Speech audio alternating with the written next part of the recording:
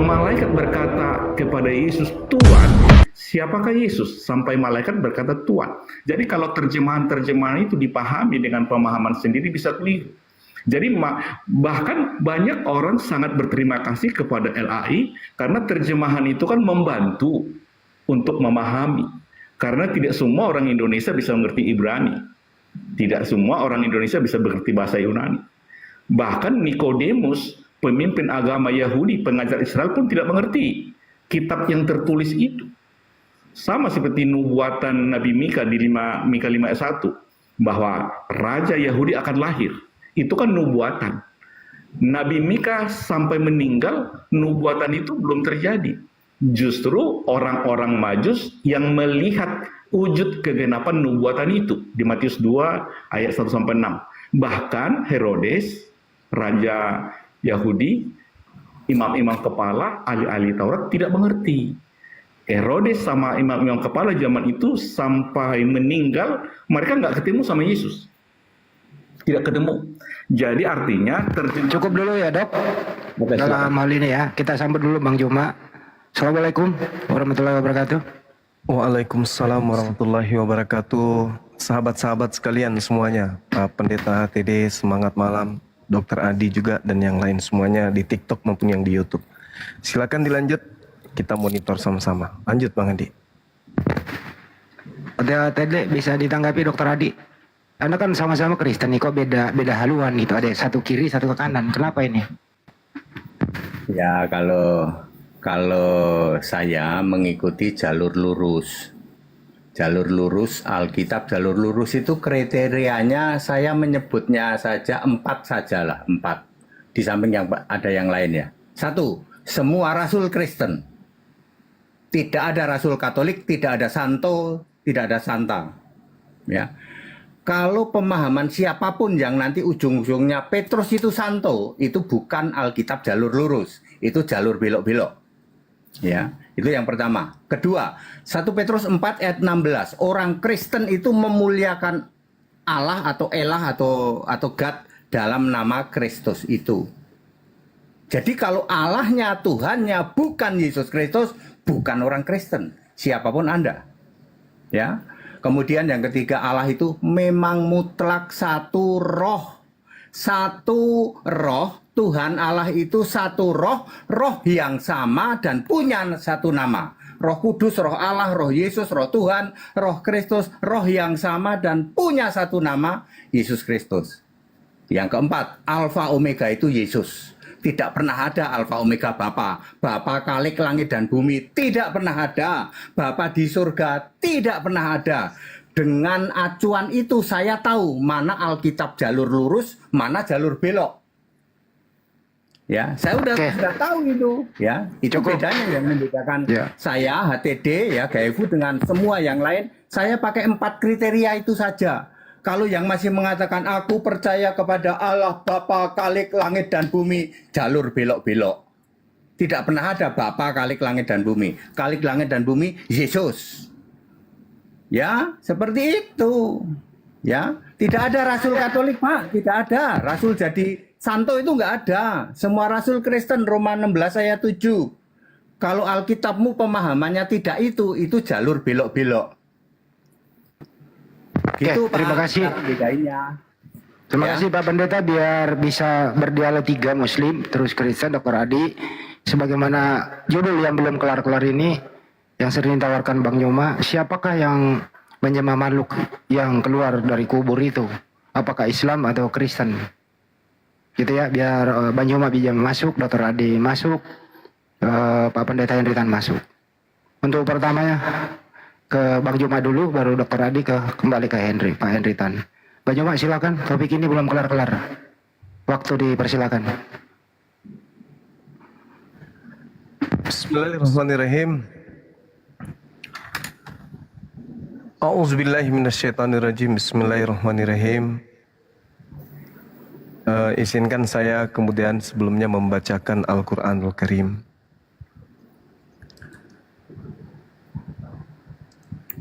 Di dalam Al-Quran diterangkan oleh Allah Subhanahu wa Ta'ala balil ladina kafaru fi izzatin wa shiqaq. Tetapi orang-orang kafir berada dalam kesombongan dan permusuhan. Kam ahlakna min qablihim min qarn fanadau wala tahina manas. Betapa banyak umat sebelum mereka yang telah kami binasakan, kata Allah. Lalu mereka meminta tolong, padahal waktu itu bukanlah saat untuk lari melepaskan diri. Wa ajibu an ja'ahum munzirum minhum wa qala al-kafiruna hadza sakhirun kazzab. Dan mereka heran karena mereka kedatangan seorang pemberi peringatan, seorang rasul dari kalangan mereka sendiri.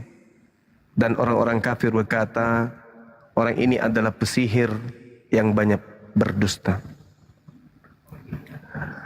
Aja'alal aliha ilaha wahida inna hadza la syau'un ujub.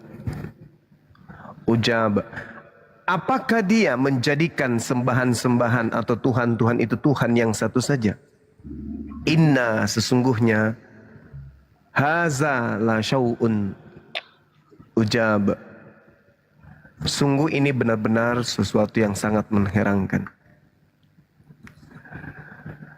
Ini saya bacakan ayatnya dikarenakan tentu di antara kita ada yang memiliki satu akidah yang tidak berlandaskan kepada kaidah yang sesungguh-sungguhnya, tetapi hanya berdasar terhadap ego kita dalam beragama. Maka landasan pijakan kita hari ini adalah membahas terkait dengan hakikat ketuhanan, hakikat Tuhan pencipta langit dan bumi. Kalau kita melihat dari agama Islam, pencipta langit dan bumi ini sungguh adalah hakikat yang maha suci lagi maha tinggi, yang menyatakan kemudian dirinya melalui ciptaan, tidak menyatakan diri melalui hakikatnya yang nampak kemudian, melainkan hanya melalui ciptaan. Oleh karena itulah Allah Subhanahu wa taala menerangkan kepada manusia, hal unabbiukum ala man tanazzalus syayatin. Maukah aku beritakan kepadamu kepada siapa iblis-iblis itu turun? Tanazzalu ala kulli afakin athim. Mereka iblis ini turun kepada setiap pendusta yang banyak berdosa. Yulquna sam wa aktsaruhum kazibun. Mereka menyampaikan hasil pendengaran mereka, sedangkan kebanyakan mereka adalah orang-orang pendusta. Jadi saudara-saudara, seperti malam-malam sebelumnya, tema yang kita angkat di sini adalah yang belum terselesaikan adalah hakikat pencipta itu maha mulia atau justru sebaliknya. Maha mulia artinya karim atau rajim. Rajim ini artinya terkutuk. Apakah Tuhan kita itu terkutuk atau Tuhan kita itu mulia? Antara rajim dan karim. Karim mulia, rajim itu terkutuk. Silakan saya serahkan kembali ke Bang Handi. Kalau bisa Pak Henritan dulu. Pak Henritan kan biasanya nggak masuk ke topik ini. Mungkin ada closing statement dulu Pak Henritan sama Dr. Adi. Karena habis ini juga ada dari pendeta ortodoks mau diskusi dengan Pak Nyoma. Ya silakan Pak Henritan closing statement dulu. Ya, pertama sang pencipta itu harus roh. Jadi Yesus yang manusia bukan sang pencipta. Ya, Yesus menjadi sang pencipta ketika dia roh. Ya. Sang pencipta berhenti sampai ciptaan kelima. Ya, pertama adalah hikmat, kedua adalah surga dan segala isinya, ketiga bumi belum berbentuk samudra raya, keempat adalah segala pendukung kehidupan, kelima bumi bulat, langit dan bumi. Itu ciptaan kelima. Berhenti dulu. Nanti ada ciptaan keenam, langit bumi baru. Ciptaan ketujuh, neraka. Sekarang berhenti dulu di ciptaan kelima. Ya, perlu waktu 6.000 tahun, ya, baru nanti kiamat bikin bumi baru. Sang pencipta harus roh. Jadi Yesus yang manusia bukan sang pencipta. Ya, bukan juru selamat, yang manusia itu bukan juru selamat, bukan sang pencipta. Ya, bukan Allah. Tidak mungkin yang masih manusia kok Allah. Kalau Tuhan bisa, karena Allah sedang berkarya. Mungkin itu jawaban dari saya, dan kebetulan saya juga sedang ada apa ini tertunda ini, saya ada sesuatu yang saya handle. Salam buat Bang Yuma, sahabat-sahabatku yang lain juga ya. Iya Bang, iya Bang. Terima kasih, Tuhan berkati. Kalau ada kata-kata yang kurang sopan mohon dimaafkan. Terima kasih ya. Terima kasih Pak Pendeta. Ya. Silakan Dokter Adi ditanggapi, Bang Yuma. Baik.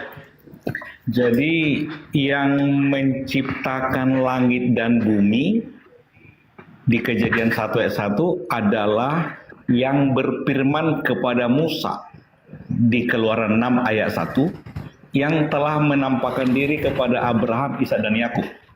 Keluaran 6 ayat 2. Tetapi dengan namanya Tuhan belum menyatakan diri. Dan yang menyatakan diri itu adalah anak tunggal Bapa, Yohanes 1 ayat 18, yang bernama Yesus. Caranya lewat lahir dari seorang perempuan. Galatia 4 ayat 4, setelah genap waktunya Allah mengutus anaknya lahir dari seorang perempuan. Yang lahir dari seorang perempuan itulah yang menyatakannya. Makanya di Ibrani 1 ayat 3, Yesus itu gambar wujud Allah. Ini terjemahan LAI ya. Kolose 1 ayat 15, Yesus gambar Allah. Makanya Yesus berkata, aku dan Bapa satu di Yohanes 10 ayat 30, Yohanes 12 ayat 45, yang melihat Yesus telah melihat Allah. Yang melihat Yesus telah melihat Bapa, juga di Yohanes 14 ayat 9. Yesus itu adalah tubuh jasmaninya Bapa. Kolose 2 ayat 9. Jadi selama Yesus di bumi, Yesus tidak minta disembah. Tetapi Yesus Kristus adalah nama Bapa yang telah diberikan kepada anaknya. Yohanes 17 ayat 6, ayat 11, ayat 12. Jadi Yesus adalah satu-satunya Allah yang benar. Yohanes 17 ayat 3, hidup kekal mengenal Bapa yang bernama Yesus Kristus, satu-satunya Allah yang benar, selaras dengan 1 Yohanes 5 ayat 20, Yesus Kristus adalah Allah yang benar dan hidup yang kekal. Demikian Pak Adi. Langsung Bang Yuma. Iya, baik. Saudara Dr. Adi mencoba untuk menggabungkan antara Kristus sembahannya dengan Nabi yang datang ke tengah-tengah Bani Israel. Lalu si Nabi yang manusia ini diramu kemudian menjadi Tuhan. Dan itu menggelikan bagi orang yang berakal sehat. Di dalam kitabnya orang Yahudi berbicara mengenai hakikat pencipta langit dan bumi. Banyak data di dalam Bible yang juga orang Kristen gunakan. Kata Audar ini mulia. Jadi pencipta langit dan bumi itu mulia. Tangan kananmu lah Tuhan mulia karena kekuasaanmu, tangan kananmu lah Tuhan menghancurkan musuhmu. Banyak data yang menyatakan Tuhan itu mulia, maha mulia. Mazmur 72, 18, 19. Terpujilah Tuhan ilah Israel yang melakukan perbuatan ajaib seorang diri. Dan terpujilah kiranya namanya yang mulia selama-lamanya. Dan kiranya kemuliaannya memenuhi seluruh bumi. Amin. Ya amin. Jadi Tuhan yang diperkenalkan oleh para nabi itu adalah Tuhan yang mulia. Sedangkan yang diperkenalkan oleh orang Kristen sembahan yang terkutuk. Nah, namun kepiawaian kemudian iblis mencoba untuk meramu keadaan ini sehingga yang mereka sembah makhluk terkutuk ini dianggapnya Tuhannya Yahudi. Kalau di Islam jelas pencipta langit dan bumi ini itu menyatakan dirinya dengan konsep kemuliaan. Bahwa dirinya mulia, mulia, mulia, dan mulia. Tidak ada bagi Tuhan, bagi Allah pencipta langit dan bumi itu kutuk. Karena nanti akan muncul pertanyaan, siapa yang mengutuk Tuhannya orang Kristen sehingga dia harus terkutuk seperti itu. Sedangkan Tuhan yang benar itu adalah Tuhan yang karim, Tuhan yang mulia. Audar, mulia dalam bahasa Ibrani. Dalam bahasa Arab karim, mulia, maha mulia. Nah, sedangkan posisi rajim atau terkutuk, terhina, itu posisi iblis. Rasulullah Muhammad SAW diajarkan kemudian kepada seluruh umatnya, "Faiza qara'tal Qur'an fasta'iz billah minasyaitonir rajim." Berlindunglah kepada Allah dari iblis yang terkutuk. Jadi yang terkutuk itu iblis. Iblis yang terkutuk ini mencoba untuk menipu manusia agar dia disembah, agar dia dituhankan. Nah, ini tanggung jawab seorang Kristen untuk menjelaskan, kok bisa selama 2000 tahun Kristen ini menyembah sosok yang mati tergantung terkutuk di atas salib, lalu dikatakan itu adalah Tuhan. Tuhan kok terkutuk? Nah, ini tanggung jawab seorang Kristen ini. Apalagi saudara kita ini adalah seorang dokter, ya. Dokter itu berarti dia memiliki kepandaian, kecerdasan di atas rata-rata untuk menjelaskan supaya kita manusia yang lain yang berakal juga ini bisa dapat ilmu. Mungkin ini sebagai pengantar dari saya, kenapa Kristen 2000 tahun menyembah sosok terkutuk dan mencoba untuk membalur ya sosok terkutuk ini sebagai Tuhan. Silakan. Jadi Pak Juma, di Matius 11 ayat 27, yang tahu siapa Yesus hanya Bapa yang di sorga, dan orang-orang yang berkenan menyatakannya kepada Bapa. Dan yang tahu siapa Yesus, Bapa, hanya Yesus. Dan orang-orang yang berkenan menyatakannya kepadanya. Itu data. Dan di Matius 16 ayat 13 sampai 20 ada data. Menurut orang-orang, Yesus berkata di Matius 16 ayat 13-14, menurut orang siapakah anak manusia? Orang-orang mengatakan, ada yang mengatakan Yohanes Pembaptis, ada yang mengatakan Yesaya, ada yang mengatakan salah satu dari nabi. Itu kata orang. Menurut kamu, siapakah aku ini? Kata Yesus kepada murid-muridnya. Simon Petrus berkata, engkau adalah Mesias, anak Allah yang hidup. Berbahagialah engkau Simon karena Bapakku berkenan menyatakan kepadamu. Dan di ayat 20 Yesus mengakui dirinya Mesias. Lalu di Matius 7 ayat 16-17 Bapa di sorga juga berkenan menyatakannya kepada Yohanes Pembaptis. Jadi kalau bukan Bapa yang di sorga menyatakan siapa Yesus, Yesus gak bakalan dikenal oleh orang-orang. Orang Yahudi mengatakan Yesus itu anak Yusuf, si tukang kayu, anak Maria, yang saudaranya laki-laki dan saudara perempuan ada sama kita. Itu pemahaman orang-orang. Tetapi yang mengatakan Yesus Mesias anak Allah, itu Bapa.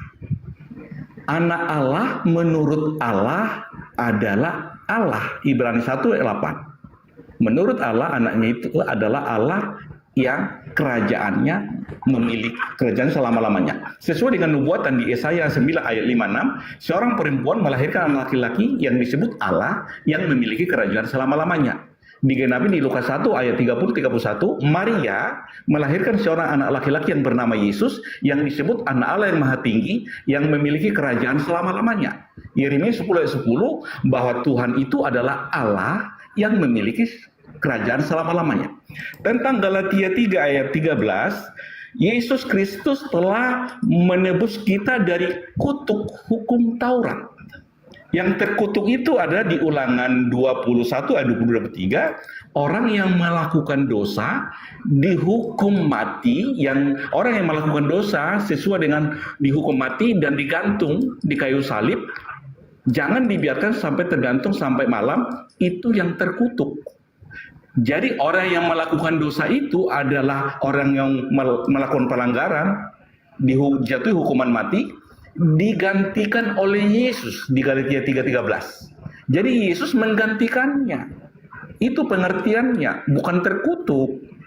Yang terkutuk adalah orang yang melakukan dosa dihukum gantung jangan dibiarkan tergantung sampai malam. Itu yang terkutuk. Yang melakukan dosa terkutuk. Tetapi Yesus menebusnya. Yesus mengampuninya. Itu yang saya pahami Pak Juma. Ini ada Pak Aldo, silakan Pak Romo Aldo. Iya, jadi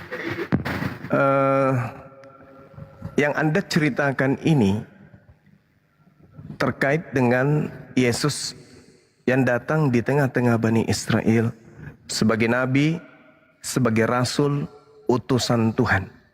Ketika kemudian dia menyatakan dirinya Elohim, Bani Israel masa itu kemudian marah.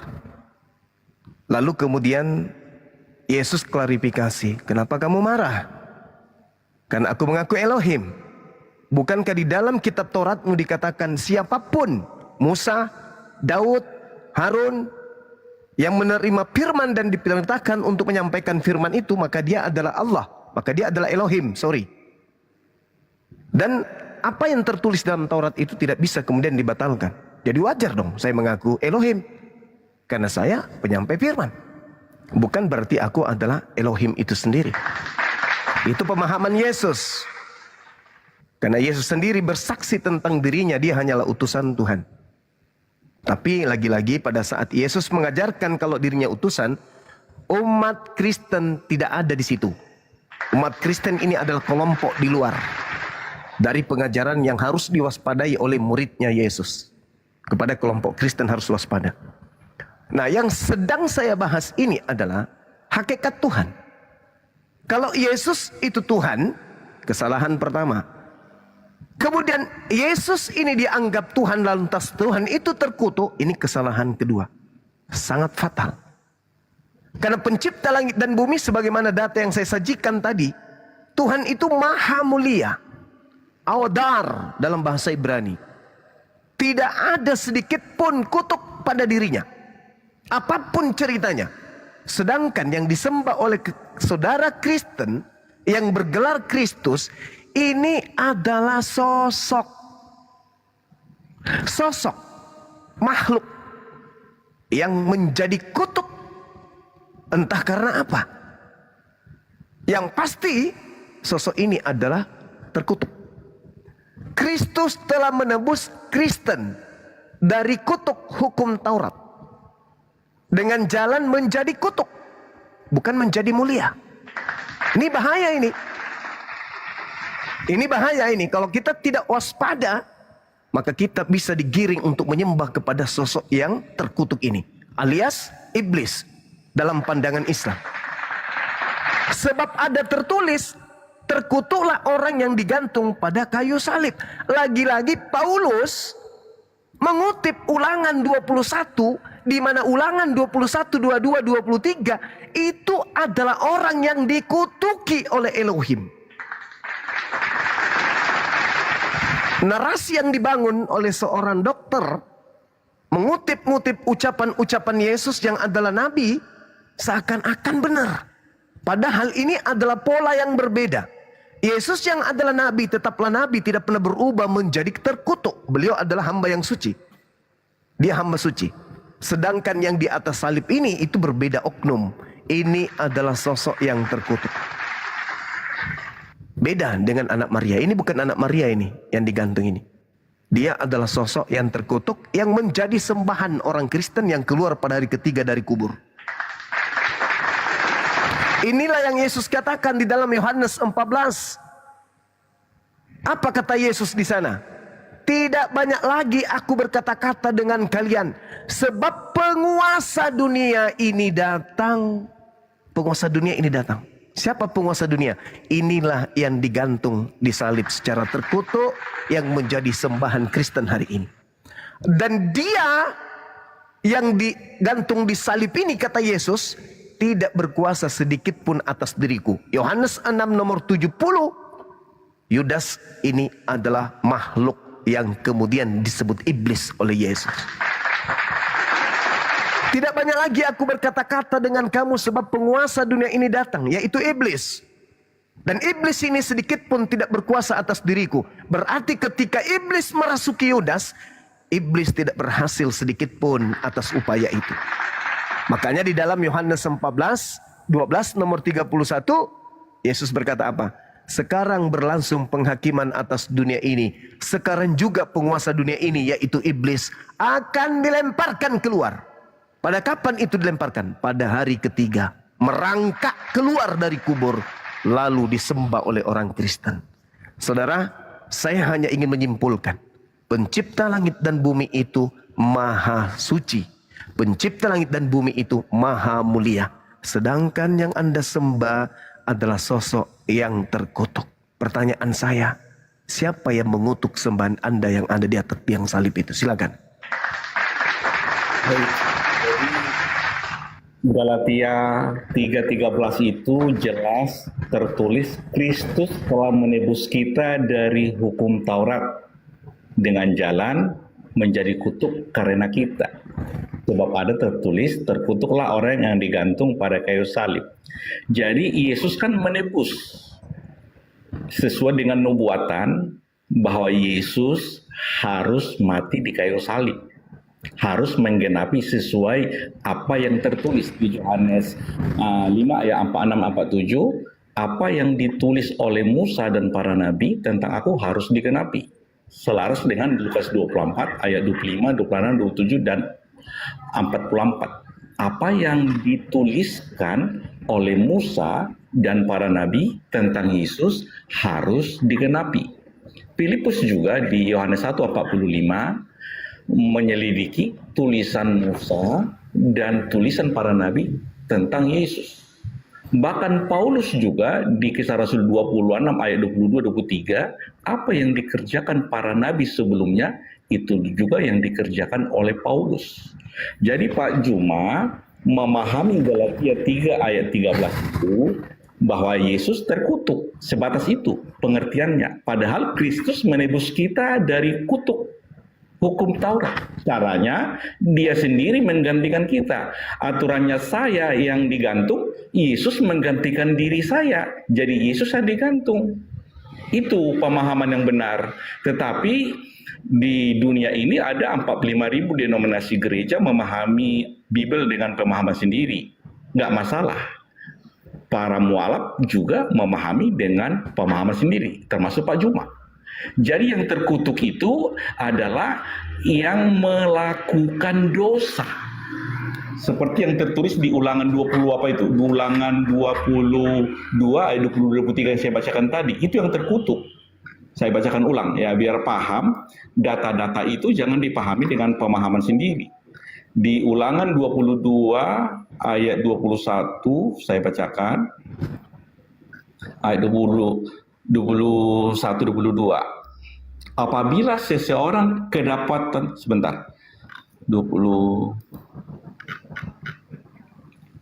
Ulangan 21 ayat 22-23. Nah, supaya datanya jangan salah. 21 ayat 22. Apabila seseorang berbuat dosa yang sepadan dengan hukuman mati, lalu ia dihukum mati, kemudian kau gantung dia pada sebuah tiang, maka janganlah mayatnya dibiarkan selama-lama pada tiang itu. Tetapi haruslah engkau menguburkan dia pada hari itu juga. Sebab seseorang yang digantung terkutuk oleh Allah. Jangan engkau menajiskan tanah yang diberikan Tuhan Allahmu kepadamu menjadi milik pusakamu. Ini terjemahan LAI, ada kata Allah ya. Jadi artinya Pak Juma dan semua netizen yang 2.400 orang yang terkutuk itu yang berbuat dosa yang sepadan dengan hukum mati. Tetapi itu digantikan Yesus. Dosanya itu diampuni Yesus. Yohanes 1:29. Jadi semua dosa dunia sudah diampuni Yesus. Yang sudah mati, yang masih hidup, dan yang belum lahir pun kalau berbuat dosa, dosanya sudah diampuni Yesus. Tetapi tidak semua orang tahu bahwa dosanya itu telah diampuni oleh Yesus. Demikian Pak Juma. Iya. Bang Juma izin dulu Bang Juma, sebentar saya Silakan Bang Henry. respon dulu. Pak Lenon ini adalah omnya Peri, saudara mamanya Peri. Beliau masih Kristen, ponakan udah mualaf. Saya salamin dulu ya, Pak Lenon. Ya, Selamat malam, silakan Pak. Bang Henry. Pak Lenon. Ya udah pantau aja dulu di sini ya Pak. Silakan Bang Juma. Iya. Di dalam Ulangan 21, di situ jelas tertulis kok, bagi orang yang berakal. Apabila seorang berbuat dosa yang sepadan dengan hukuman mati, berarti ini bukan dosa waris ini. Ini bukan dosa waris.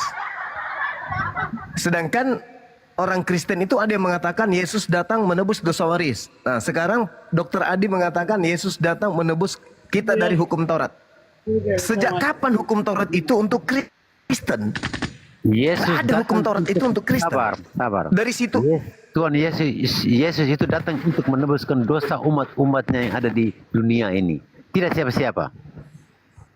dosa apa? Nah. Dosa apa yang ditebus Yesus? Ya, dia yang di dunia ini Dosa yang dibuat apa? oleh si umat di dunia ini, Yesus. Iya, dosa apa yang ditebus Sekarang Yesus? saya tanya sama Bang Suma, Muhammad itu nabi atau apa? Jadi saya lanjut. Saya tanya dulu, jawab dulu. Muhammad itu nabi atau apa? Jangan, nomor 23. diam. Bang Suma kok ngapain gitu? Diam aja. Saya tanya, Muhammad itu nabi atau?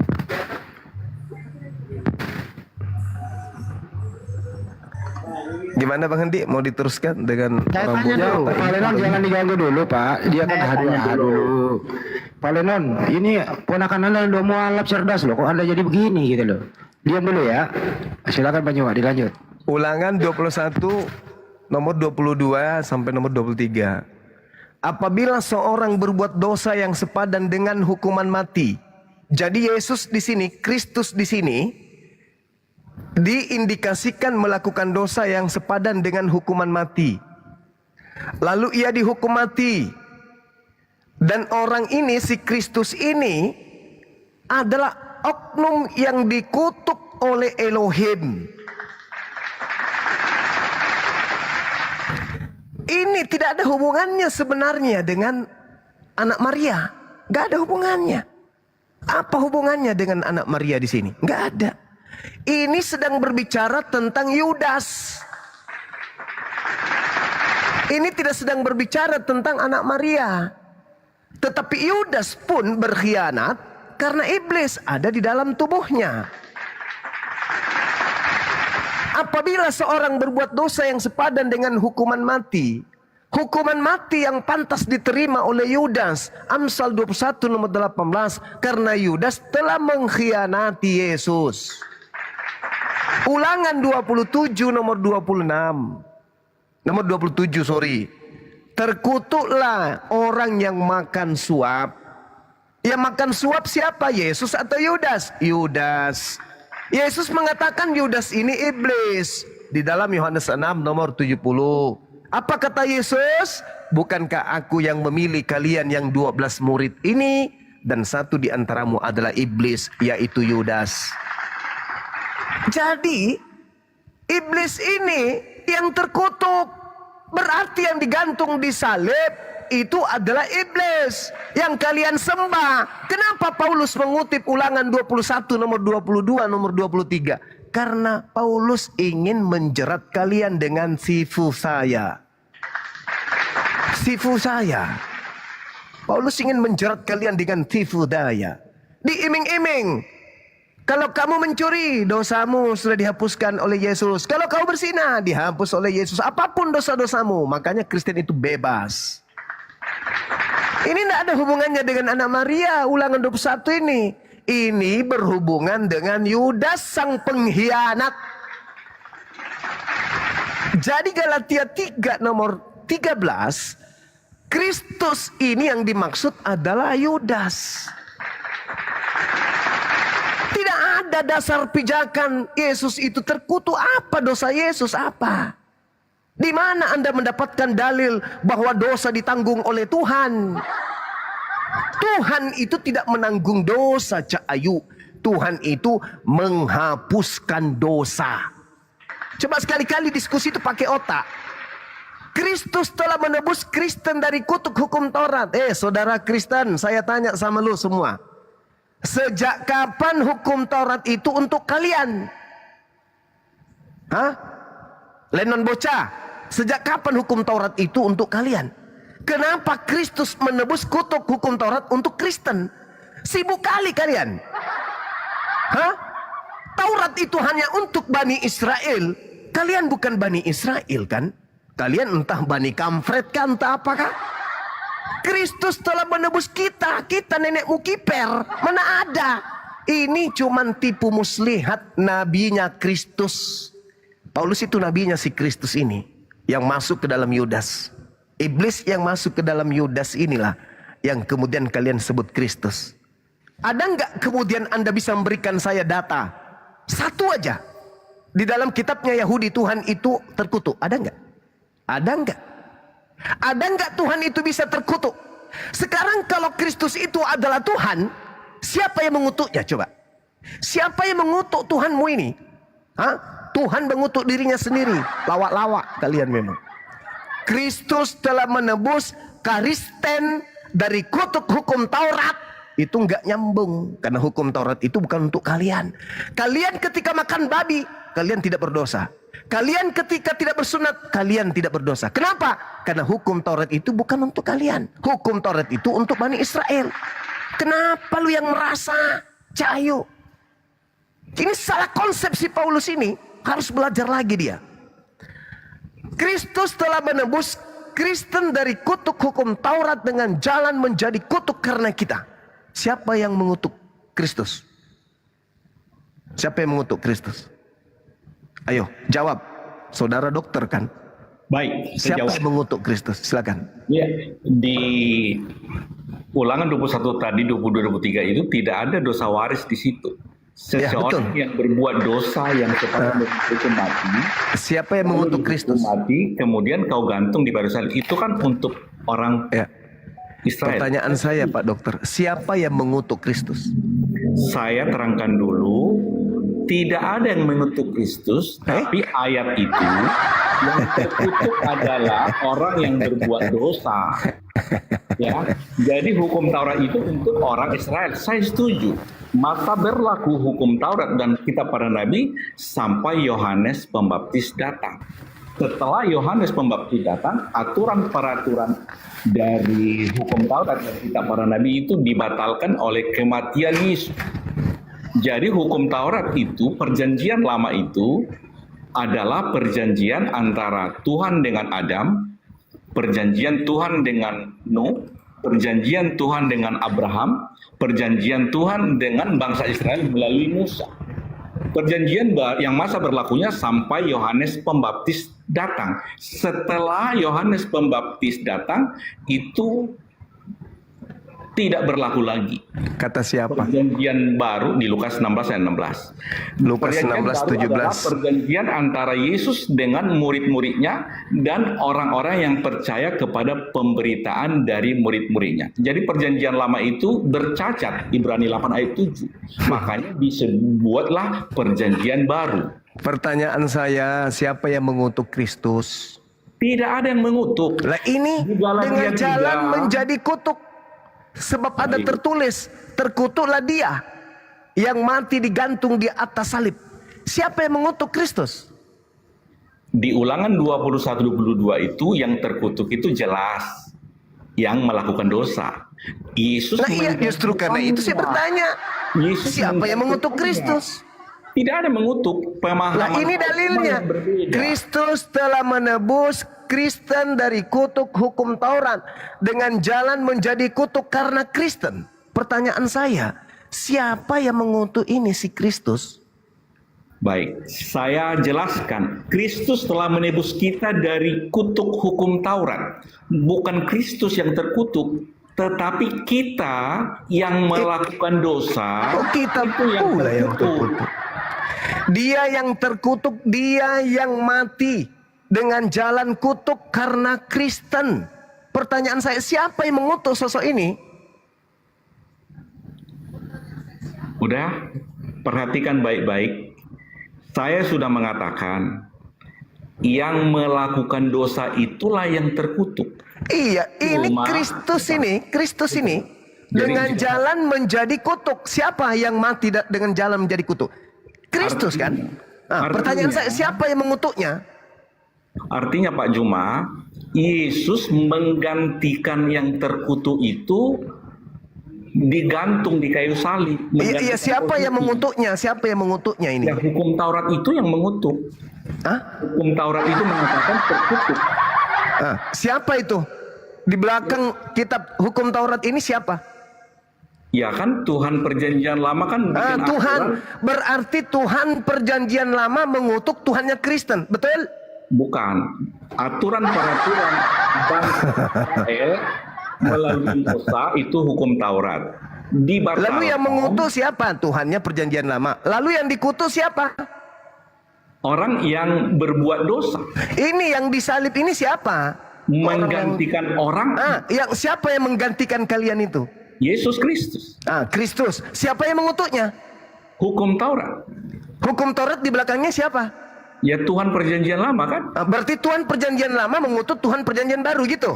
Bukan. Yang dikutuk bukan itu lagi. yang berbuat dosa. Pemahamannya. Loh, yang digantung dosa, siapa? Yang dikutuk akhirnya Yesus menggantikannya. Oke. Yesus. Jangan sebut Yesus, Bung. Di sini tidak ada Yesus. Ini Kristus. Yesus Kristus sama Yesus sama.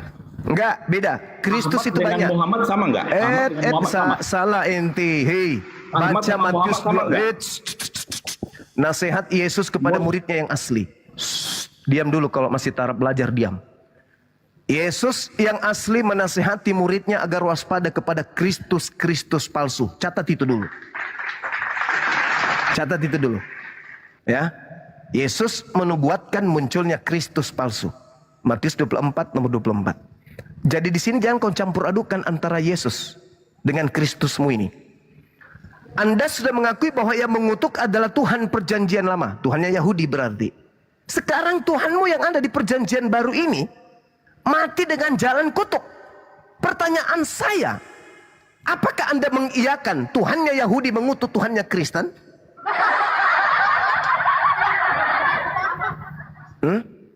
Atau Anda ingin mengatakan Tuhan mengutuk dirinya sendiri? Tuhan sudah gila berarti. Ayo, Anda seorang dokter, silakan menggunakan kapasitas otak Anda itu. Baik, jadi Silakan. data yang saya nyatakan di ulangan itu hukum Taurat. Yang masa berlakunya sampai munculnya Yohanes Pembaptis. Setelah Yohanes Pembaptis itu nggak berlaku lagi. Jelas? Ya, ini Paulus ngapain ngutip ke situ berarti? Artinya clear dulu bahwa masa berlakunya itu Iya, kenapa dikutip kalau sudah tidak berlaku? Jadi pemahamannya selaras dengan Yohanes 1:29 bahwa Yesus telah menghapus dosa dunia. Tidak ada disebut Yesus di situ, Cak Ayu. Kalau tidak percaya, Astagfirullahalazim ya Allah ya Karim. Nggak dipaksa, oke? Nggak dipaksa. Bukan tidak dipaksa, ini Jadi kita sedang masalahnya Pak Juma mengedukasi kan masyarakat memahami- Indonesia, dokter. memahami Tidak dengan pemahaman ada kata sendiri. Yesus di Yohanes 1 nomor 29, Cak Ayu. Anda seorang dokter, tapi setiap Anda melontarkan kata-kata pasti dusta. Kenapa nggak mau sehat? Baik, Yohanes 1:29 saya baca. Silakan. Pada keesok harinya Yohanes melihat Yesus datang kepadanya. Dan Yohanes Lihatlah. berkata, lihatlah anak domba yang menghapus dosa dunia. Nah, siapa kemudian yang ada di sana? Yesus. Ya, siapa yang mau dilihat? Yesus dilihat oleh Yohanes. Bahwa dia Yesus adalah dilihat anak oleh domba. Yohanes, kata saudara. Jadi Yesus Anda identikkan dengan binatang. Itu kan gaya bahasanya. Itu Makanya saya katakan kepada saudara, ketika Anda membaca Yohanes 1:29, pada keesokan harinya Yohanes melihat Yesus datang kepadanya dan ia berkata, lihatlah anak domba Allah yang menghapus dosa dunia. Ini Yesus meminta dan Yohanes berkata kepada siapa? kepada murid-muridnya. Hah?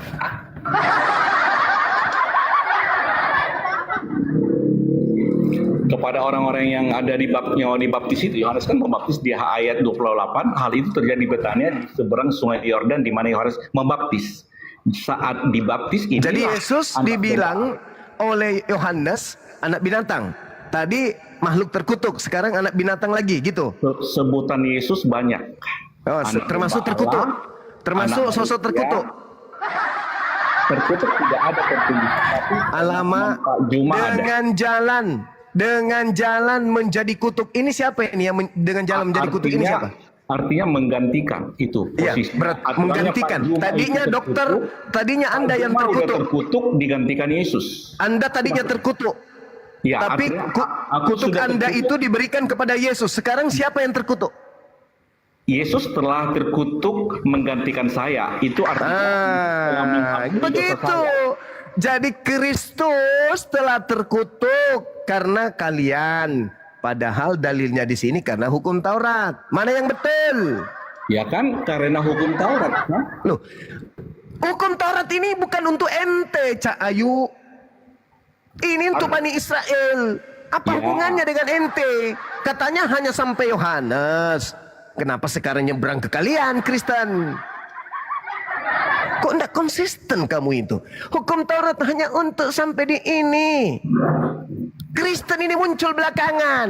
Tidak ada hubungannya berarti dengan hukum Taurat. Lalu siapa ini yang mati untuk kalian ini? Kenapa dia mati untuk kalian? Pak Joma ngerti apa itu Kristen?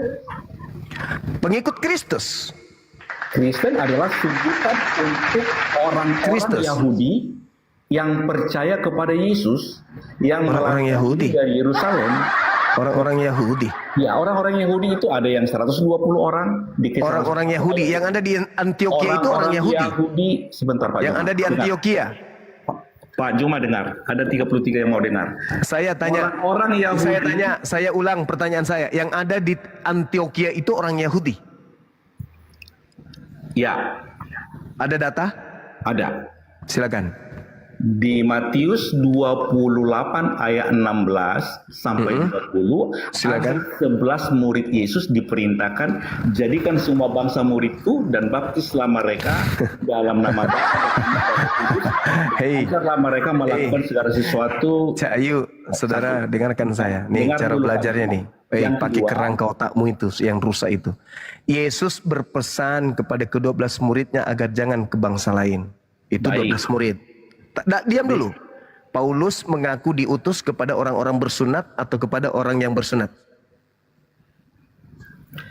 Saya terangkan dulu tentang Kristen nanti. Enggak usah. Ini saya sedang menjelaskan. Artinya Paulus kalau mengaku bertanya silakan bertanya. Paulus mengaku Kalau diutus. bertanya silakan bertanya. Paulus Jangan mengaku menjelaskan. diutus Kalau ke- nanti saya menjelaskan Paulus mengaku diutus untuk non-Yahudi. Galatia 1 nomor 15. Kau mau bantai itu? Dokter, kamu mau bantai itu pengakuan Paulus? Aku diutus kepada orang-orang non-Yahudi. Kau mau membantai itu? Kau enggak malu? Andi, ini Kau diskusi enggak malu? apa enggak? Aku di mute ini. Kamu enggak malu? Paulus sendiri mengaku diutus kepada non-Yahudi. Pak Juma, kalau diskusi dengan data, dengar dulu data yang saya sampaikan. Kamu mengatakan yang ada di Antioquia itu orang Yahudi. Ya. Paulus mengaku diutus kepada non-Yahudi. Mana yang betul? Anda atau Paulus? Atau Saya jawab. dua-duanya pembohong? Saya jawab dengan Ya. data. Baik. Silakan. Jadi orang-orang Yahudi yang percaya kepada murid-murid Yesus yang 11. Ini 11, bukan 12. Di Matius Alamak. 28 itu 11. Saya Itu paham ada kalau 100 itu, dokter. Sebentar, ada 100. Saya paham kalau itu, dokter. Yang Artinya saya gini tanya Pak Juma, yang di Pak Juma itu Antioquia. nggak fair. Data-data yang saya pahami kan, saya terangkan dulu dengan data, dengar baik. Hei, yang ke Kalau Antioquia yang diskusikan, disebut harus pertama dengar kali Kristen teman itu diskusi. pengikut Gimana? Paulus. Gimana Pak Handi? Gimana? Bisa nggak diteruskan ini? Kita diskusi dengan data. Saya tanya dulu samamu. Yang disebut Kristen pertama kali itu pengikut Paulus di Antioquia atau siapa? Pengikut Yesus yang melarikan diri dari Yerusalem ke Antioquia. Makanya data ini saya mau sampaikan. Pak Silakan Juma. Anda tunjukkan pengikut Yesus di Antioquia. Tunjukkan Baik. saya. Saya Silakan. tunjukkan, saya baca Ya. datanya. Oke. Silakan. Saya mau terangkan dengan data-data, nggak mau dengar. Silakan, Di pendusta, Kisah silakan. Rasul 1 ayat 15, ada orang Yahudi 120 orang yang percaya kepada Yesus atas pemberitaan dari 11 orang murid itu.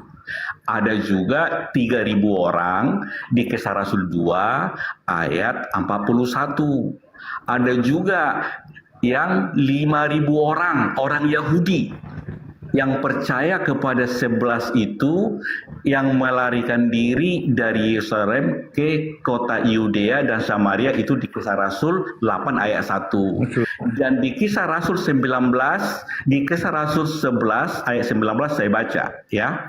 Yang 120 orang Yahudi, yang 3.000 orang Yahudi, yang 5.000 orang Yahudi yang melarikan diri dari Yerusalem dan ke Yudea Samaria, ada juga tersebar ke Siprus, Venesia, dan Antioquia. Di kota Antioquia lah yang 120 orang Yahudi, yang 3.000 orang Yahudi, yang 5.000 orang itu sebagian itu disebut jemaat. Ya, untuk pertama kali Kristen. Jadi ayat 23, Barnabas datang ke kota Antioquia diutus oleh jemaat Yerusalem. Jadi di ayat 22, maka sampailah kabar tentang mereka itu kepada jemaat di Yerusalem, lalu jemaat itu mengutus Barnabas ke kota Antioquia. Yang diutus oleh jemaat ke kota Antioquia adalah Barnabas. Cuma Barnabas mengundang Saulus dari Tarsus. Jadi mereka tinggal bersama-sama jemaat itu 1 tahun lamanya.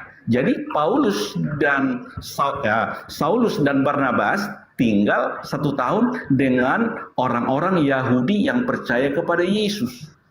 Dan di kota Antioquia lah orang-orang yang percaya ya pada Yesus, orang-orang Yahudi itu untuk pertama kali disebut Kristen. Jadi bukan Paulus yang membuat Kristen, tapi orang-orang Yahudi yang percaya kepada Yesus atas pemberitaan dari 11, bukan 12. Demikian Pak Juma.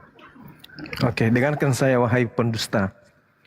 Nama murid Yesus Simon atau Petrus, Andreas, Yakobus, Yohanes, saudara dengan Yakobus, Filipus, ya, kemudian Bartolomeus, Thomas, Matius, Yakobus, Tadeus, Simon, dan juga Yudas. Ada Barnabas di situ, Tuyul. Ada Barnabas Paulus di situ? Nggak ada.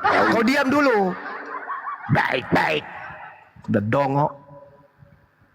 Sementara yang sampai di Antioquia itu cuma Barnabas dan Paulus. Itu pun nanti mereka bertengkar. Jadi pengikut Barnabas dan pengikut kemudian Paulus lah yang pertama kali disebut Kalisteng. Tahu itu bicara asal ngomong saja. Di Antioquia itu Barnabas dengan Paulus di sana. Pengikut Barnabas dan Paulus inilah pertama kali disebut Kristen. Disebut oleh orang-orang non-Yahudi juga yang menyebutnya. Penyembah berhala juga yang menyebutnya. Menghinanya karena mengaku pengikut Kristus. Maka mereka disebut Kristen. Bukan orang Yahudi di situ.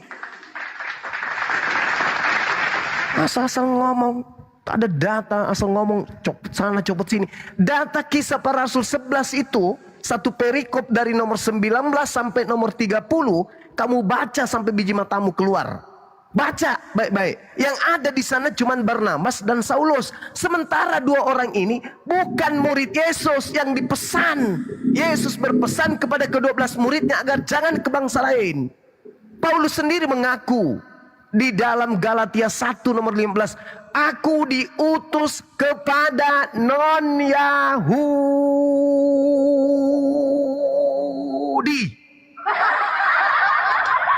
Kenapa bisa jadi dokter orang ini ya?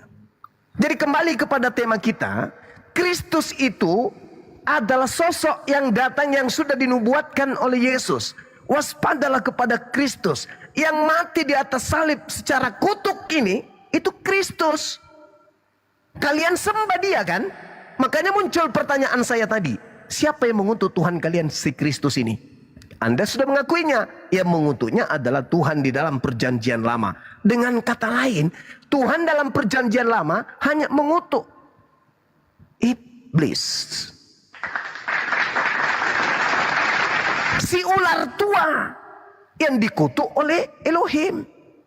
Makanya Yesus mengatakan dalam Yohanes 6 nomor 70, iblis, Yudas iblis, Yang digantung penggantinya, yaitu pemakan suap. Siapa yang makan suap? Siapa yang berkhianat? Itulah yang digantung. Itulah yang keluar dari kubur. Karena masih dalam pengaruh iblis. Bukankah aku yang memilih engkau yang 12? Satu di antaramu adalah iblis. Siapa itu? Yudas. Siapa yang terkutuk antara Yesus dan iblis? Siapa yang terkutuk? Iblis atau Yesus? Yesus atau iblis? Iblis yang terkutuk. Yesus pula yang terkutuk. Dengan akal-akalan. Kristus telah menebus kita dari kutuk hukum Taurat. Sejak kapan kalian itu diikat oleh hukum Taurat? Sejak kapan? Kalian bukan Bani Israel. Kalian sibuk-sibuk sendiri. Demi apa? Demi melancarkan aksi si Kristus palsu ini. Supaya apa? Supaya kalian pergi ke seluruh dunia. Agar apa? Agar semua orang menjadi murtad, menjadi penyembah iblis ini. Itu dalil.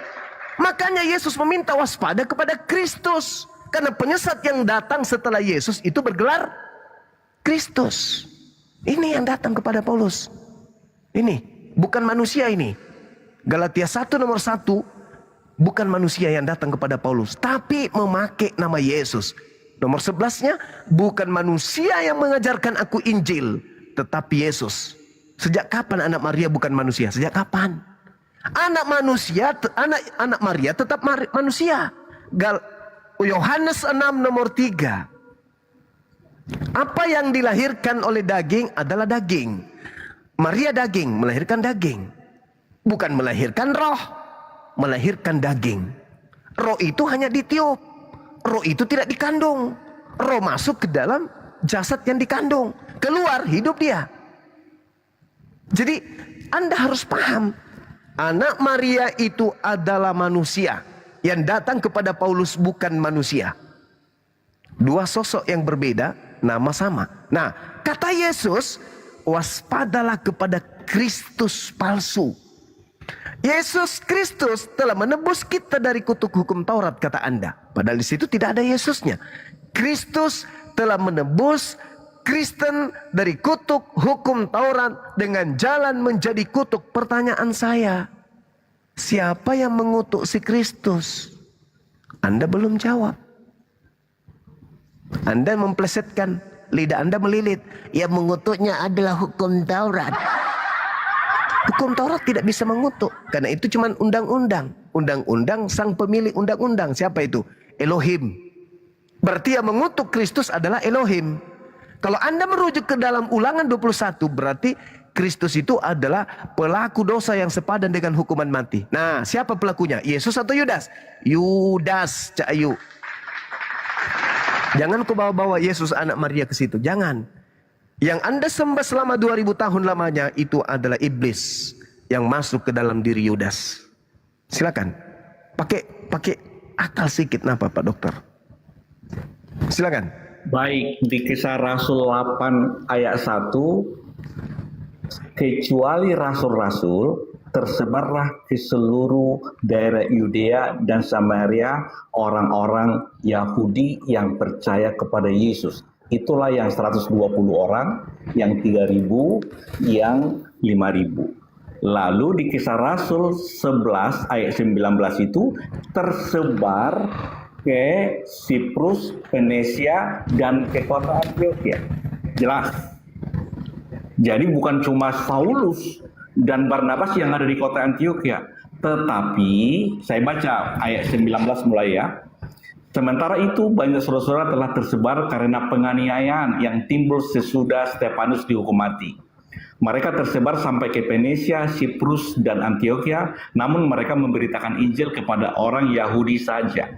Akan tetapi di antara mereka ada beberapa orang Siprus dan orang Kirene yang tiba di Antioquia dan berkata-kata juga kepada orang-orang Yunani dan memberitakan Injil bahwa Yesus adalah Tuhan. Dan tangan Tuhan menyertai mereka dan sejumlah besar orang menjadi percaya dan berbalik kepada Tuhan. Maka sampailah kabar tentang mereka itu kepada jemaat di Yerusalem. Lalu jemaat itu mengutus Barnabas ke kota Antioquia. Jadi yang mengutus Barnabas ke kota Antioquia adalah jemaat di Yerusalem, bukan Yesus, bukan murid yang 12 dan 11. Jadi yang ada di kota Antioquia itu adalah jemaat atau orang-orang Yahudi yang percaya kepada Yesus atas pemberitaan dari 11 orang murid. Ada yang 120, ada 3.000, ada yang 5.000 orang itu. Setelah Barnabas datang dan melihat kasih karunia Allah, bersukacitalah ia menasihati mereka supaya mereka semua tetap setia kepada Tuhan.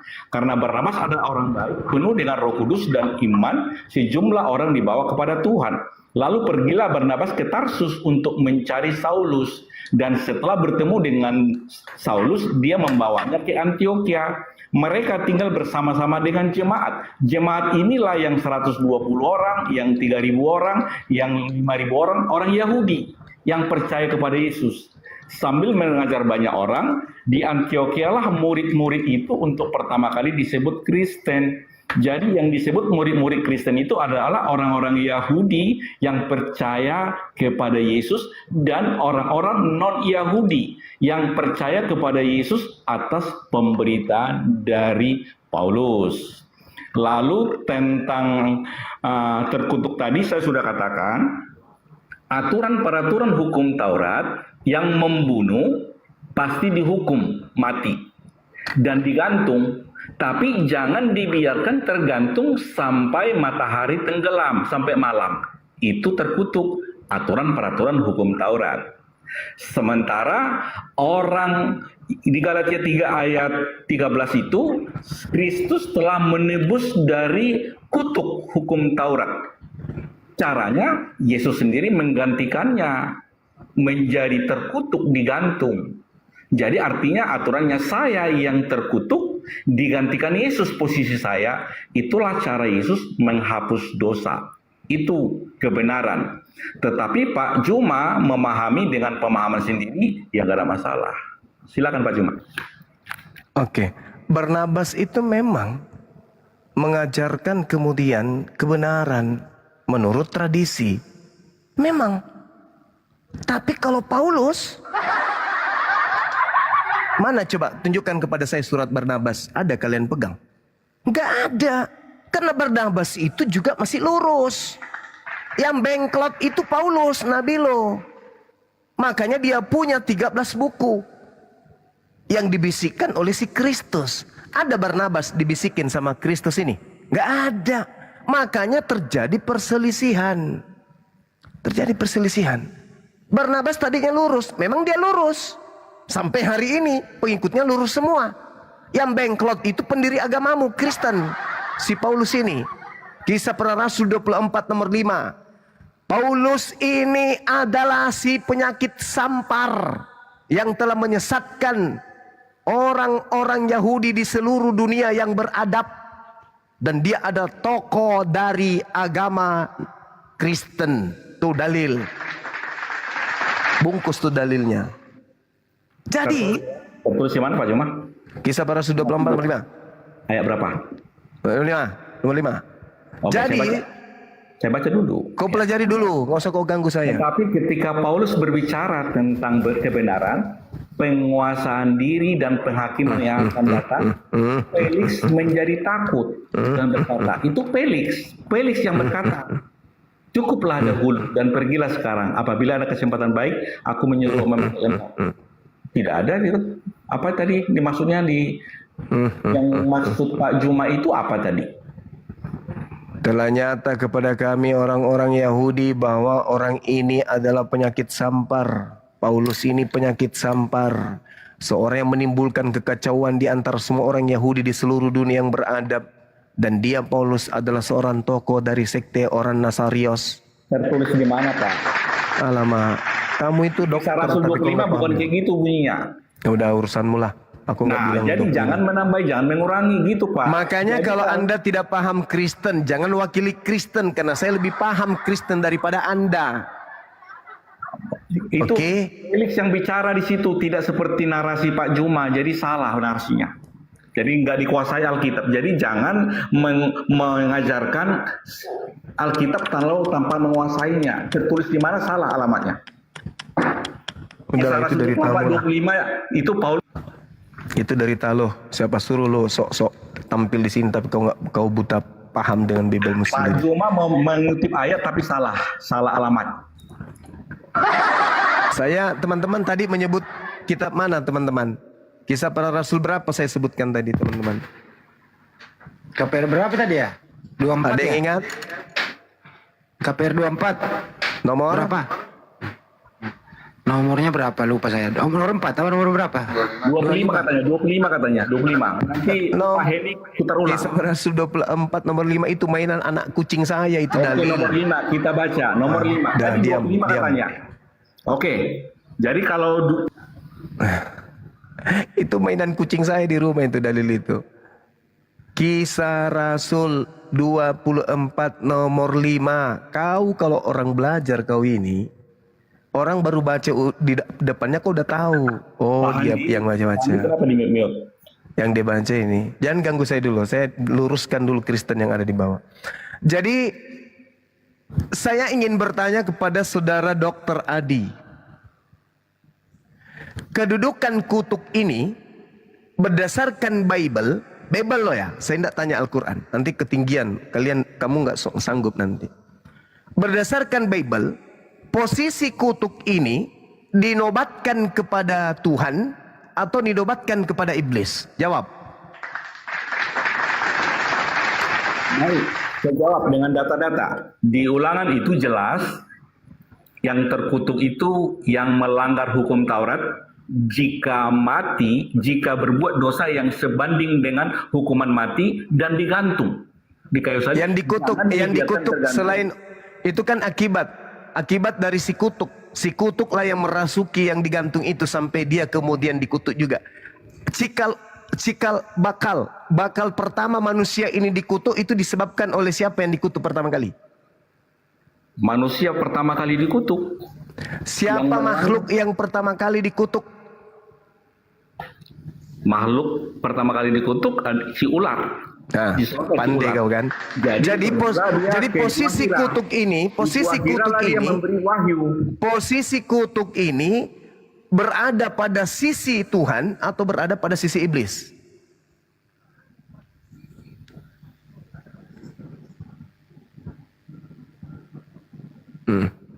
Dah. Oh, sunat sana kau minum air apa? Air impus kau minum 1 liter biar kau sehat. Kisah 24 nomor 5. Masa Dokter Adi nggak tahu? Itulah dia. Telah nyata kepada kami bahwa orang ini adalah penyakit mampus. sampar. Sekarang saya Seorang tanya. yang menimbulkan kekacauan. Ya. Iya Bang Handi. Di seluruh dunia beradab dan dia adalah tokoh dari Kristen. Sekarang saya mau tanya pada semua yang ada di Komal ini. Kedudukan kutuk itu ada pada hakikat pencipta atau Tuhan atau ada di iblis? Bang Handi. Iblis. Sudah. Aduh, yang oke gini, Pak. Boleh saya Yang lain? Dinda Ferry yang mendapatkan posisi gelar kutuk itu atau terkutuk itu Tuhan atau iblis? Iblis. Iblis. Bunda? Iblis. Saudara Emerald? Tidur. Emerald. Kepas? Yang duduk? Iblis. Iblis. Yang kutuk, yang terkutuk di atas tiang salib ini siapa? Beda itu konsepnya udah beda. Ayo sadar dong. 2000 tahun loh. Al-Quran saya mengatakan, wa may ya'shu an zikr rahman nuqayyid lahu syaitana fahuwa lahu qarin. Barang siapa yang berpaling dari pengajaran Tuhan yang Maha Pengasih, maka aku Tuhan biarkan setan menyesatkannya dan menjadikan setan sebagai teman karibnya. Wa innahum la yusud. dunahum Kebanyakan ngedabrus kamu Juma, kebanyakan anis sabil wa yahsabuna Kebanyakan annahum ngedabrus. muhtadun. Dan sungguh iblis benar-benar Semua yang kau omongin menghalang-halangi mereka dari dabrus jalan semua. yang benar, sedang mereka menyangka bahwa mereka mendapat petunjuk. Saya tanya kepada saudara Genesis, posisi kutuk Ternyata itu pengikut ada si pada sisi Tuhan Barnabas. atau ada pada sisi iblis? Jawab. Jawab. Pantasan, ternyata pengikut Barnabas. Kutanya dulu sekali lagi, kutanya dulu sekali lagi, kutanya. Posisi kutuk itu ada pada Tuhan atau ada pada iblis? Jawab. Sama si Mamat aja masih dikubur. Nah, udah mulai gila dia. Malu kan? Malu. Sadarlah kawan-kawanku, sadar. Halo, Sadar. Bang Juma, kita diskusi ya, Bang Juma Ya, silakan. berdua. Anda jawab. Boleh, berdua. Posisi kutuk itu Boleh, ada pada Juma, Tuhan Bang atau Juma. ada pada Kita diri berdua iblis? berdiskusi Jawab. ya. Jawab. Posisi kutuk ada pada sisi iblis atau ada pada sisi Tuhan? Jawab. Enggak mau mocong itu pertanyaanmu itu. Hah? Apa? Kenapa? Jantungmu meledak? Tema ini membuat kepalamu pecah. Pertanyaanmu itu nggak perlu dijawab, udah dijelasin tadi, kamu nggak mau terima ya sudah, ya kan? Saya Gitu tanya aja. sekali lagi, sekali lagi. Sudah dijelasin, Posisi Anda tidak mau kutuk. terima. Udah. Posisi kutuk ada pada hakikat Tuhan atau ada pada sisi iblis? Jawab. Sudah dijelasin. Jawab. Boleh saya berbicara nggak? Boleh. Kalau itu sampai Saya 3 bertanya ya. malah. Ya. Saya Kalau malah sampai 3, bertanya. kalau nggak jawab, saya turunkan. 1, 2, 3 dijawab.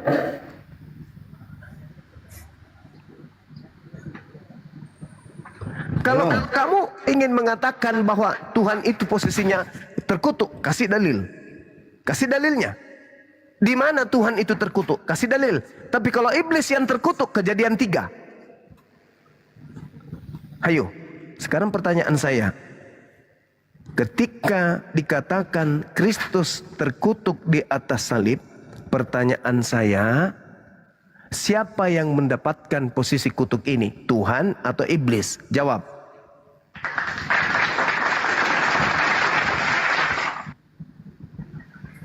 Oke, ganti tema tadi udah dijelasin, cuma Anda tidak terima. Ganti tema aja, boleh?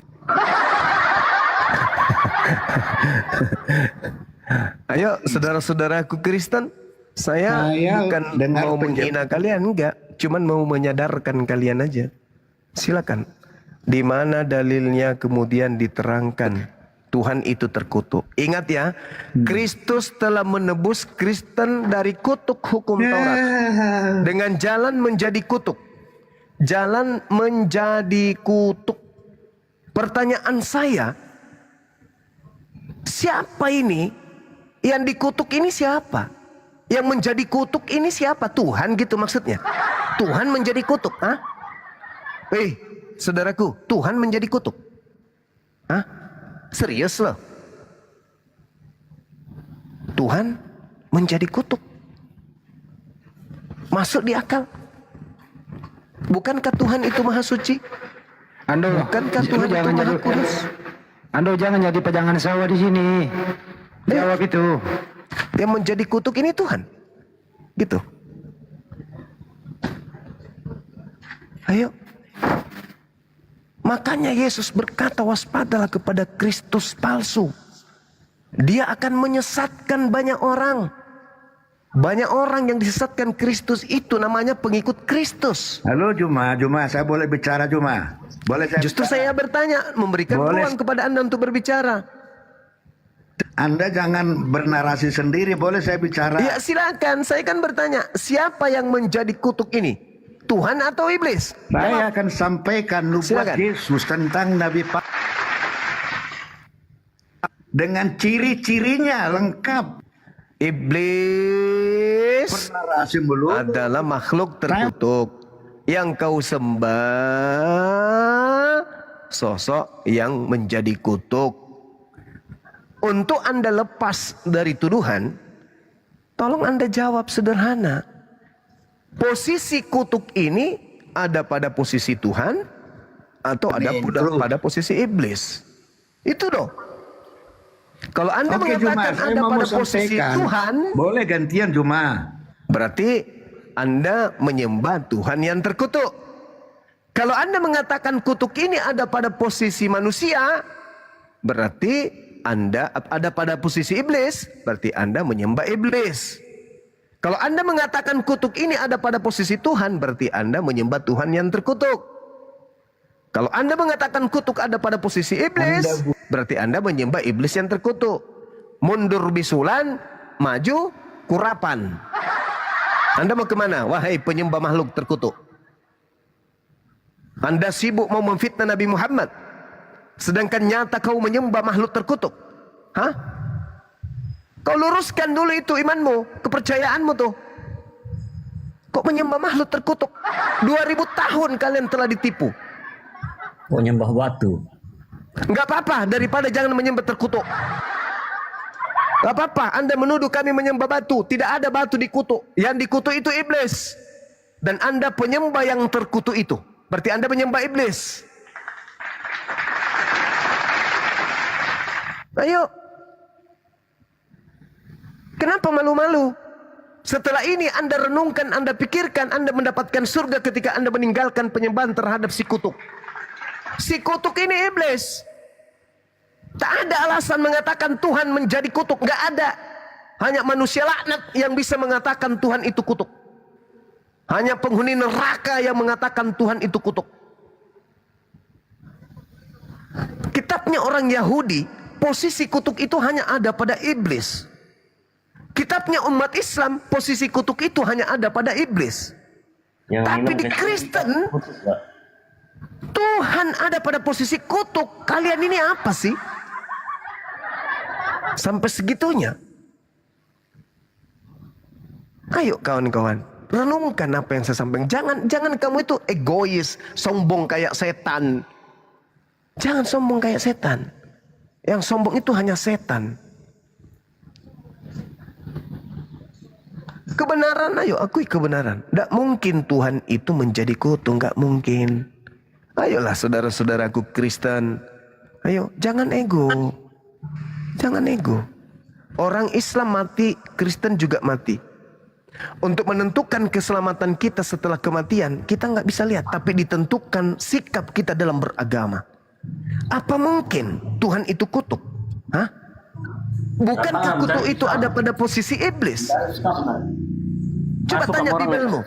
Yang menduduki posisi kutuk itu iblis atau Tuhan? Iblis. Yang kamu sembah di atas salib itu mulia atau kutuk? Kutuk. Berarti Anda penyembah? Penyembah? Anda penyembah? Penyembah apa? Anda penyembah apa? Kurus, serius tuh. Penyembah iblis. Kurus serius. Ayo. Panam lo. Ngomong sendiri dia, nggak pura-pura gak denger si Eder ini. Kira-kira umat Islam yang mendengarkan materi ini mau jadi penyembah yang kutuk? Mau?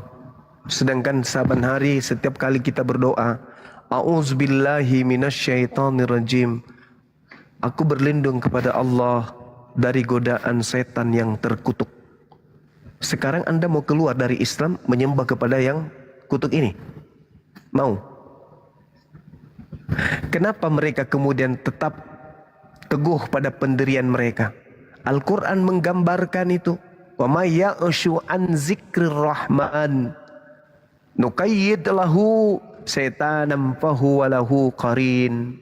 Barang siapa yang berpaling dari pengajaran Allah yang Maha Pengasih, yaitu Al-Quran, maka aku biarkan iblis menyesatkannya dan menjadikan iblis itu menjadi teman karibnya. Wa innahum la yusuddunahum anis sabil wa yansabuna annahum muhtadun.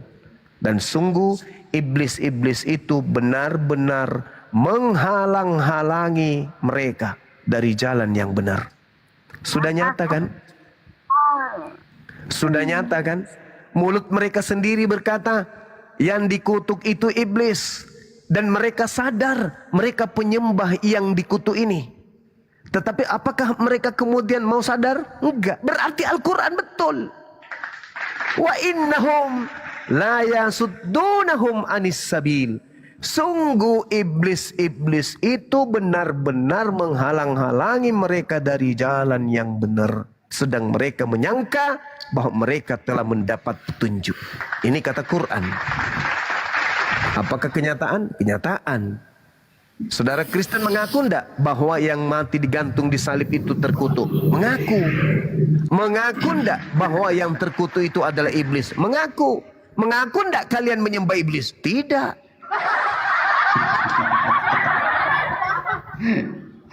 Juma dari dulu kayak gitu mulu, nggak ada perubahan. Bagaimana mau Yang berubah smart kalau dong. selama ini Anda tetap menyembah yang kutu ini? Saya akan Ya tetap nggak seperti apa-apa, ini. nggak apa-apa. Kok nggak apa-apa pula? Ya itu Kalau kan urusan Anda menelan urusan ajaran, kami. dengar, kalau Anda menelan ajaran itu sendiri ya nggak apa-apa. Tapi faktanya ajaran ini, penyembahan terhadap si kutuk ini, kalian ajarkan dengan tipu muslihat kepada umat Islam juga. Kalau cuman kalian aja yang nyembah yang si kutuk ini nggak apa-apa. Kalian melakukan metode-metode segala macam upaya untuk mengajak orang Islam juga untuk mengikuti kalian menyembah si kutuk. Debat Juma saya lawan. Juma. Nah, Mohon maaf. siapa? Silakan, Kristen nggak silakan. butuh Islam Juma. Kristen nggak butuh Islam. Islam yang kalau nice-nice tidak ke butuh, Kristen, Juma. hei, jangan sombong kau ya. Kalau kau tidak butuh Sadar Islam, diri, Juma. hei, Nggak kalau kau butuh. tidak butuh, hei, Gimana? Kami kalau nggak kau pernah tidak ngais-ngais butuh sama Islam. Islam, Mohon hei maaf. saudara, kalau kau tidak butuh Islam, tidak mungkin bertaburan isi Al-Quran di dalam Bibelmu. Justru karena kau butuh Islam. Yang duluan ada siapa? Coba yang kau dulu- tunjukkan kepada saya di mana Bibelmu disebut Ya Alkitab. anak. Coba tabiat Yang iblis duluan itu ada- ini. Iya, iblis lebih dulu daripada kami, betul. Sekarang pertanyaan saya, kalau kau tidak butuh Islam, tolong tunjukkan di mana kitab Anda Nggak sebelum pernah, Islam nggak pernah datang kebutuhan. disebut Alkitab. Coba, Halo saudara, saya dulu melawan si Juma. Biar kita coba dengar. saudara Genesis ini aja dulu kau jawab, di mana Oke, kitabmu hajar, pernah Bang, hajar. disebut Alkitab sebelum Biar Islam jangan datang. terus mulu dia. Soalnya dia Ini tertawa dalam Jadi- tangis. Teman-teman pernah Enggak, enggak biasa. melihat Kalau saya orang biasa tertawa dalam tangis? Itu si Genesis tuh. Itu tanda-tanda orang menangis tertawa dalam tangis tuh. Juma, ayo berhadapan dengan saya yuk. Iya, ayo. Silakan. Belum kapok. Silakan. Bang Juma, Satu-satu dulu. Satu-satu dulu. Silakan. Sharing dulu. kembali tadi Sholat saya baru di Ya silakan John.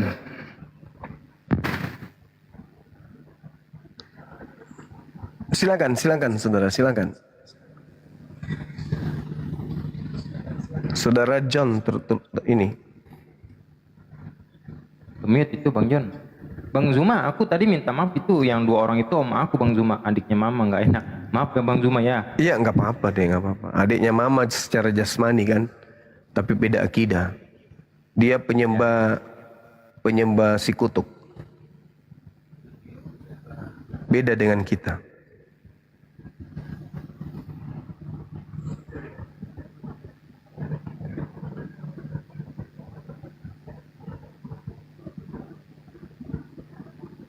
Itu mute itu Bang John. Oke, selamat malam. Saya mau diskusi dengan si Juma. Oke, boleh kan dengan si Juma berdua? Nggak bisa kok diskusi kok nggak ngerti bahasa Indonesia. Belajar dulu bahasa Indonesia. Ya itu tentang terkutuklah orang yang digantung kayu salib tadi itu. Gimana itu Bang Juma penjelasannya? Sebetulnya dari mana gitu referensinya sampai pada akhirnya pada kesimpulan bahwa itulah iblis begitu. Kan kita ini kan ya kalau berdasarkan dari sisi pengetahuan kan ya nggak secara bebas ya kita menafsirkan terus kita menjelaskan lalu kita menyimpulkan. Saya pikir secara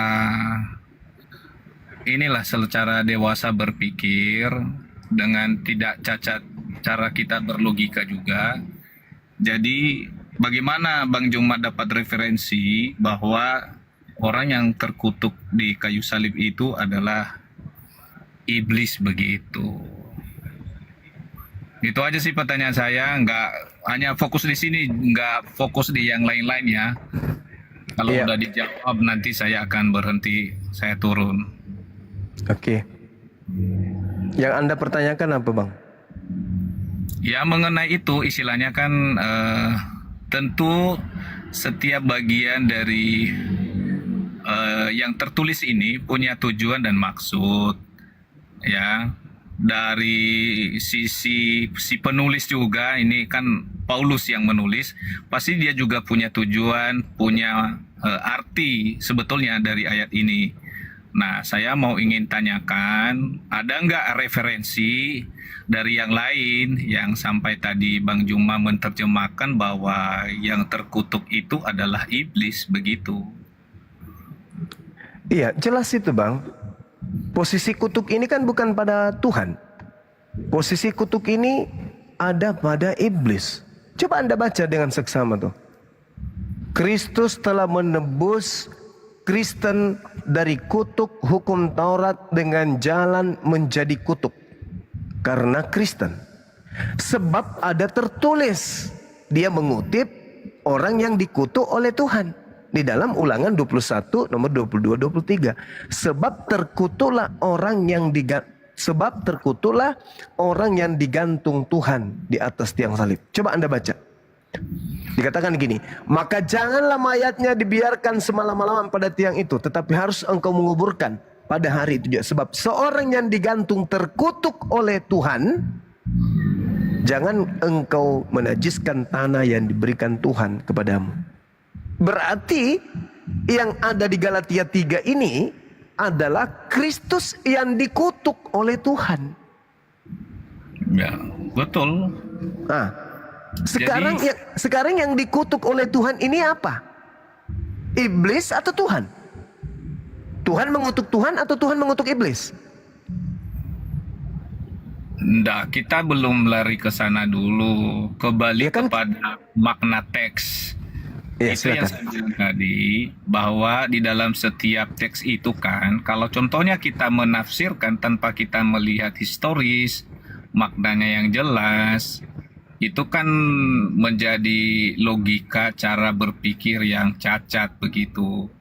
Cuman kalau saya lihat bahwa di dalam konteks ini kan jelas banget ya yang dimaksud oleh Paulus gitu, bahwa di sini dijelaskan bahwa ya kenapa sampai dia dikatakan terkutuk di atas kayu salib, atau terkutuklah orang yang digantung di kayu salib, itu punya latar belakangnya dari belakang itu, bahwa dari ayat yang sebelumnya Paulus itu menjelaskan mengenai tentang ini hukum Taurat, bahwa tidak ada satupun yang lolos karena hukum Taurat gitu ya. Dan kita melihat bahwa hukum Taurat itu tidak ada yang sempurna untuk menjalankannya. Kalau kita melihat dari sisi dari perspektif ya pandangan Paulus ini, nah manusia itu kan orang yang berdosa ya.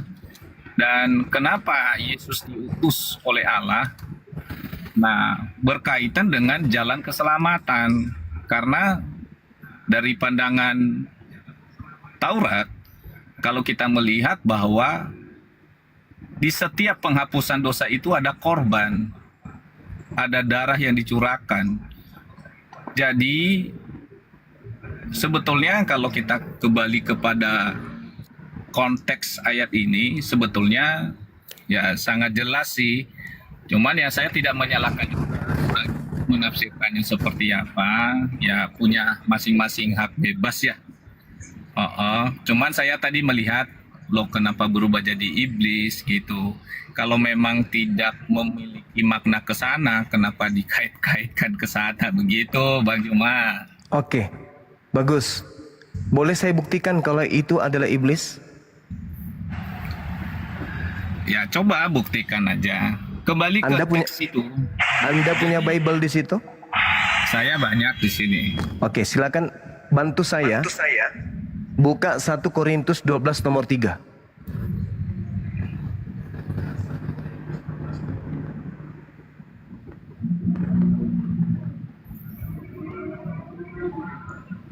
Ya, silakan. Boleh Anda baca? Dikatakan karena itu aku mau meyakinkan kamu bahwa tidak ada seorang pun yang berkata-kata oleh Roh Allah dapat berkata terkutuklah Yesus. Tidak ada seorang pun yang dapat mengaku Yesus adalah Tuhan selain oleh Roh Kudus. Sekarang Anda paham nggak narasi Paulus di sini? Tahu, paham. Apa maksudnya? Di sini bicara mengenai karunia roh. Nah, pada bisa saat tidak?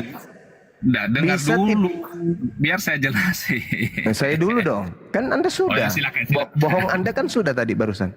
Di sini dikatakan, karena itu aku mau meyakinkan kamu bahwa tidak ada seorang pun yang berkata-kata oleh Roh Tuhan dapat berkata, terkutuklah Yesus. Paulus mengatakan terkutuklah siapa di Galatia 3 ini? Yesus atau bukan?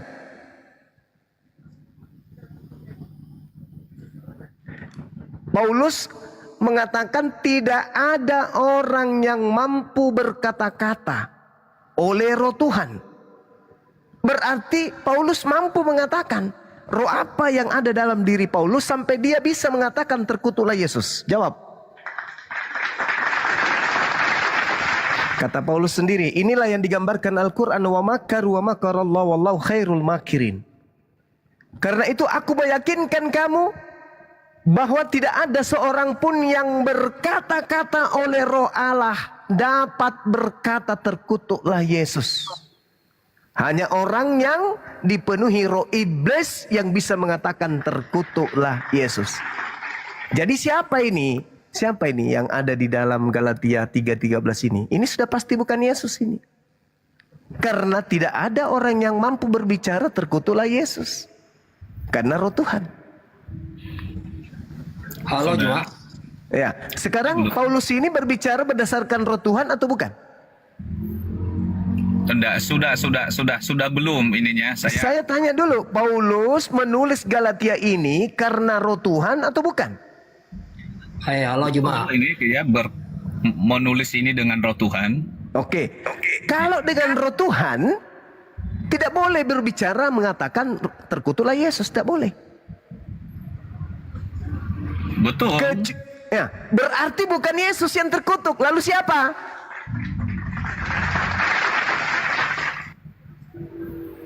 Nah, itulah yang saya bilang tadi. Bang Juma udah selesai belum? Ya saya tanya, kalau Bang Juma Yesus udah selesai belum? sabar, tidak ada orang yang bisa berkata terkutuklah Yesus dengan roh Tuhan. Anda mengatakan Paulus berbicara berdasarkan roh Tuhan. Sedangkan kalau orang kepenuhan roh Tuhan tidak bisa berkata terkutuklah Yesus. Paulus penuh dengan roh Tuhan. Berarti Kristus yang dimaksud terkutuk ini bukan anak Maria. Lalu siapa? Siapa bang? Udah belum? Pertanyaan saya pura-pura. Udah belum? Enggak, saya tidak menyangkal apa yang kamu katakan. Ya udah, tadi. silakan. Anda paham enggak dalil? Anda paham kan? Di sini Paulus mengatakan tidak ada orang yang bisa berkata-kata oleh Roh Elohim dapat berkata terkutuklah Yesus. Sedangkan Anda mengakui Paulus menulis surat Galatia dengan Roh Kudus, Roh Tuhan ada di dalam dirinya. Berarti ketika dia mengatakan Kristus telah menebus Kristen dari kutuk hukum Taurat dengan jalan menjadi kutuk, berarti Kristus yang dimaksud bukan Yesus. Jadi kesimpulannya itu Iblis gimana? yang terkutuk. Kesimpulannya gimana? Iblis Di bagian yang ayat terkutuk. ini. Iblis yang terkutuk. Iblis yang terkutuk ya. Yes, karena nggak mungkin Yesus. Berdasarkan Boleh 1 Korintus 12:3. Silakan. Boleh nggak saya menjelaskan bagian ayat ini? Silakan. Ya. Pertama-tama, tadi dikatakan ya pada ayat yang ketiga itu, karena itu, nah kalau di dalam kalimat karena itu pasti ada hubungannya dengan kalimat yang sebelumnya. Jadi kita tidak bisa langsung masuk karena itu. Jadi Ya, nggak secara silakan. tiba-tiba narasi itu timbul gitu loh secara tiba-tiba. Karena kalau kita melihat bernarasikan ini dengan bahasa, maka ada persoalan di atasnya. Kenapa Paulus mengatakan itu? Makanya adalah karena itu, gitu kan? Aku mau meyakinkan kamu. Ya. Nah, apa persoalannya dari awal dikatakan sekarang tentang karunia-karunia roh. Aku mau saudara-saudara supaya mengetahui kebenarannya. Nah, di sini Bang Juma, ya, pada saat itu jemaat Korintus itu, ya mereka memiliki karunia-karunia roh, ya, dan salah satunya mereka itu bisa berbahasa lidah. Ya, berbahasa lidah, ya.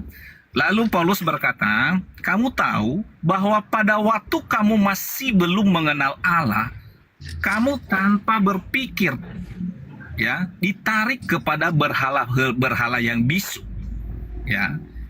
Jadi artinya bahwa orang jemaat Korintus ini, mereka ini mudah, ya, percaya kepada berhala-berhala, ya. Tetapi di sini karena mereka memiliki karunia-karunia roh itu setelah mereka percaya kepada Yesus, maka Paulus pertegas bahwa berbeda dengan Allah yang sebelumnya kamu kenal, di mana kamu tertarik pada berhala-berhala yang bisu, ya, seperti menyembah patung, menyembah dewa-dewa, matahari, dan lain sebagainya.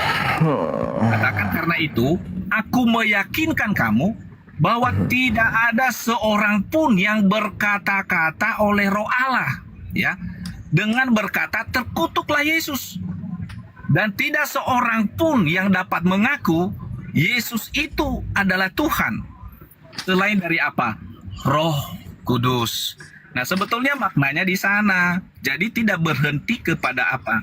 Jadi ketika mereka diberikan bahasa lidah, ya, jadi bahasa yang mereka katakan yang dimaknai di situ itu bukan mengutuk Yesus, kata Paulus, tetapi itu adalah mereka mengakui Yesus adalah Tuhan.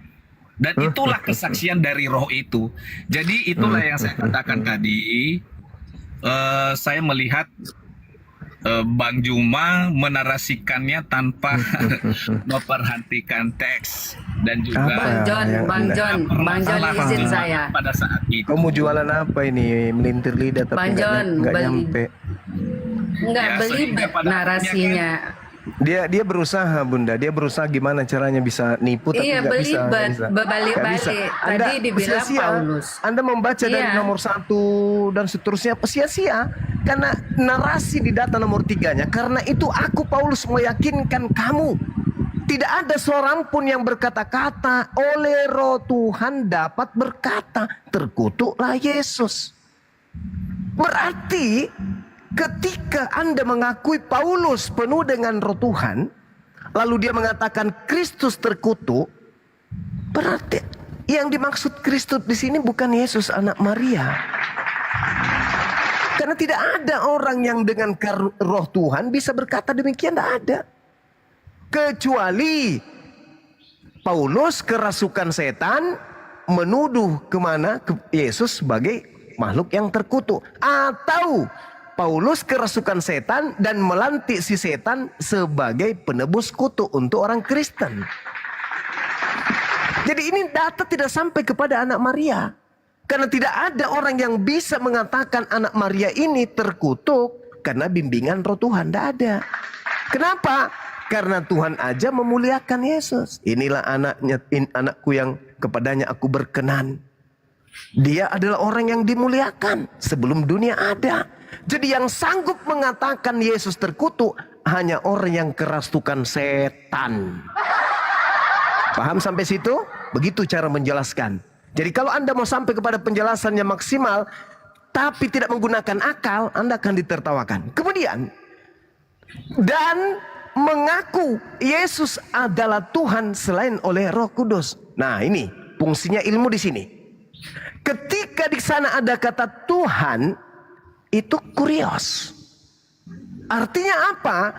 Tidak ada orang yang sanggup dari Bani Israel mengatakan bahwa Yesus itu adalah Tuhan, junjungan, selain orang yang dibimbing oleh Elohim. Kenapa? Orang-orang yang tidak dibimbing oleh Elohim menuduh justru Yesus itu anak zina. Bani Israel yang sanggup menyebut Yesus sebagai junjungan, Mesias, kurios, hanya dia yang menerima ilham dari Elohim. Paham sampai situ ya? Belajar lagi. Jadi saudara, kembali kepada tema.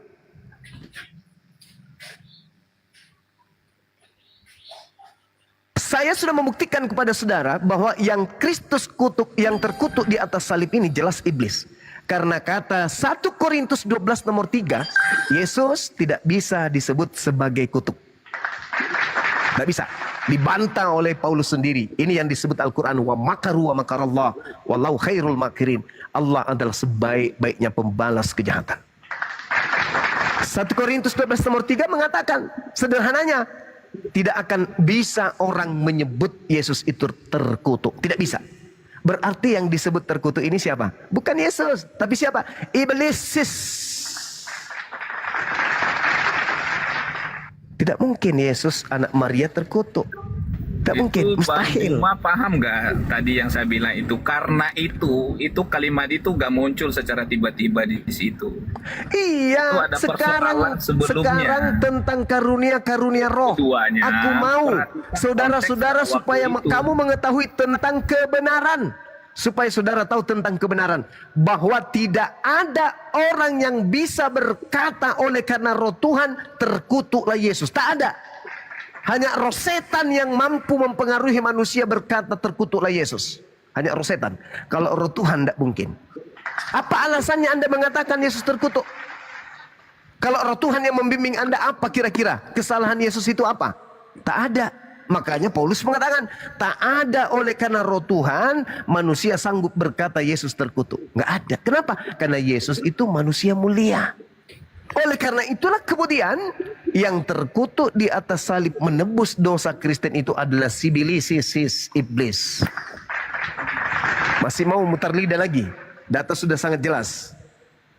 Enggak, Pak Juma itu, saya menghormati Pak Juma itu, ya, di dalam apa, ya konteks, ya pengajaran Al-Quran. Karena kok Al-Quran pula?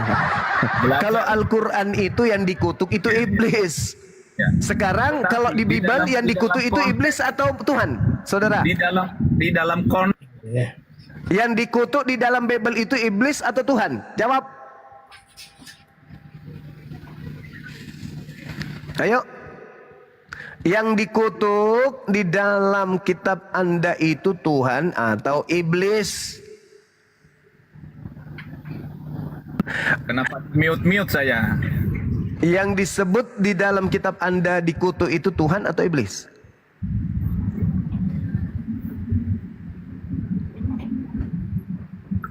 Bang Juma paham nggak konteks keimanan? Bang Juma paham nggak konteks? Apalagi yang Anda ingin lilitkan di Anda itu apalagi? Suaranya jadi perempuan jadi ngejawab apalagi Anda mau menipu apalagi? Konteks apa lagi?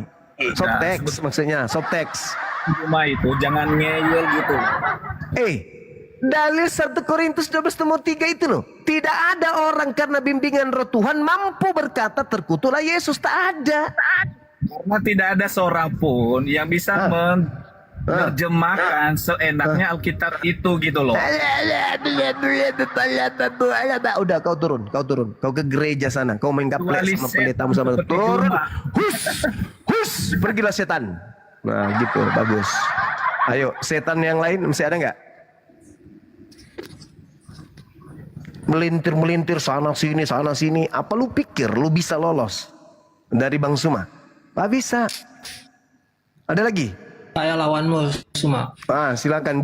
Tadi juga begitu yang satu. Saya lawanmu, yang lain diam. Ujungnya apa? Bohong, dusta. Melilit lidah aja. Saya tanya dulu. Oke. Apakah- Jangan dulu. Begini. Jangan dulu kau bertanya. Jangan. Al-Quran saya mengatakan pencipta langit dan bumi itu maha mulia. Kitabnya Yahudi pun mengatakan pencipta langit dan bumi itu maha mulia. Al-Quran saya mengatakan yang terkutuk itu Kau sudah iblis. terlalu banyak ngomong, Zuma. Kitabnya Yahudi mengatakan yang terkutuk itu juga iblis. Di Kristen lah baru disebut Tuhan itu terkutuk. Pertanyaan saya, di dalam kitab yang Anda pegang, yang menduduki posisi terkutuk, iblis atau Tuhan? Jawab. Tidak dari tadi dijelaskan itu. Saya justru mau bertanya sama kau. Jawab. Kalau kau hebat, kau jawab. Sudah dijelaskan tadi sama teman-teman saya sebelumnya. Butuh tipu-tipuan, itu penipu.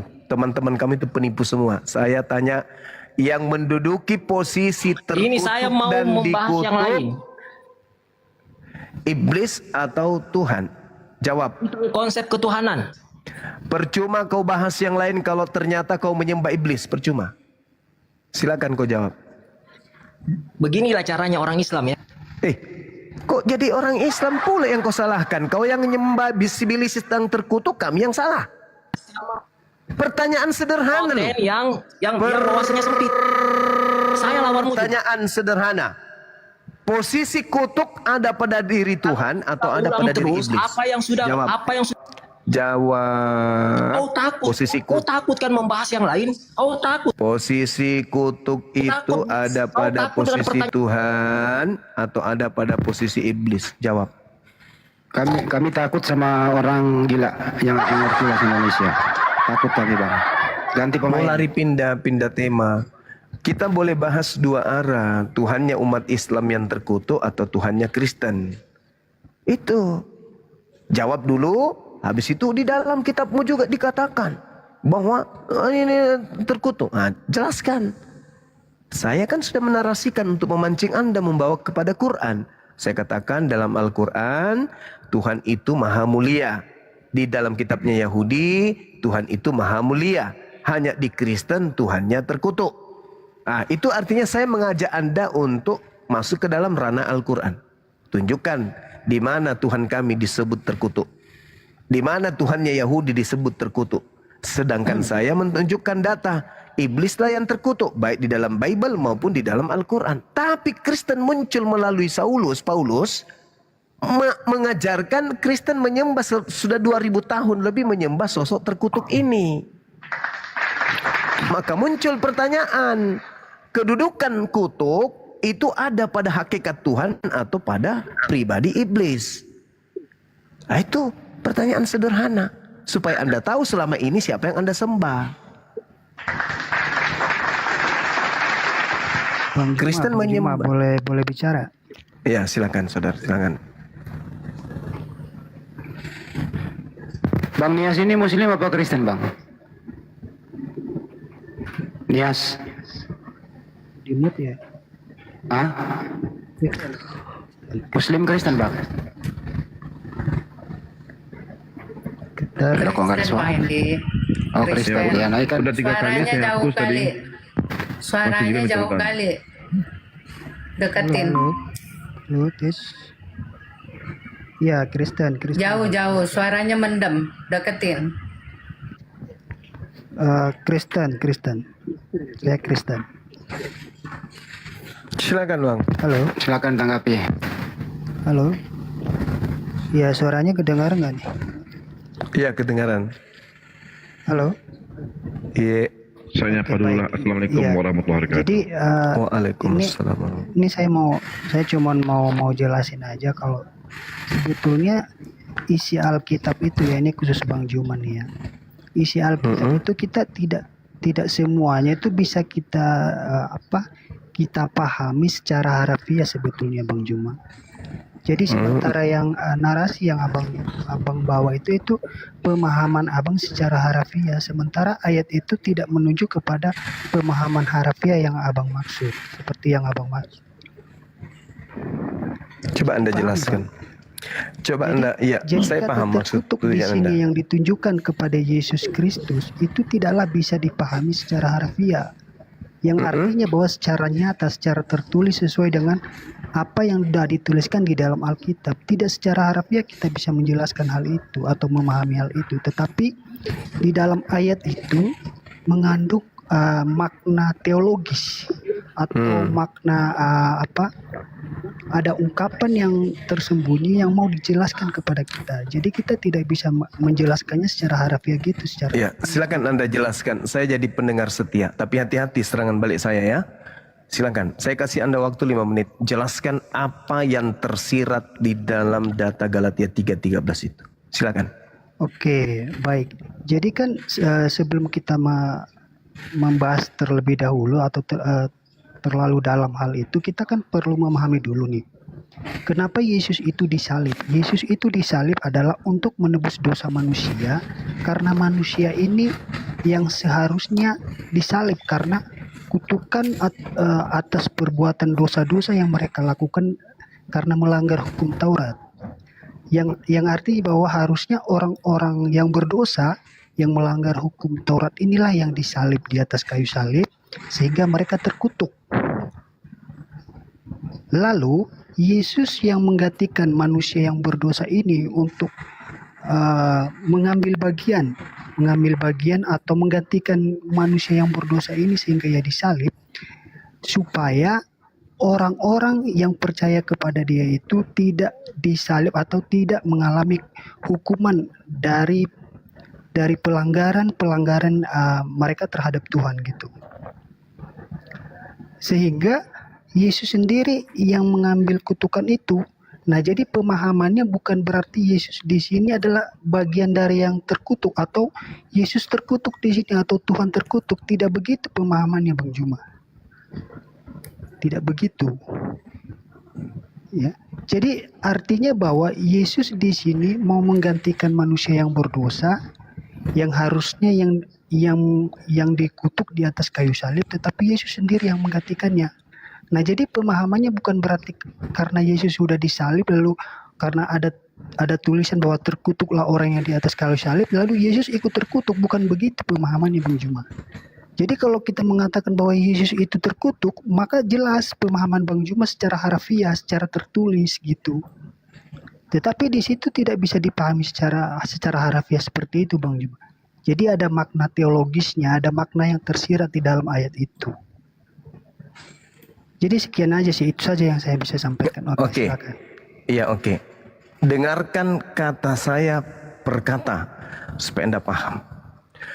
Kalau Yesus tidak mengambil bagian dari kutuk ini, Bang Nias yang dikutuk. Betul? Nah, betul kan? Nah, tepuk tangan dulu. Kalau Yesus tidak menjadi kutuk di situ, maka yang dikutuk itu adalah saudara Nias. Kenapa Nias dikutuk? Karena Nias melakukan dosa. Kenapa Nias melakukan dosa? Karena ajakan iblis, betul? Iya, betul. Betul. Oke. Berarti ketika Bang Nias ini yang dikutuk, itu sama dengan Tuhan sedang mengutuk iblis. Atau Tuhan sedang mengutuk pengikut-pengikut iblis. Nah, pengikut iblis ini dibebaskan dari kutukan oleh karena Yesus yang mengambil kutuk tersebut. Betul? Ya, betul. Berarti yang iblis sekarang ini Anda atau Yesus? Kok pertanyaannya jadi begitu, Bang Juma? Jadi nggak nyambung dong. Anda tadi dikutuk karena perilaku iblis yang mempengaruhi Anda, bukan? Iya, katanya. Iya. Betul? Ya, betul. Nah, sekarang kutuk itu terlepas dari Anda, dialihkan ke Yesus. Berarti kutuk yang dikarenakan iblis itu ada pada diri Yesus. Betul? Bukan begitu pemahamannya. Tidak. Bukan begitu pemahamannya. Sorry. Lalu coba. Bukan memotong pembahasan ini. Jadi Coba silakan. Bagaimana cara pemahamannya? Bukankah Yesus itu pengganti? Iya, memang betul. Yesus itu pengganti kutukan manusia yang melanggar. Harusnya Anda yang dikutuk. Tetapi karena Anda dibebaskan, maka yang dikutuk siapa? Yesus. Berarti yang mati di atas tiang salib ini orang terkutuk atau bukan?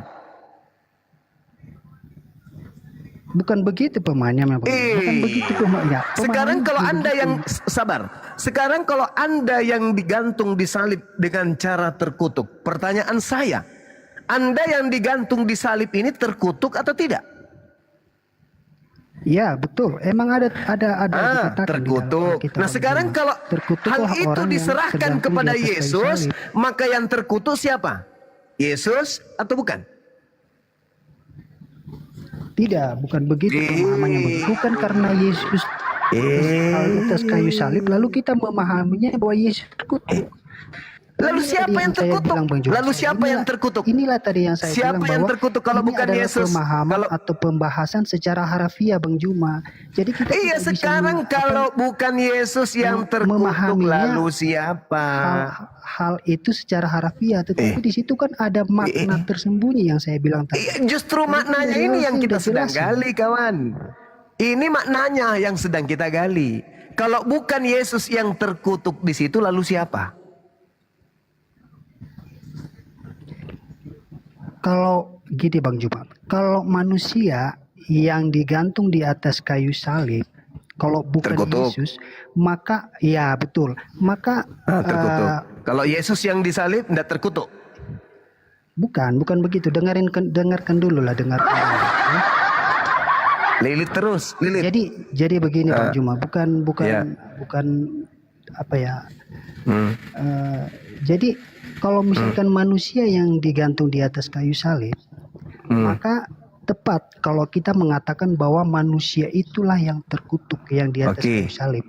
Tapi karena Yesus, maka yang terkutuk siapa? Karena Yesus, yang terkutuk. Maka pemahamannya bukan berarti bahwa Yesus itu adalah yang terkutuk.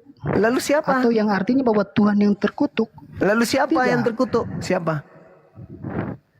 Ya, kalau orang yang berdosa yang diganti. Kan sudah tadi sudah dibebaskan katanya. Maka pemahaman kita adalah jelas. Apa itu? Yang terkutuk itu adalah manusia yang digantung. Tetapi karena ini Yesus, tidaklah tepat kalau kita mengatakan bahwa Yesus itu yang terkutuk. Maka dari itu Anda sedang membantu saya. Yesus itu tidak terkutuk. Yang terkutuk itu iblis. La haula wala quwata illa billah. Anda enggak tega kan mengatakan Yesus terkutuk? Enggak tega kan? Maka Kristuslah yang terkutuk itu. Itulah setan. Tadi Paulus sendiri yang mengatakan 1 Korintus 12. Tidak akan mungkin orang mampu berbicara kalau karena Tuhan dia berkatakan Yesus terkutuk. Enggak mungkin. Mustahil. Karena Yesus itu orang suci. Maka yang terkutuk di atas salib ini adalah sibilisisis bis. Itulah yang kamu sembah. Iya, jadi pada intinya Bang Juma, pada intinya bahwa kita tidak bisa menyebut bahwa Yesus atau Tuhan yang terkutuk di atas kayu salib. Tidak, pemahamannya bukan seperti itu Bang. Lalu siapa kalau begitu? Tidak ada pertanyaan siapa, maksudnya tidak nyambung loh kalau kita mengatakan berarti siapa yang terkutuk di sini ataukah Yesus itu terkutuk. Ini kan tidak nyambung itu Bang Juma. Inilah bukti bahwa konsep salib itu tidak masuk akal. Yang punya konsep aja nggak ngakui, teman-teman. Yang punya konsep aja nggak ngaku gitu loh. Bukan nggak mengakui Bang Juma. Lalu yang mati tergantung tersalib terkutuk ini siapa, Cak Ayu? Yang digantung terkutuk ini siapa? Yesus bukan, Anda bukan, lalu siapa? Masa malu? Gak mungkin. Masa kita kembali lagi pada pembahasan yang tadi. Ya lalu siapa yang terkutuk ini? Lalu siapa yang terkutuk ini? Bukan Anda, bukan juga Yesus. Lalu siapa? Ayo. Kan Siapa, sudah Bang? saya jelaskan ya. Iya, apa? Pemahamannya Siapa? ketika Yesus yang digantung di atas kayu salib, maka tidaklah tepat untuk kita memunculkan pertanyaan siapa yang terkutuk di atas Tapi kayu salib. faktanya ada yang digantung terkutuk. Itu siapa? Siapa itu? Kamu sendiri menolak salib. Boleh turun kalau sudah nggak sanggup.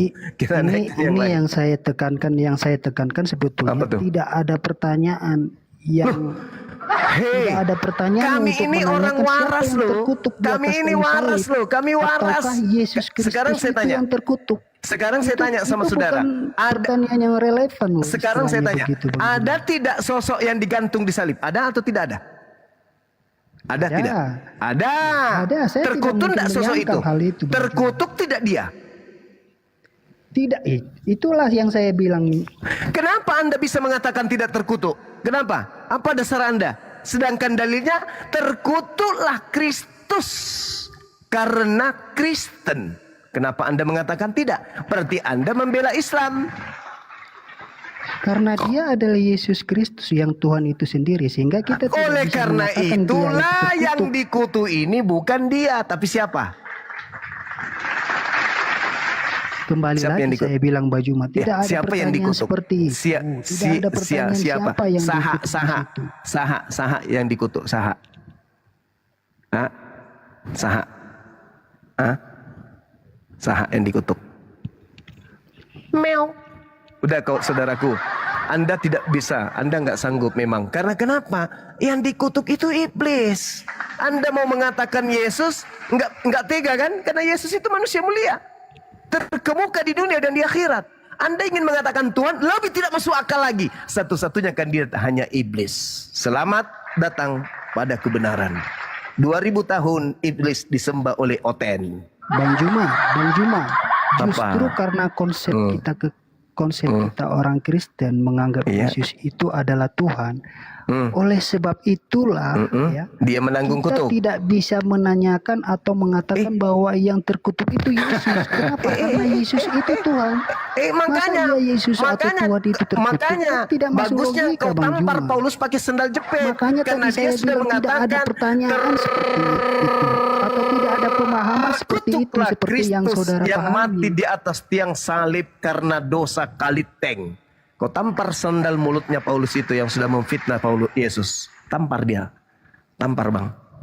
Kasih masuk karbit di mulutnya, habis itu goncang kepalanya Paulus sampai meledak itu karbit di mulut.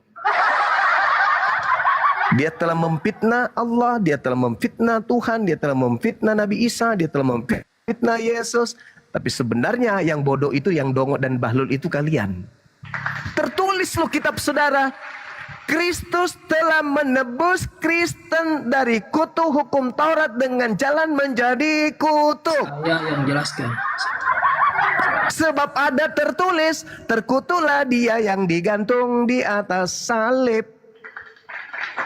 Anda mau ingkar terhadap dalil? Oh nggak bisa. Lebih baik Anda masuk Islam. Asyhadu alla ilaha illallah. Karena hanya dengan Islamlah kemudian Yesus disucikan dari penyaliban dan dari kutukan. Syukran.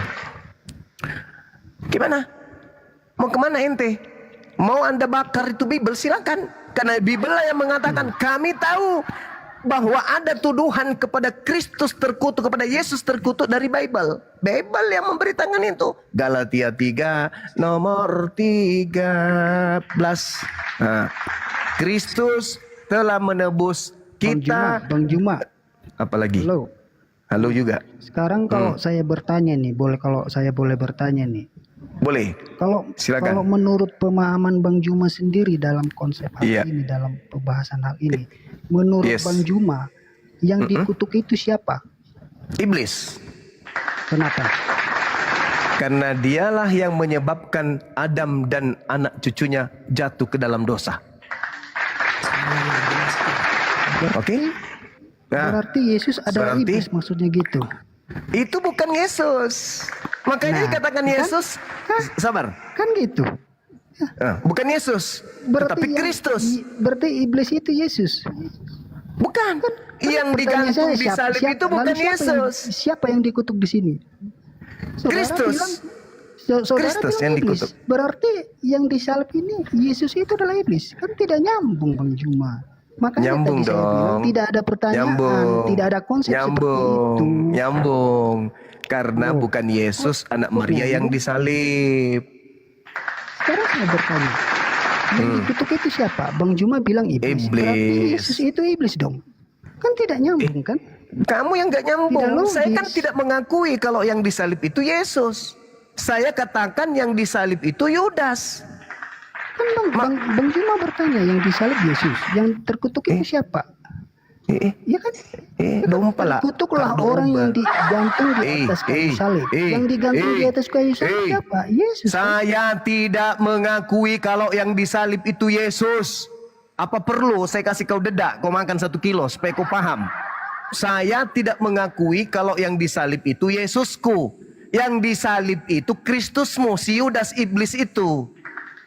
Yohanes 6 nomor 70, Yesus mengatakan Yudas adalah setan, iblis. Paham sampai situ? Hah? Otak kecil kok. Halo. Berarti tidak pantas Bang Juma, tidak pantas dibahas hal ini.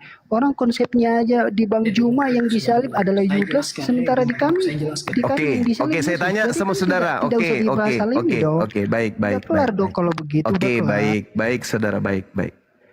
Yuk, Ulangan 27 nomor 25. Terkutuklah orang yang makan suap. Pertanyaan saya, yang mana yang makan suap? Yesus atau Yudas? Jawab. Dari ayat mana? Dari ayat Kapompong. Ayat Kapompong bab 7 nomor 247. Enggak, serius. Dari ayat ini tadi. Kristen tapi tidak ngerti, sudah ngambil kitabnya Yahudi tidak paham pula. Di dalam Ulangan 27 nomor 25, terkutuklah orang yang makan suap. Pertanyaan saya, yang makan suap Yudas atau Yesus?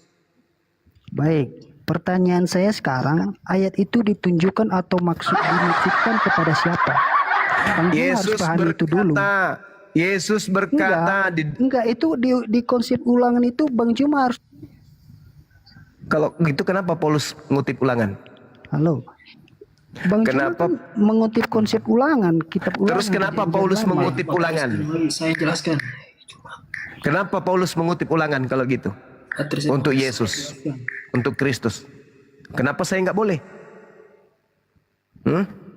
Makanya Kalau Bang Paulus Juma, saya boleh kan ngutip bertanya, Ulangan untuk saya Yesus, kan bertanya, saya nggak boleh ngutip Ulangan untuk Yesus, gitu. Bang Juma kan mengambil ayat dari Perjanjian Lama dari Ulangan, makanya saya bertanya. Paulus juga mengambil dari Ulangan. Ayat itu dimaksudkan untuk siapa? Saudara ini Ayat kalau itu otak Anda dimaksudkan berfungsi, untuk saya diskusi dengan robot susah.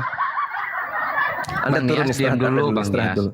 Bang Nias, Anda istirahat, Anda di bawah. Sesekali Anda mau coli pakai rinso juga boleh ya. Jangan dulu naik ke sini, berat di sini materinya. Ayo silakan. Assalamualaikum warahmatullahi wabarakatuh. Waalaikumsalam warahmatullahi wabarakatuh. Ya, oleh. Halo, boleh saya jelaskan? Terima kasih saudara Cahya. Iya, silakan. Anda mengaburkan. Oke. Silakan. Oke, Galatia ayat 13 itu yang tersalib itu adalah fisiknya Tuhan Yesus, bukan Yesusnya ya. Mati meja. Iya. Oke. Di dalam konsep teologi Kristen, Tuhan itu 100% manusia, 100% Tuhan. Mati meja. Jadi ada dualisme di situ. Jadi yang tersalib itu adalah fisiknya, bukan Yesusnya, karena Yesus itu adalah roh. Ingat, Yesus itu adalah roh. Jadi bedakan fisiknya, bedakan rohnya. Ada dualisme Saya kayak ibaratkan partai fisik Garuda. itu dengar dulu, jangan Jadi dipreser begini dong. Iya, Mentang-mentang kalian ini orang Muslim dan di room kalian. Oke, silakan. Tenang saja, santai saja. Iya, Jangan ada seperti ini. Oke, Silakan, karena kami di sini tamu, Ya. tolong dihargai. Ya, baik. Ini saya jelaskan secara logika karena makan tahu sendiri. Sip. Di dalam konsep kekristenan bahwa Tuhan itu 100% manusia, 100% Tuhan. Iya, siap. Berarti dualisme di sini. Ada dualisme di mana di satu sisi fisik yang dipakai 200% berarti ya. 200% seperti ya. pakaian yang dipakai oleh Tuhan Yesus. Iya, berarti 200% Sedangkan ya. wujud asli Yesus itu adalah roh. Kan Juma kan tahu kan bahwa Elohim itu adalah roh dan Yesus itu adalah Elohim dan wujud aslinya adalah roh. Oke, jadi yang tersalib di kayu salib itu adalah fisiknya, kostumnya, bukan Yesusnya. Seperti saya kasih contoh, ketika roh Yesus meninggalkan jasad itu, kan Juma kan tahu sendiri di mana jasad itu berseru, ya Eli lama sabaktani. Apakah Yesus yang berseru kepada Bapa? Kan tidak. Jasad itu yang berseru kepada roh Yesus ketika meninggalkan jasad itu. Jasad itu adalah makhluk. Ingat, jasad itu adalah makhluk, bukan bagian dari diri Yesus. Jadi yang tersalib dan yang menggantikan orang-orang terkutuk itu adalah kostumnya. Fisiknya atau jasadnya bukan dirinya Yesus. Jadi benar teman-teman saya bilang, bukan Yesus yang terkutuk di situ. Udah Bang Pastor gantian, Bang Pastor gantian, jangan nyerocos terus. Ini Silakan Pastor dulu. ini. Yakin? Pastor ini. Oke. Pastor, tolong bacakan saya Kolose 2 nomor 9. Pelan-pelan tapi silakan. Silakan Pastor. Kolose 2 nomor 9. Habis itu Anda bacakan saya Filipi 2 nomor 6 nomor 7 8 ya. Bahwa yang mati di atas salib itu adalah Tuhan Anda, bukan manusia. Silakan. Baca-baca Dengar Kolose. dulu. Kolose 2 nomor Kata 9. mati. Yang mengatakan mati itu kan mata manusia yang mengatakan mati. Itu kan asumsi manusia. Udah Anda turun. Saya nggak bisa diskusi dengan tahayul. Orang halu tingkat kloset, saya nggak sanggup. Nah, tengoklah teman-teman, tengoklah nih anak-anak sekalian, anak-anakku, anak-anak Muslim, dengarkan ya. Anda lihat, jangan sampai anda semua anak-anakku ini, adik-adik saya terpengaruh untuk murtad. Tengoklah, lihat ini. Jangan pernah bermimpi mau meninggalkan Islam. Jangan sekali-sekali. Tengoklah.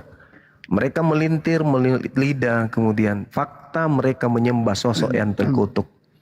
Itu udah tidak ada lagi jawaban. Kecuali mutar-mutar melilit lidah. Oke? Anak-anak saya sekalian, tolong ingat.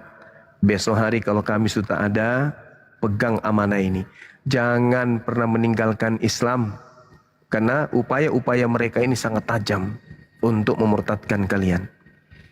Kalian mau diajak menyembah kepada sosok yang terkutuk ini, yang mereka sendiri ingkar terhadap sosok terkutuk ini. Kenapa? Sebenarnya mereka tahu itu bukan Tuhan, itu bukan Yesus, tetapi iblis. Cuman karena jiwa-jiwa mereka sudah terlanjur tergadai, terlanjur jadi oten. Tidak seperti itu Bang Juma. Nah, sekarang pertanyaan saya, boleh ndak Anda jawab? Jadi yang terkutuk di situ siapa? Siapa yang terkutuk di situ? Halo. Giliranku kapan ini, Bos? Pura-pura halo. Udahlah saudara Nia, sudahlah istirahat. Ya, silakan. Saudara Ronald meledak, silakan. Halo Bang Juma. Halo, lagi di mana? Aduh, lagi di rumah aku sayang. Lagi ngapain? Aduh, boleh aku sebelum aku jawab pertanyaan Abang ini, boleh aku minta tolong sama Abang? Boleh. Teriak aja, pasti banyak yang bantu. Tolong. Enggak, aku hotel ini Bang. Iya tahu, tolong. Pasti banyak yang bantu. Yang kenceng tapi suaranya. Tolong. Lagi yang kenceng. Tolong. Mana ada bisa bantu kalau gitu kecilnya? Enggak, boleh enggak? Tetangga mana ada bisa dengar kalau kayak gitu? Ya kan aku minta tolongnya sama Abang. Oh iya, sorry. Oke, sorry. Lanjut. Apa itu? Gini Bang. Iya. Aku ada satu permohonan sama Abang. Silakan. Tapi harus dari Abang ini, katanya Abang gurunda kan gitu. Sebelum ku jawab sebelum ku tanggapi apa yang Abang tanyakan dari tadi kan gitu. Iya. Aku pengen jadi kayak orang Abang ini. Tapi masih takut aku Bang. Maksudnya? Ya maksudnya. Jadi orang Islam apa jadi kayak orang Abang bagaimana ini maksudnya? Jadi orang Islam, jadi orang cerdas. Ya, jadi orang Ya. cerdas berpikir. Iya. Terus Didengar dulu lah. Mau jadi apologet juga. Membela akidahnya tadi mereka takut. Iya. Apa yang Anda takutkan kalau yang Anda sampaikan itu adalah sesuatu yang berdata, silakan aja. Nanti kita uji datanya kan gitu. Kan kayak sebelum-sebelumnya aku perhatikan kan Bang, banyak yang kena geruduk. Siapa? Maksudku gini Bang. Siapa yang kena seruduk? Salah satunya si Rudi. Kasihan aku nih dia Ya itu ulahnya sendiri. Ulahnya sendiri. Maki-maki Allah. Kayak si Edi sampai ke luar negeri. Iya lari karena dia penghujat. Kenapa lari? Karena penghujat. Masa kami dianggap menyembah Nabi Muhammad? Kan penghujat dia tuh. Iya kan maksudnya gini Abang Anda. Maksudnya kan kayak abang kan bebas ngomong. Karena saya ada data. Saya berdata. Kalau usah curhat Bang, diskusi aja. Jangan jadikan alasan itu. Maksudnya gini. Silakan. Ya, datang pula besok ke rumah aku. Diskusi aja. Saya dan umat Islam se-Indonesia tidak pernah mengganggu orang-orang Kristen. Kecuali orang Kristen yang mengganggu kami. Ingat itu. Indonesia ini berdiri atas gangguan orang-orang yang mengaku Kristen. 350 tahun. Oknum-oknum yang beragama Kristen datang memblender Nusantara. Camkan, jadi jangan lebay. Jangan lebay. Sakit kepala aku begitu. Yang aku maksud gini Bang, aku pengen jangan lebay ya Bang. Yang aku maksud begini, maksudku aku pengen pernyataan dari Abang. Silakan. Kalau ada yang membahas tentang orang Abang, aman nggak gitu? Aman. Selama Anda tidak menghujat. Ini kurekam Bang. Ini kurekam Bang. Selama Abang tidak menghujat, tidak menista, Anda berdata, silakan. Anda dijamin aman. Silakan. Anda mau mengatakan apa? Silakan. Ya enggak, maksudnya kan Anda mau mengatakan kan, Bang Suma ganteng. Memang buktinya begitu. Tidak apa-apa. Gue kok ganteng kok Bang, berkarisma. Cuma dari matanya aja, kalau dari bibir aku belum tahu. Bibirnya tebal bro, kayak pisang molen. Ya lanjut. Jadi pernyataan tahu aku lagi ngerekamin Bang, bisa aman ya Bang ya? Iya aman, dijaminkan kalau aman. Melalui data ya. Ya. Maksudku kalau ada datang ke sini contohnya tentang, soalnya aku tinggal di desa yang primitif Bang. Iya, silakan. Pasti ada satu kampung yang nonton dia Bang ini 6.000 lebih ini ha. Nanti saya ditonton oleh sedunia Kristen, sedunia. Iya. Saya nggak ada takut. Paham aku tuh Bang. Karena saya sampaikan kebenaran. Silakan. Komentar ini rata-rata pengikut Abang ini ha. Maksudnya aman ini ya Bang ya kalau aku ikut-ikutan pemula ya, Bang, ya? Belum ada kemudian umat Kristen itu teraniaya, belum. Oke lah Bang. Berarti orang edis itu memang nggak teraniaya itu ya Bang ya, memang jalan-jalan aja gitu ya Bang ya. Yang suruh dia menghujat siapa? Dan yang suruh dia lari ke luar negeri siapa? Ada yang suruh. Ada yang pernah Anda lihat mau tangkap dia, mau massa dia? Ada. Pernah dia terancam mau dimassa? Nggak ada. Mana? Curhatannya seperti itu Bang. Ya ini namanya Kristen. Oten gitu lah. Oten gitu lah. Oten itu kerjanya membolak-balikkan keadaan yang sebenarnya menjadi salah, yang salah menjadi benar. Itu oten. Itu tabiatnya gitu. Manusia dibilang Tuhan, iblis dibilang Tuhan, Tuhan dibilang manusia dan seterusnya. Diputar balik. Itulah kalian. Berarti bisa lah ya aku dengan cara seperti yang Abang buat ya. Aman ya? Ya silakan, aman, silakan. Aman nggak? Aku kuncinya aman nggak gitu loh. Aku ini kuncinya. Silakan. Gitu. Anda jangan meremehkan pihak keamanan kita, kepolisian kita. Mereka orang-orang hebat yang kerja secara profesional. Bang, di Nokonoha Bang. Jadi selama ini Anda merendahkan kinerja polisi kita. Astaga Bang, nanti kita bahas itu sama-sama tahu yang kita Bang. Aduh. Saya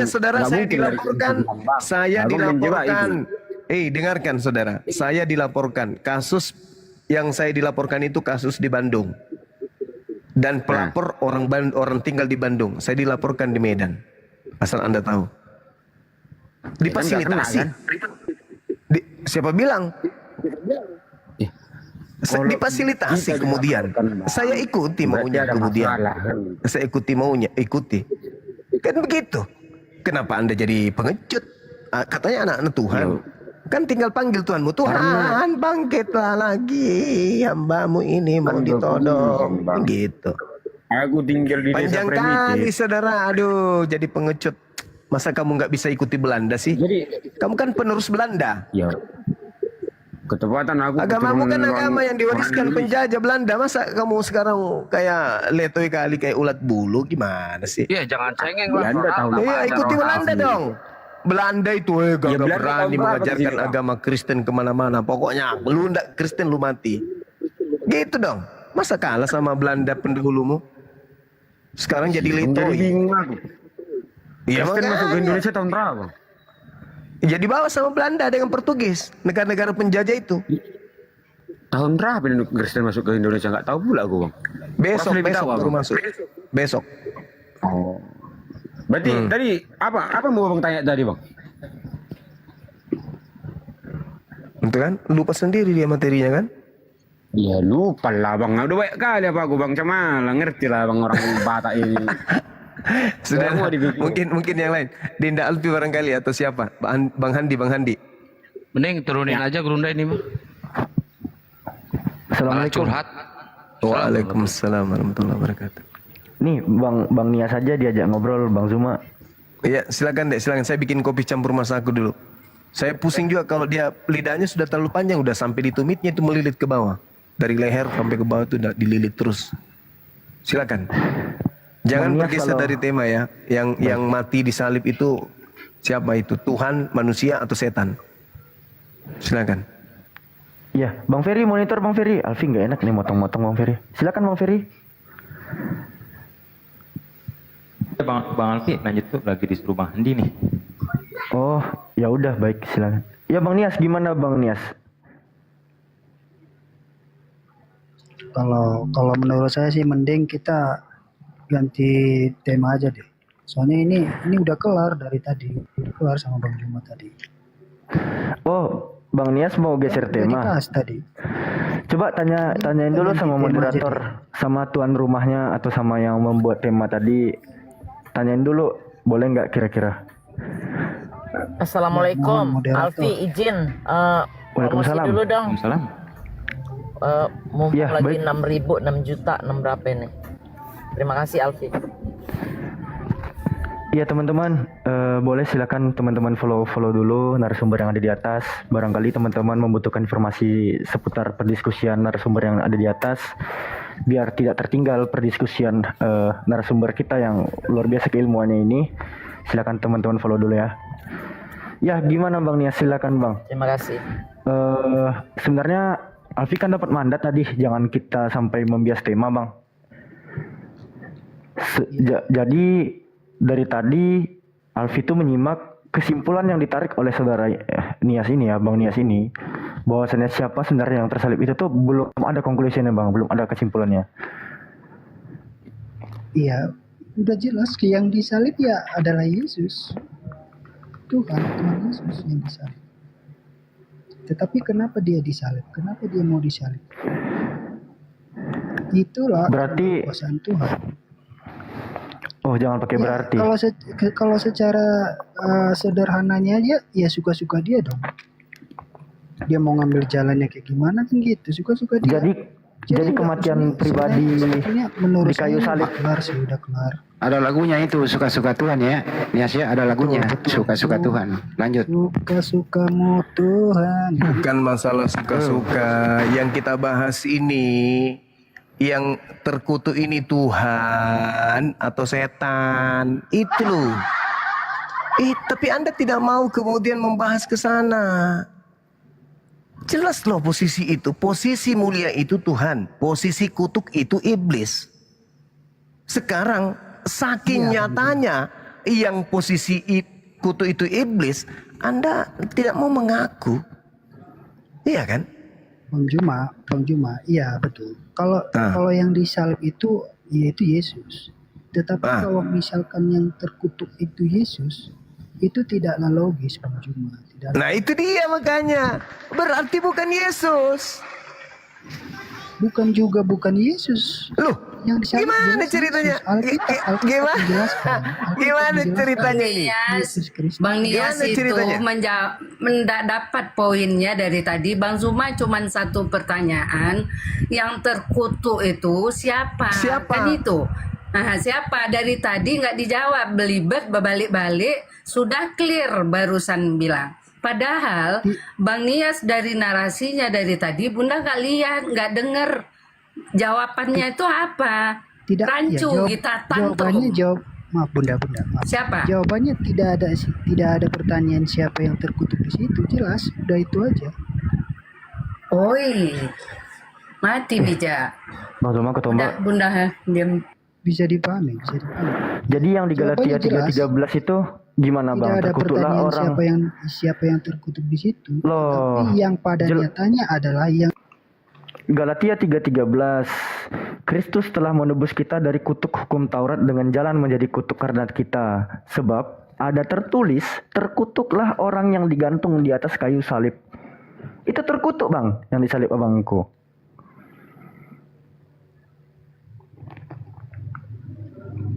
Bang Nias, atau perlu kutampilkan datanya nih, biar teman-teman yang lain bisa melihat juga datanya bagaimana. Kan dikatakan di Galatia 3:13, Kristus telah menebus kita dari kutuk hukum Taurat dengan jalan menjadi kutuk karena kita. Sebab ada tertulis, terkutuklah orang yang digantung pada kayu salib. Siapa yang terkutuk ini Bang? Saya tidak menyangkal ayat itu. Kalau tidak ada siapa-siapa yang terkutuk, ayat itu jelas mengatakan bahwa terkutuklah. Dasar pertanyaan itu 5W1H Bang. Salah satunya itu siapa? Siapakah yang terkutuk?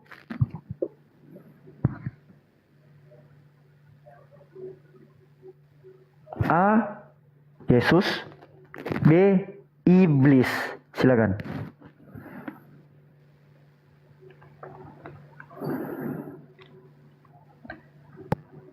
Jawabannya bukan Yesus dan bukan iblis. Alamak, mati meja. Enggak ada pertanyaan, tidak. Macet. Dengan jalan mulia atau dengan jalan kutuk? Halo? Iya, dengan jalan Kristus ini mati dengan jalan mulia atau dengan jalan kutuk?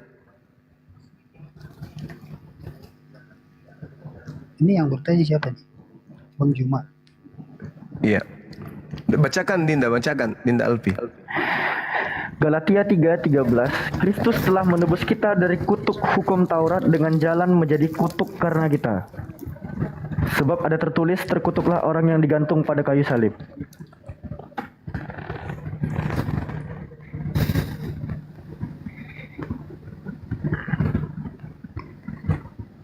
Yuk Bang Nias, dengan jalan menjadi kutuk atau dengan jalan menjadi mulia? Dengan jalan menjadi kutuk, Alkitab mengatakan demikian, jelas. Lalu siapa dia?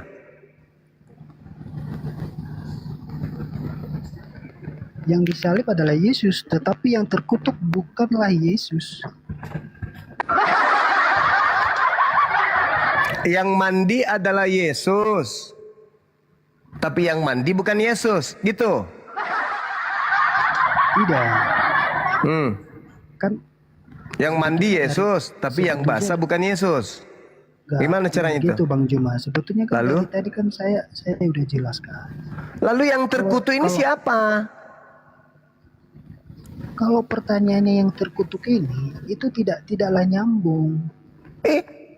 Ini makanya saya tidak mau diskusi sama Anda. Tetapi kalau Bang Juma mengatakan apakah Yesus itu terkutuk atau tidak, jelas tidak. Lalu yang Kristus ini siapa? Kalau Yesus memang tidak, anak Maria memang tidak, yang Kristus yang terkutuk ini siapa? Ya karena Yesus itu adalah Tuhan, masa Tuhan terkutuk? Karena itulah bukan dia yang digantung.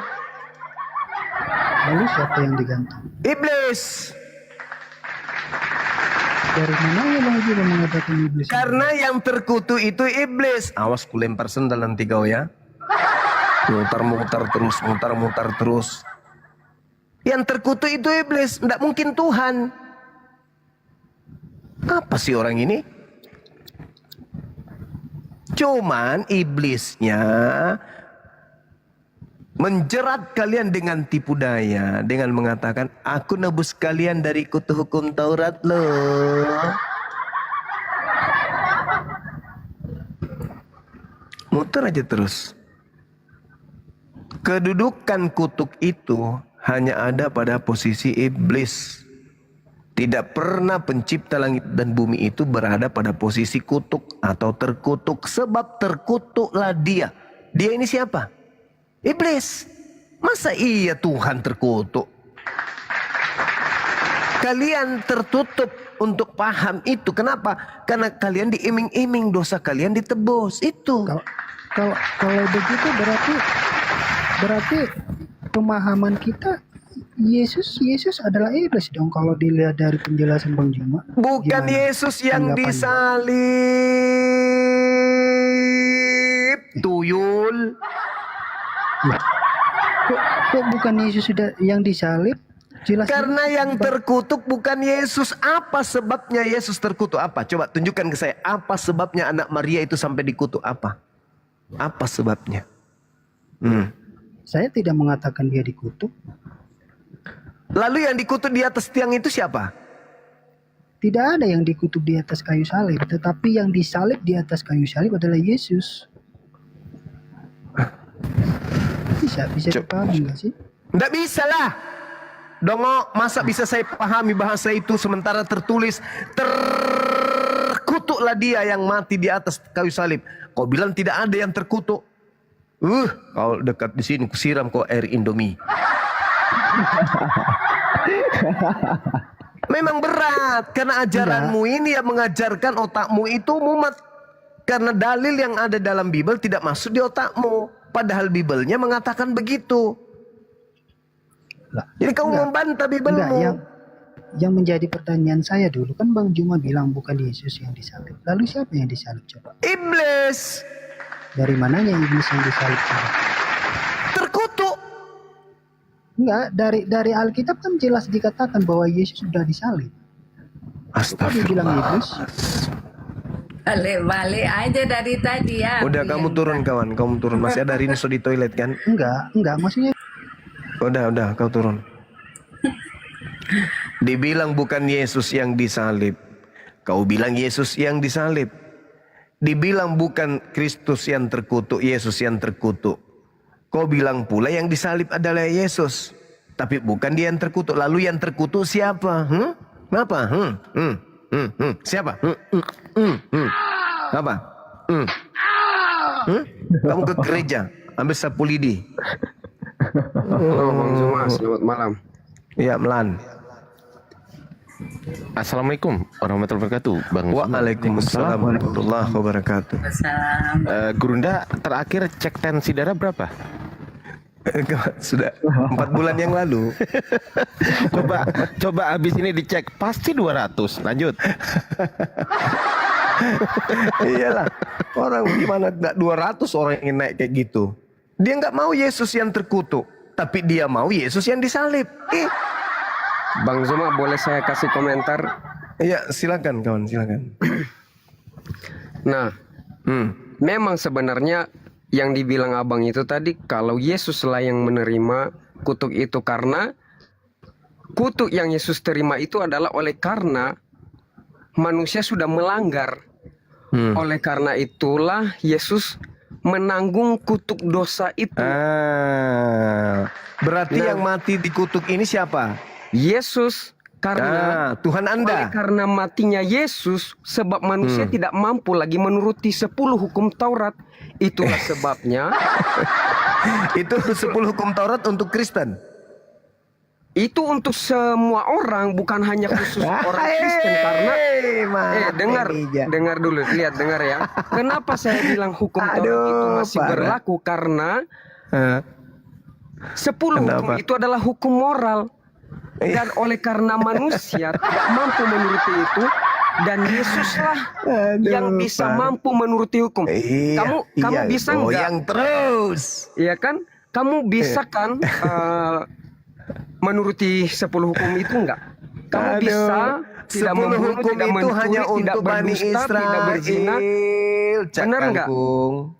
Nah, aku tanya samamu, kenapa kamu bilang, ya Anda bilang itu adalah setan yang digantung itu? Atau setan yang menerima kutuk, dari mana dapat dalilnya itu, gitu loh. Sedangkan setan itu sendirilah yang menyebabkan dosa gitu. Nah, bagaimana Anda bilang bahwa setan memang benar, setan itu di akhir nanti akan menerima konsekuensi dari Boleh apa kita yang tanya jawab telah nggak nih? ia akan telah perbuat, Tanya jawab tetapi pendek oleh TikTokan karena boleh nggak? manusia. Kalau ceramah kayak gitu itu tempatnya di gereja, tempat orang-orang yang mati akal. Di sini nggak bisa. Boleh kita TikTokan?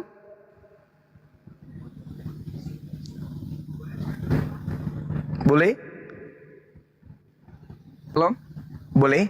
Boleh kita TikTokan? Boleh? Boleh. Oke. Siapa yang menyebabkan Adam jatuh ke dalam dosa? Setan. Setan. Oke. Siapa yang merasuki Yudas?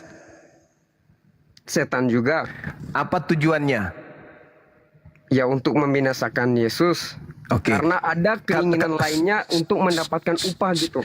Kalau Yesus dibinasakan, apa upahnya? Ya, dapat 300 dinar. 300 atau 30? 30 dinar, ya. Oke. Iblis tahu nggak kalau Yesus itu mati, maka Yesus akan menebus dosa? Sorry. Coba ulang. Gimana? Iblis tahu nggak kalau Yesus mati, maka Yesus menebus dosa? Memang itu rencananya untuk membinasakan Yesus. Ya, berarti iblis tahu kalau Yesus mati, maka dia menebus dosa. Tahu nggak? Sebentar. Ingat ya kerangkanya. Ya, itu rencana setan di mana dia mau Yesus itu mati. Oke, berarti iblis mau membebaskan kemudian Adam dari dosa. Betul? Yesus mau gimana? Iblis mau membebaskan Adam dan keturunannya dari dosa. Betul? Mana ada keinginan setan untuk membebaskan manusia dari dosa. Justru keinginan setan itu supaya semua manusia itu jatuh dalam dosa. Keinginannya supaya tidak selamat. Sedangkan Yesus mempunyai rencana untuk menyelamatkan manusia. Gitu. Ya, bagus. Jadi ketika Adam jatuh ke dalam dosa, Adam mewariskan dosa nggak kepada seluruh manusia? Otomatis, karena dia kan melahirkan anak-anak manusia itu oleh karena sudah jatuh dalam dosa. Oke, dengarkan anak-anak saya di bawah, dengar, tenang. Jadi ketika iblis membuat Adam jatuh dan keturunannya seluruhnya jatuh ke dalam dosa, berarti pekerjaan iblis sudah selesai kan? Karena seluruh keturunan Adam. Masa pekerjaan iblis selesai sampai Yesus datang, barulah nanti setan itu berhenti untuk menggoda anak-anak manusia. Oke. Tunggu dulu. Iblis membuat Adam jatuh, berhasil. Keturunan Adam seluruhnya menanggung dosa. Keturunan Adam seluruhnya, kalau dosanya tidak ditebus Yesus, masuk neraka tidak? Masuk neraka tidak? Mereka sudah mendapatkan penebusan itu. Sebab tunggu. Kalau Yesus tidak menebus dosa mereka, masuk neraka enggak keturunan Adam? Masuklah. Masuk neraka. Itulah sebabnya ada rencana keselamatan yang Tuhan siapkan gitu loh. Sip. Oke, saudara. Jadi, andai saja Yesus tidak disalib, maka seluruh keturunan Adam akan masuk neraka. Betul? Ya. Apakah iblis mau keturunan Adam masuk neraka? Lah, dibalik-balik lagi. Iya, dia ingin menginginkan manusia itu tidak selamat, tetapi ingat. Sebelum tunggu dulu. Sekarang begini. Kita sudah sepakat nih bahwa akibat dosa yang dibawa oleh Adam, seluruh keturunan Adam itu masuk neraka. Nah, kecuali tampil Yesus sebagai penebus dosa mereka. Betul? Ya. Nah, ketika kemudian Yesus datang untuk menebus dosa manusia dengan mengorbankan dirinya di atas salib, apakah iblis mau Yesus berkorban di atas salib? Ya, itu sudah rencana keselamatan Bang Zuma, bukan karena keinginan iblis lagi. Dengar ya, keinginan setan itu supaya Yesus gagal untuk melakukan rencana keselamatan itu. Sekarang ketika Yesus datang untuk nebus dosa di tiang salib, apakah iblis mau agar Yesus itu disalib? Dia menginginkan itu. Nah, dia berarti iblis menginginkan, tetapi dia ingin mati Yesus itu dan gagal dalam melakukan. Berarti iblis mau menyelamatkan manusia dari neraka. Apa sih? Nggak nyambung. Loh, kok nyambung? Sekarang kalau Yesus tidak menebus dosa, Yesus tidak disalib, apakah keturunan Adam dosanya bisa diampuni kalau Yesus tidak disalib? Justru itu, dengar ya Bang Zuma, makanya agak nggak nyambung pernyataanmu gini. Saya mau menyatakan bahwa rencana Yesus untuk menyelamatkan manusia, tetapi kamu bilang dengan cara apa rencana itu? Yesus atau menyalibkan Yesus datang supaya setan menyelamatkan manusia dari neraka. Yesus datang. Justru saya bilang tadi itu bahwa setan itu berusaha untuk membinasakan keturunan Adam hingga sampai ke keturunan zaman sekarang ini. Itulah sebabnya Yesus datang ke dunia ini tidak menginginkan keturunan Adam itu. Kalau Bang Zuma lihat ya, ketika Adam dan Hawa jatuh dalam dosa, ada korban di sana, di mana mereka dipakaikan dengan kulit domba. Enggak, bisa tunggu dulu. Dalam kejadian jangan usah kita pakai data dulu, nggak usah pakai data, pakai logika. Bukan pakai data, aku juga sedang pakai logika pincangmu aja dulu. Tapi inilah kenyataannya sebab kita berbicara kebenaran. Bukan logika dengan pincangmu dulu perbaiki. Hanya berdasarkan dengan pengetahuan yang logika tidak pincangmu ada dasar dulu. Gitu loh Bang Zuma. Otaknya saudara yang bocor halus ini aja dulu perbaiki, ditambal dulu. Iblis mau agar keturunan Adam masuk neraka. Ya. Berarti iblis tidak mau dosa-dosa anak Adam ditebus. Betul atau betul? Inilah dia pemahaman yang salah Bang Zuma. Bukan dosa yang ditebus, tetapi manusia yang jatuh dalam dosa. Ini kesalahan kata ini. Iblis tidak mau. Iblis tidak mau anak manusia ini selamat. Betul? Nah, itu keinginannya. Nah, kalau begitu, kenapa justru iblis yang menyelamatkan kalian?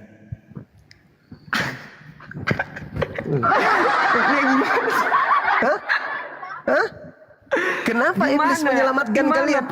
Dari mana pernyataan itu? Yang merasuki Yudas siapa? Gitu loh. Yang merasuki Yudas siapa? Ya, tujuannya untuk apa? Jangan di-mute. Ayo, apa tujuan iblis merasuki Yudas?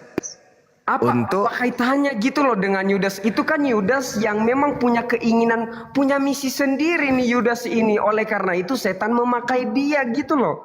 Iya, sekarang pertanyaan saya, apa tujuan iblis merasuki Yudas? Ya, oke, aku jawab ya. Tujuan iblis merasuki Yudas adalah oleh karena dia menginginkan supaya Yesus binasa. Ya, melalui berarti kalau iblis menginginkan Yesus binasa, berarti iblis menginginkan menyelamatkan anak manusia. Betul? Bertolak belakang loh dari apa yang kamu nyatakan. Sebab, dengar dulu. Sebab keinginan Yesus untuk menyelamatkan, sedangkan setan ini kan untuk membinasakan gitu loh. Iya. Kenapa kamu bilang bahwa tujuan iblis untuk menyelamatkan orang Kristen yang percaya sama Yesus, mana nyambungnya ya? Saya ganti narasinya supaya nyambung menurut akal Anda yang cetek ini. Kalau Yesus tidak datang mati di atas salib, tidak mati di atas salib Yesus ini, berarti sampai kiamat keturunan Adam ini akan membawa dosa dan mereka akan ke neraka. Betul? Iya, betul. Sekarang kalau Yesus datang di abad pertama, semua iblis tidur, tidak ada yang kemudian membuat penyaliban terhadap Yesus. Bagaimana caranya Yesus nebus dosa?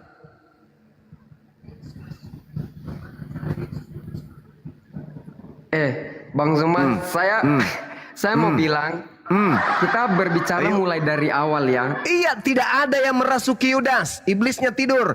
Tidak ada yang merasuki dan menghasut imam-imam kepala. Tidak ada yang menghasut kemudian orang Farisi. Semua iblisnya istirahat. Karena kenapa? Iblis mengatakan, sudah anak Adam sudah masuk neraka, semua kita buat. Tidak ada yang merasuki Yesus. Tidak ada yang merasuki Yudas. Lalu Yesus tidak mati di salib. Berarti keturunan Adam dosanya tidak ditebus karena iblis pensiun. Menjadi ininya sekarang Bang Zuma.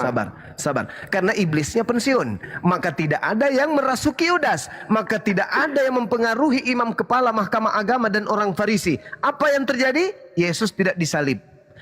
Ya. Kalau Yesus tidak disalib, selamat enggak orang Kristen?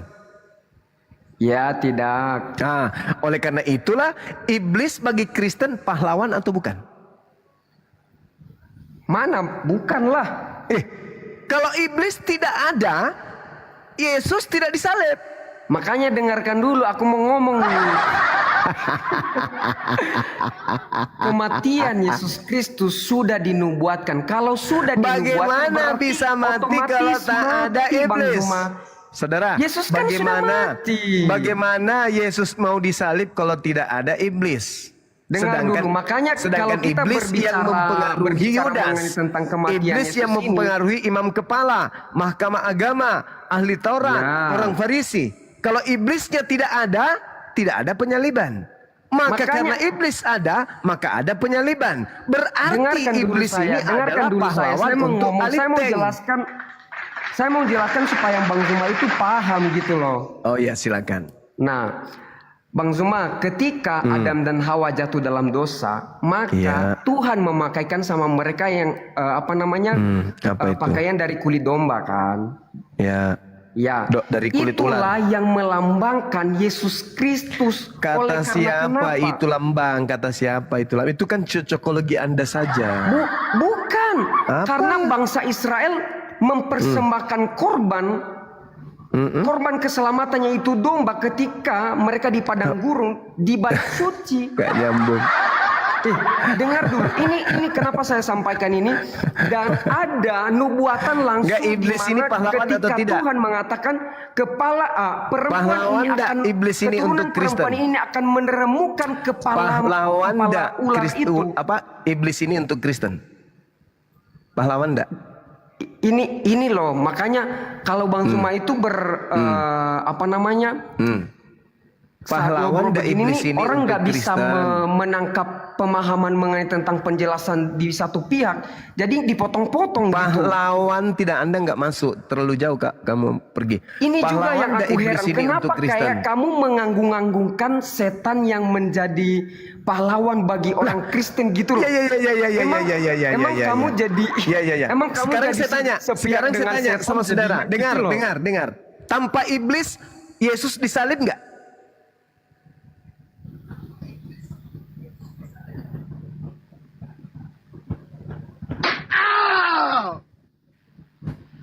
Tanpa iblis Yesus disalib gak? Enggak, Paman. Sepertinya tidak. Tanpa salib Kristen selamat gak? Tidak, Paman. Berarti iblis adalah pahlawan buat Kristen gak? Betul, Paman. Dah selesai kita ya, saudara Semeiro. Hanya orang berakal lah yang bisa sampai kepada Islam, dan hanya orang berakal lah yang bisa keluar dari lingkaran setan. Betul, Paman. Nah, oke, silakan adindaku semua. Aduh, like lagi dia, Bang Juma. Makanya aku diam. Daripada ku maki lebih baik aku diam. Silakan Bang Semiaru. dibuka mute-nya Bang. Bang Harefa. Teman-teman yang ada di bawah, mohon izin, saya minta tolong akunnya Bang Zuma di follow-follow ya, karena itu adalah akun ke-13 Bang Zuma gitu kan. Saya tolong akunnya Gurunda Zuma, guru kita, di follow-follow. Akunku juga kalau mau, boleh. Akunnya Bunda Mila juga boleh kalau mau. Bebas lah, intinya yang mau aja, monggo di follow-follow. Yang nggak mau juga nggak maksa, gitu aja ya. Oke Bang Semiaro Harefa, tolong dibuka mic-nya Bang. Begitu juga YouTube kita dong. YouTube-nya dipromosiin. Iya, YouTube-nya Bang Zuma Zulkifli M Abbas teman-teman ya. YouTube-nya Bang Zuma sekali lagi Zulkifli M Abbas. Silakan diketik di YouTube, ketik Zulkifli M Abbas. YouTube-nya Gurunda kita, Gurunda Zuma. Kemudian YouTube-nya Bang Handi Celebes. Ah, sama tuh kayak namanya tuh. Handi Celebes channel tuh. YouTube saya Bang Ardi pakai Y. YouTube-nya Dinda Alfi apa ya? Alfi Anugrah, ada di bio Alfi tuh linknya. Oh, ada di bio, sama, ada di bio saya juga. Yang mau aja ya. Saya nggak memaksa gitu, yang mau aja ya. Oke, Bang Semiaro Harefa, silakan ditanggapi Gurunda kita. Tapi ya mohon izin Bang Harefa.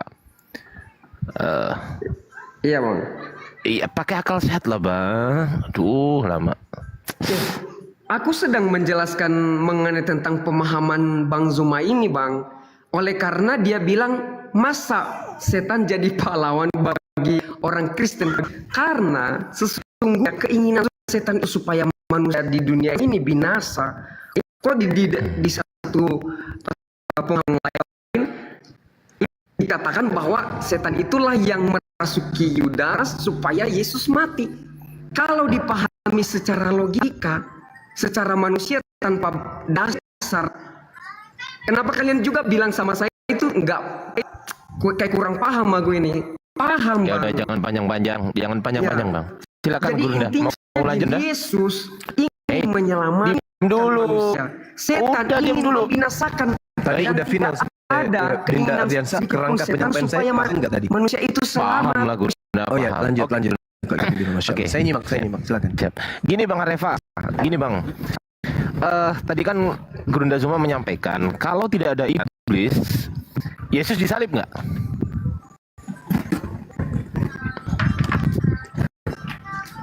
Bang Harefa, lidah kelu langsung. Langsung. Kalau tidak ada pahlawan, maka tidak ada penyaliban. Kelu lidahnya. Makanya aku bilang 2000 tahun kalian itu. 2000 tahun. Izin. Lanjut. Jadi kalau tidak ada iblis, Nias ini ngomong, malah Nias ini ngomong. Dengerin dulu. Oke, kalau tidak ada iblis, gimana caranya nyalipnya? Dibuatkan, karena itu udah Enggak, cara nyalipnya gimana? Caranya gimana maksudnya? Loh, kalau tidak ada iblis,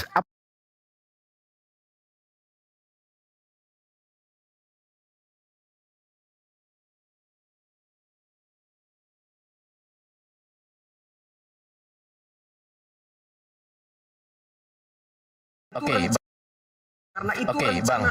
Bang. Gantian ngomongnya ya, Bang. Gantian boleh? Boleh, Bang? Nah, kalau Yesus gini, Bang. Yesus mati itu keinginan iblis atau keinginan Tuhan? Saya tanya. Keinginan Bapa. Keinginan Bapa atau keinginan iblis? Saya tanya, Bang Harefa. Saya tanya. Keinginan Harefa saya dulu. jawab ya. Bang Nias diem dulu. Silakan. Oke, saya jawab ya.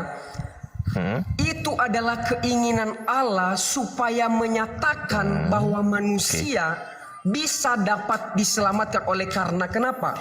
Setan. Jangan panjang-panjang. Simple aja, dengerin. Simple aja. Pertanyaan saya simple. Yesus mati itu atau Yesus disalib itu keinginan Bapa atau keinginan iblis? Jawab aja.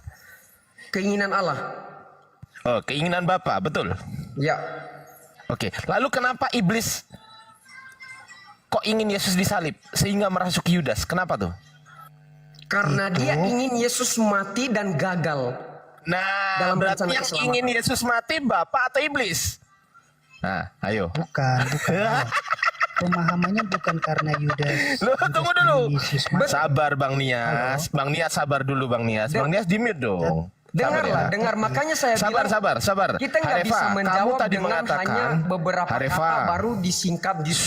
Harefa tadi yang mengatakan karena iblis ingin Yesus mati. Siapa yang ngomong gitu barusan?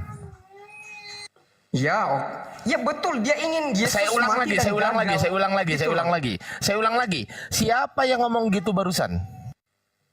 Iya, saya. Oke, Bang Harefa ya. Berarti iblis ingin Yesus mati, betul? Ya. Oke. Bapa ingin Yesus mati nggak? Ya, dia ingin mati Yesus demi keselamatan manusia. Simple. Dengerin dulu betul. pertanyaan saya. Simple aja. Iblis ingin Yesus mati, betul? Betul. Bapak ingin Yesus mati, betul? Ya. Berarti keinginan Bapak dengan keinginan iblis sah? Dalam Jawab dulu keinginan, dong. dalam konsep Jawab Yesus, dulu dong. konsep Allah dan konsep setan itu beda. Sabar gitu loh, dulu. Sabar. Dengerin pertanyaan saya, dengerin ya. Keinginan iblis dengan keinginan Bapak itu sah? Tidak sama lah, tidak sama, beda Lu kok konsepnya. tidak? Saya ulang. Makanya Saya ulang. jangan dipotong Saya ulang. dipotong. Keinginan Allah supaya Yesus mati, supaya manusia melalui kematian Yesus, manusia menjadi percaya bahwa mereka juga bisa dapat Hancur. keinginan setan supaya gagal keinginan Allah itu. Abangku pelan-pelan. Keinginan saya menikah dengan istri saya yang sekarang. Keinginan istri saya ingin menikah dengan saya. Pertanyaan saya, sama nggak keinginan saya dengan istri saya? Sama nggak? Sama. Sekarang saya tanya, keinginan iblis ingin Yesus mati. Ya. Keinginan Bapak ingin Yesus mati, betul? Ya. Pertanyaan saya, sama nggak keinginan Bapak dengan keinginan iblis? Ya, dalam keinginan kematian itu tetapi beda konsep. Saya nggak. Pertanyaan saya Ini simpel. tunggu, Sama ada musik atau di tidak? mana ini? Ada musik di mana ini? Udah. Sorry. Anakku tadi. Oke, lanjut ya. Aman tapi ya, YouTube ya. Aman ya? Oke, lanjut ya. Sama atau tidak? Pertanyaan saya simpel, Bang. A, sama. Oke, B, aku jawab tidak ya, sama-sama mempunyai keinginan supaya Yesus mati. Oke, Yes, lanjut. that's right. Oke, saya tanya sekarang. Sabar. Kalau iblis tidak berhasil membuat Yesus mati, ya. Kalau iblis tidak berhasil membuat Yesus mati, berarti manusia ini selamat dari dosa atau ke neraka? Saya tanya. Tetap selamat dong. Gimana cara nebusnya? Kan nggak ditebus. Karena keinginan Allah supaya Yesus mati. Loh, kan nggak mati, kan nggak ada iblis. Lah, kan ada keinginan Allah juga supaya Yesus mati. Gimana cara Allah membuat Yesus mati? Mungkin dengan cara lain. Kok ada mungkin? cara lain, tetapi Jangan itu- mungkin dong. Jangan mungkin. Yang tertulis Bisa- di kitab Anda bisa dong. dong. Bisa dong. Yang tertulis aja, Bang. Gini. Kalau yang nggak tertulis di kitab Anda nggak usah diomongkan. Kita ngomong Kan yang saya ada sudah omongin yang saya katakan melalui apa yang dikatakan Alkitab saya, tetapi dibilang nggak usah pakai data dulu. Bagaimana sih? Ya oke. Dengerin ya, Bang. Ini kan sekarang ngobrol sama saya, betul? Ya. Nah, kita ngobrol berdasarkan yang ada di Alkitab, kitab Anda. Betul? Ya. Nah, berdasarkan yang ada di kitab Anda, bagaimana cara Yesus menebus dosa? Ya dengan mati. Nah, dengan mati. Kehendak iblis atau kehendak Bapak? Kehendak Bapa. Loh kan sama, kehendak iblis juga sama. Tapi beda konsepnya lah. Keinginan setan itu supaya mati dan gagal Yesus menuruti hukum Allah. Karena Allah menginginkan supaya manusia itu dengan standar manusia.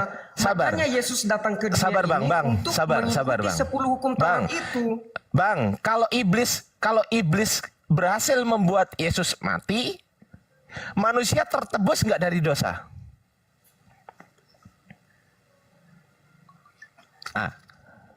Halo. Ayo. Jawab. Halo. Halo, alasan. Kalau iblis berhasil membuat Yesus mati, giliran gitu gurunya halo. Mana ada? Makanya dengar bang, saya mau bilang, tunggu ya. Saya juga sedang menyimak kata-kata abang supaya aku tidak terkecoh dengan kata-katamu. Saya nyimak. Ya kan? Bagaimana mungkin kamu katakan bahwa kalau seandainya Yesus tidak kalau iblis tidak merasuki si ini ya, si Yudas, berarti tidak akan diselamatkan. Apalah konsep kalian itu? Sedangkan sudah dinubuatkan oleh Allah sendiri bahwa Yesus harus mati. Pertanyaan saya simpel. Pertanyaan saya ya. Abang dengar suara saya, dengar? Ya. Tidak. Abang dengar. Kalau iblis berhasil membuat Yesus mati,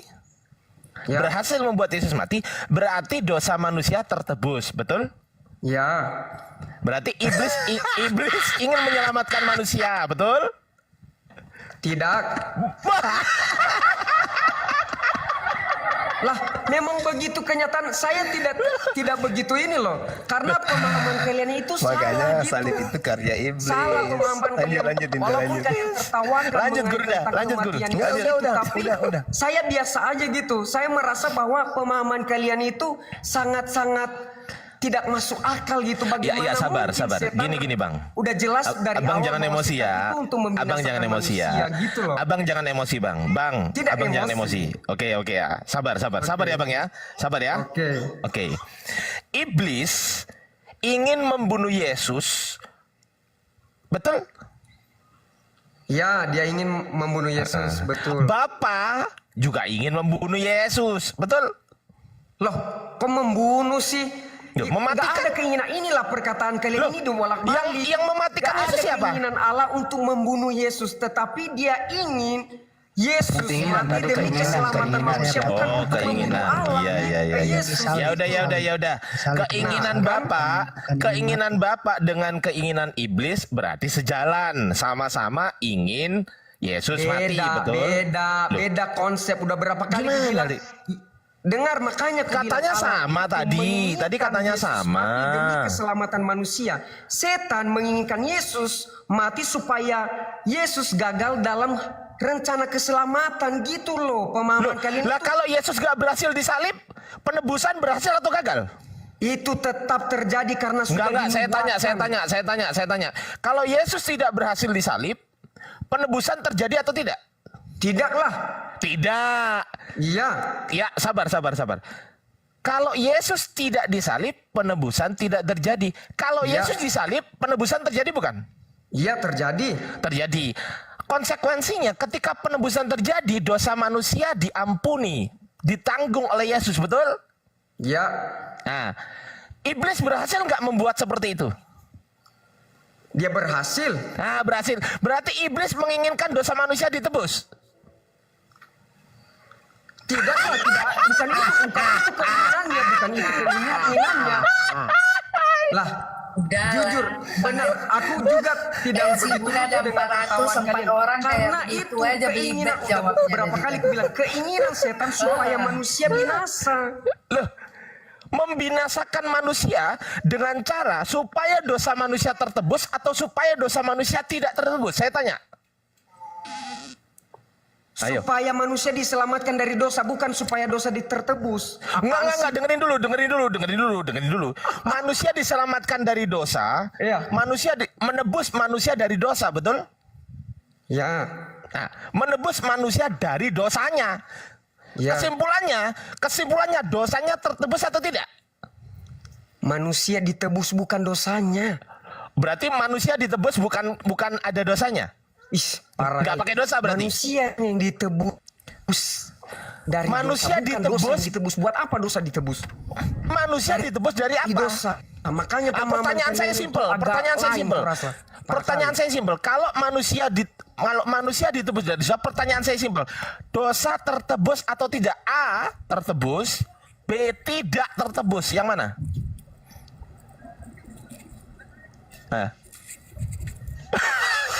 Dosa tertebus dong, dosa tertebus. Sorry jaringan saya. Gimana? Tampar juga pipimu. Dasar kau. Sorry, yang lain. ulang pertanyaannya. Sorry. Aku keluar karena udah orang tidur di sini. Oke, saya ulang ya. Anda mengatakan manusia menebus lanjut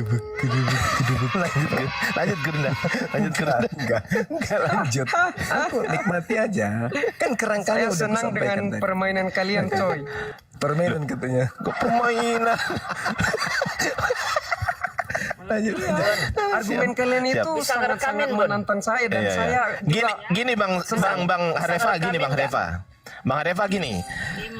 Menebus manusia dari dosa. Pertanyaan saya, kalau menebus manusia dari dosa, kesimpulan pertanyaan saya, apakah dosanya tertebus atau dosanya tidak tertebus? A, dosanya tertebus. B, dosanya tidak tertebus. Jawab. Astaga naga, dibilang Yesus datang bukan untuk menebus dosa, tetapi menebus manusia yang berdosa. Apaan sih?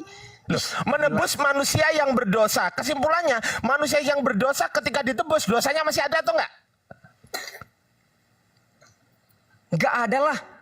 Lah iya, berarti dosanya ditebus, kuceluk. Lah, ibarat gini loh Mas, dengar ya. Ibarat kalau ibarat anakmu ada di lumpur. Udah nggak apa-apa Bang, nggak apa-apa. Saya udah dengar dari Anda. Ternyata keinginan Bapak kan Tuhanmu, betul nggak? Iya. Nah, keinginan Tuhanmu dengan keinginan iblis sama ternyata. Sama-sama ingin Yesus mati. Beda konsep keinginan Allah supaya Yesus mati, beda juga. Tadi yang mengatakan sama siapa? Kali ku bilang. Tadi yang mengatakan sama kan Anda. Itu aja. Iya, tadi kan yang mengatakan sama Anda, betul? Sama. Betul? Sama. Mereka menginginkan sama apanya? Yesus. Saya tanya sama apanya? Sama apanya? Makanya dengar kalian itu Ya, saya selalu dengar. memotong-motong gitu loh. Ya, sama apanya silakan. Sama apanya? Bapak atau Allah Bapa menginginkan Yesus mati supaya manusia itu ditebus melalui Yesus, kematian Yesus Kristus di atas kayu salib. Sedangkan keinginan setan Yesus supaya mati, supaya Yesus gagal dalam rencana keselamatan itu. Itulah sebabnya ketika Kekaisaran Roma datang untuk memeteraikan kubur Yesus supaya Yesus jangan keluar, itu keinginan setan. Supaya Bang, dia tidak dengerin bangkit. Bang, iblis ini ingin menggagalkan keselamatan atau ingin dengerin dulu dong. Iblis ini ingin menggagalkan rencana Bapak nggak? Iya, dia menginginkan menggagalkan rencana Allah. Rencana Bapak ingin membunuh Yesus. Ingin Yesus mati. Betul? Rencana Bapa supaya manusia Yesus diselamatkan. mati. Iya, Yesus dalam mati. kematian Yesus. Rencana Bapak ingin Yesus mati, betul? Betul. Iblis ini ingin menggagalkan rencana Bapak nggak? Dia ingin menggagalkan. Ingin menggagalkan dengan cara supaya Yesus tidak mati gitu? Tidak bangkit. Dia menginginkan mati Yesus tetapi supaya tidak bangkit juga. Apalah kau ini? Bapak. Iya. Makanya saya lanjutin. Pertanyaan gitu, saya supaya kalian tidak dengerin. Pertanyaan saya mati atau enggak? Dengerin ya. Bapak ingin Yesus mati, betul? Iblis ingin membatalkan kematian Yesus enggak? Ya. Loh, ingin membatalkan kematian Yesus. Ya ini kan karena dibolak-balik kita jadi terpelecok kan. Makanya dengarlah, makanya aku bilang. Jawab dulu. Ini kan iblis ingin membatalkan orang terjebak dengerin. Iya, dengerin. Iblis ingin membatalkan keinginan Bapak nggak? Benar. Apa keinginan Bapak? Keinginan Bapa supaya Yesus mati. dan apa keinginan iblis? Dengar, makanya ini kan keinginan iblis? Dipotong-potong pula. Udah jelas. Apa keinginan iblis sekarang? Kalau Bapak menginginkan Yesus mati, kalau keinginan iblis apa? Ingin membatalkan Yesus mati, betul? Dulu aku belum selesai ngomong rencana Bapak pun udah langsung dipotong. Udah. Enggak usah terlalu lama. Rencana Allah, dengar. Rencana Allah supaya melalui kematian Yesus manusia diselamatkan melalui kesimpulannya Bapak ingin Yesus mati, betul? Ya kan, belum selesai aku mau dengar dulu, makanya supaya orang nanti nggak salah mati paham kita. gitu loh. Nah, udah. keinginan setan supaya Yesus mati Udah, gagal Bang, dalam udah, rencana Bang. keselamatan yang Tuhan sudah Ganti yang lain aja. Pusing kepala saya. Ganti yang lain lah. Ini kan. Jadi nggak didengar nih. Makanya kalau di pemahaman kekristenan ini mengenai tentang keselamatan nggak dipahami oleh orang sesuatu. Aduh, jangan. Belum. Mana dia? Waduh, kena kena bersin. Lanjut yang lain. Pusing. Naik lagi bang itunya boleh nggak? Jangan. Ganti yang lain. Dia ada jual satu dalil tadi soalnya. Nggak perlu dalil. Dinda Alfi terlalu pinter, nggak perlu dalil. Kalau gini nggak perlu dalil, logika aja dulu. Iya, nggak perlu dalil Dinda Alfi. Keliru kalau menampakkan dalil itu keliru Dinda. Yang jelas Kenapa? tadi dia nggak. Karena dia nggak butuh dalil. Yang jelas keinginan iblis tadi dia bilang sama dengan keinginan Bapa supaya Yesus mati disalib gitu. Sekarang Nias lagi nih, Nias. Apakah keinginan iblis sama dengan keinginan Bapa? Nias, ayo lanjut. Lanjut yang lain aja lah, lanjut yang lain, saya nyimak. Nggak mau dia di situ Bang Andi.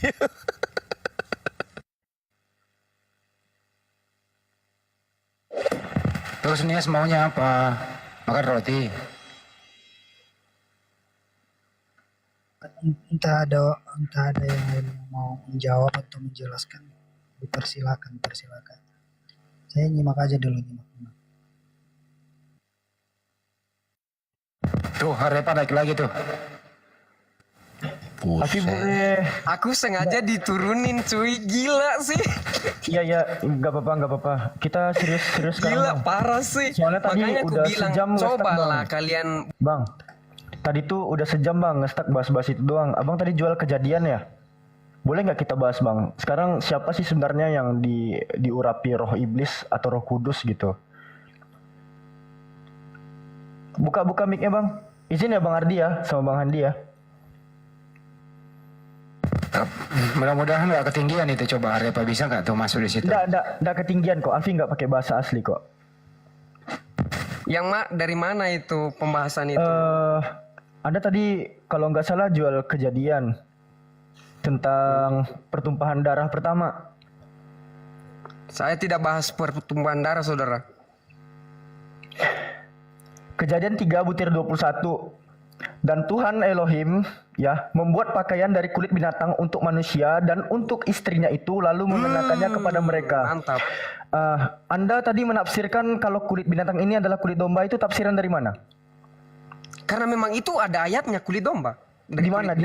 Di mana? Iya, kulit di sini kan kulit binatang. Anda bilang kulit domba itu tafsiran dari mana? Ya di ayat itu. Cari bahasa aslinya. Ya udah tunjukkan. Di mana kulit domba? Nah, kalau kita bahas selanjutnya, bangsa Israel kan kalau di mereka kan ada korban domba kan, ya kan? Mulai dari situ kalau kita selanjutnya Habel mempersembahkan korban, ya kan? Dan Kain, kamu tahu nggak itu? Enggak, kita bahas binatang ini. Ini kan kulit binatang. Anda tahunya ini kulit domba itu dari mana? Domba itu domba, kulit domba. Oh, saya minta itu data adalah dong, lambang keselamatan yang Yesus kasih kepada Adam dan Hawa karena mereka memakaikan bersama mereka daun-daunan. Alpi ini anak teologis logika, bukan kritik. Enggak begitu. Kamu ingin mau dapat datanya gitu? Gini loh Dinda gini loh. Kita itu harus menyesuaikan gitu loh. Kalau otaknya dia 5, Dinda Alfi bawa ke 6 masalahnya itu loh. Masalahnya dia bohong di sini. Orang-orang Yahudi memaknai kulit binatang di sana. Bohong. Oke. Coba cari tahu. Oke, aku buktikan Anda bohong ya. Di dalam Targum Jonathan on Genesis dikatakan di sini itu tuh menggunakan dia nggak ngerti Targum Dinda, nggak ngerti Targum, nggak ngerti on Genesis, nggak ngerti dia itu.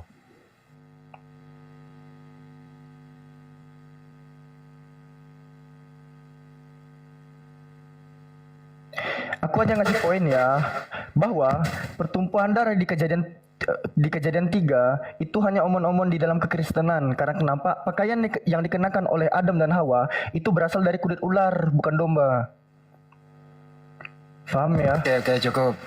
Gini aja topiknya nih.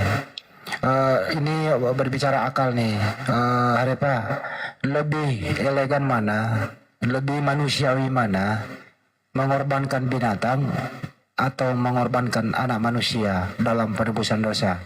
Harepa, silakan. Tunggu, aku lagi tertawa ini gara-gara kulit ular ini mati memang. Aduh. Ulang. Aku lagi diulang ya. Diulang nih. Ya. Lebih elegan mana, lebih manusiawi mana, lebih masuk akal mana, mengorbankan domba atau binatang menebus dosa daripada anak manusia? Silakan. Itu lambang, Bang. Domba itu Tuhan pakai supaya manusia itu ya mengerti rencana keselamatan yang Tuhan maksud. Itu, Bang. Poinnya itu bukan karena domba-domba itu jadi domba itulah yang menyelamatkan manusia. Itu simbol dari keselamatan yang Tuhan berikan karena dia Oke, udah cukup. Ya, cukup. melambangkan karakter yang menurut. Ya udah yang- cukup. Mundur lagi dikit ya. Ya. Siapakah yang menginginkan Yesus? Dengerin dulu. Siapa yang menginginkan Yesus mati di tiang salib? A. Bapak, B. Iblis, C. keduanya. Kembali ke pertanyaan ini, udah ku bilang Allah ya menyerahkan anaknya yang tunggal ya mati di atas kayu salib itu supaya setiap orang yang percaya kepadanya tidak binasa melainkan beroleh hidup yang kekal. Dia menginginkan memang Yesus mati supaya manusia itu selamat. Tetapi keinginan setan bukan supaya manusia mati, dia inginkan Yesus mati. Oke, siapakah?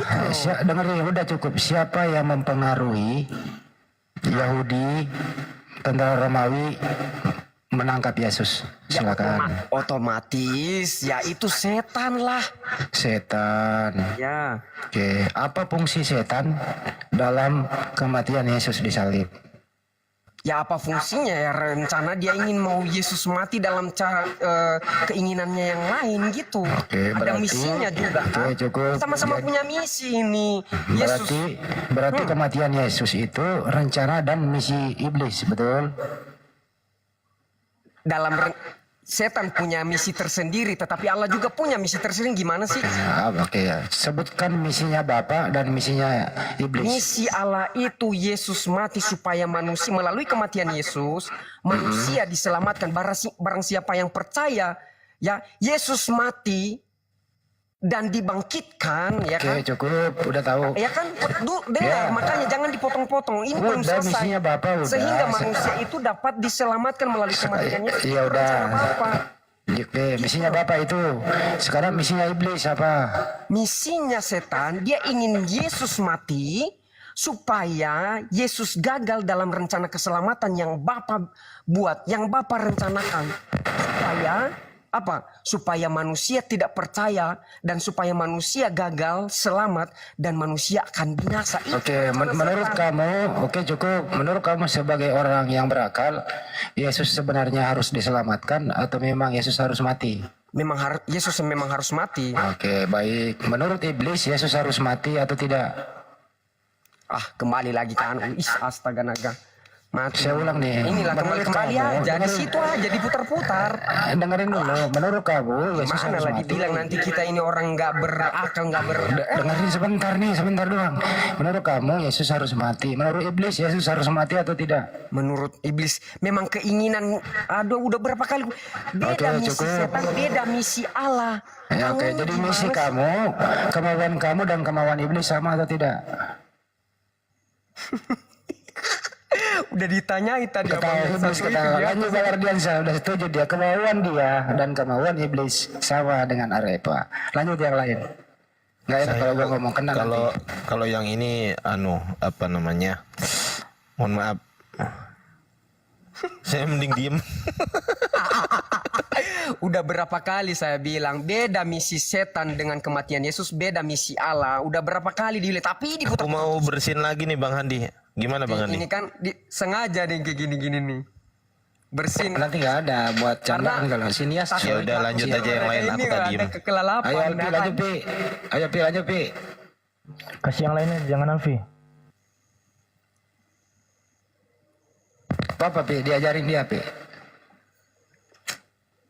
Ajarin aku yang tidak tahu apa-apa ini. Sekarang gini Pak, kalau bisa dogmanya ada apa menurut kamu? Sekarang ini yang kau tuhankan ini ada fisiknya atau tidak? Nih, kembali lagi ke sini. Oke. Bapak itu, Tuhan yang kita sembah itu.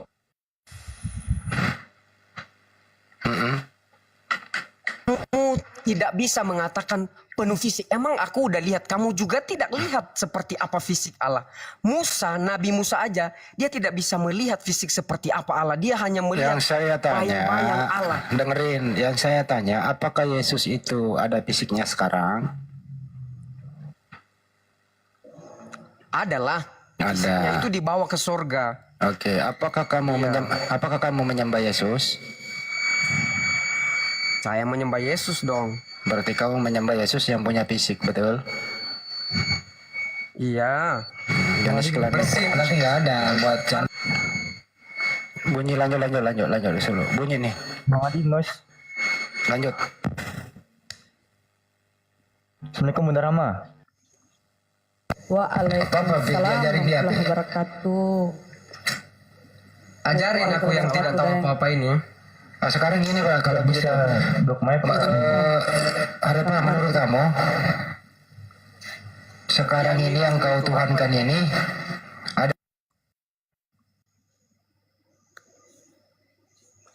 Ada lagi pertanyaan teman-teman. Saya di sini ya hanya ingin mau meluruskan pemahaman-pemahaman yang salah aja. Tapi kalau aku salah juga boleh dikasih tahu. Karena pemahaman kita mengenai tentang Allah ini sebenarnya terbatas, saudara-saudara. Jadi kita tidak seakan-akan menggurui yang lain, tetapi yang diperbaiki di sini adalah hubungan kita masing-masing dengan Allah, bukan menggurui orang lain atau menyalahkan agama ini, agama itu. Seharusnya ini kita introspeksi diri dalam agama ini. Kebanyakan orang ini, Tuhanmu gini. Allah, kamu aja juga nggak benar. Hidup manusia ini nggak ada yang benar satupun. Di mata Tuhan tidak ada satupun yang benar. Jadi jangan kita... Bang, manusia yang nggak benar makanya perlu agama yang benar. Itu yang benar.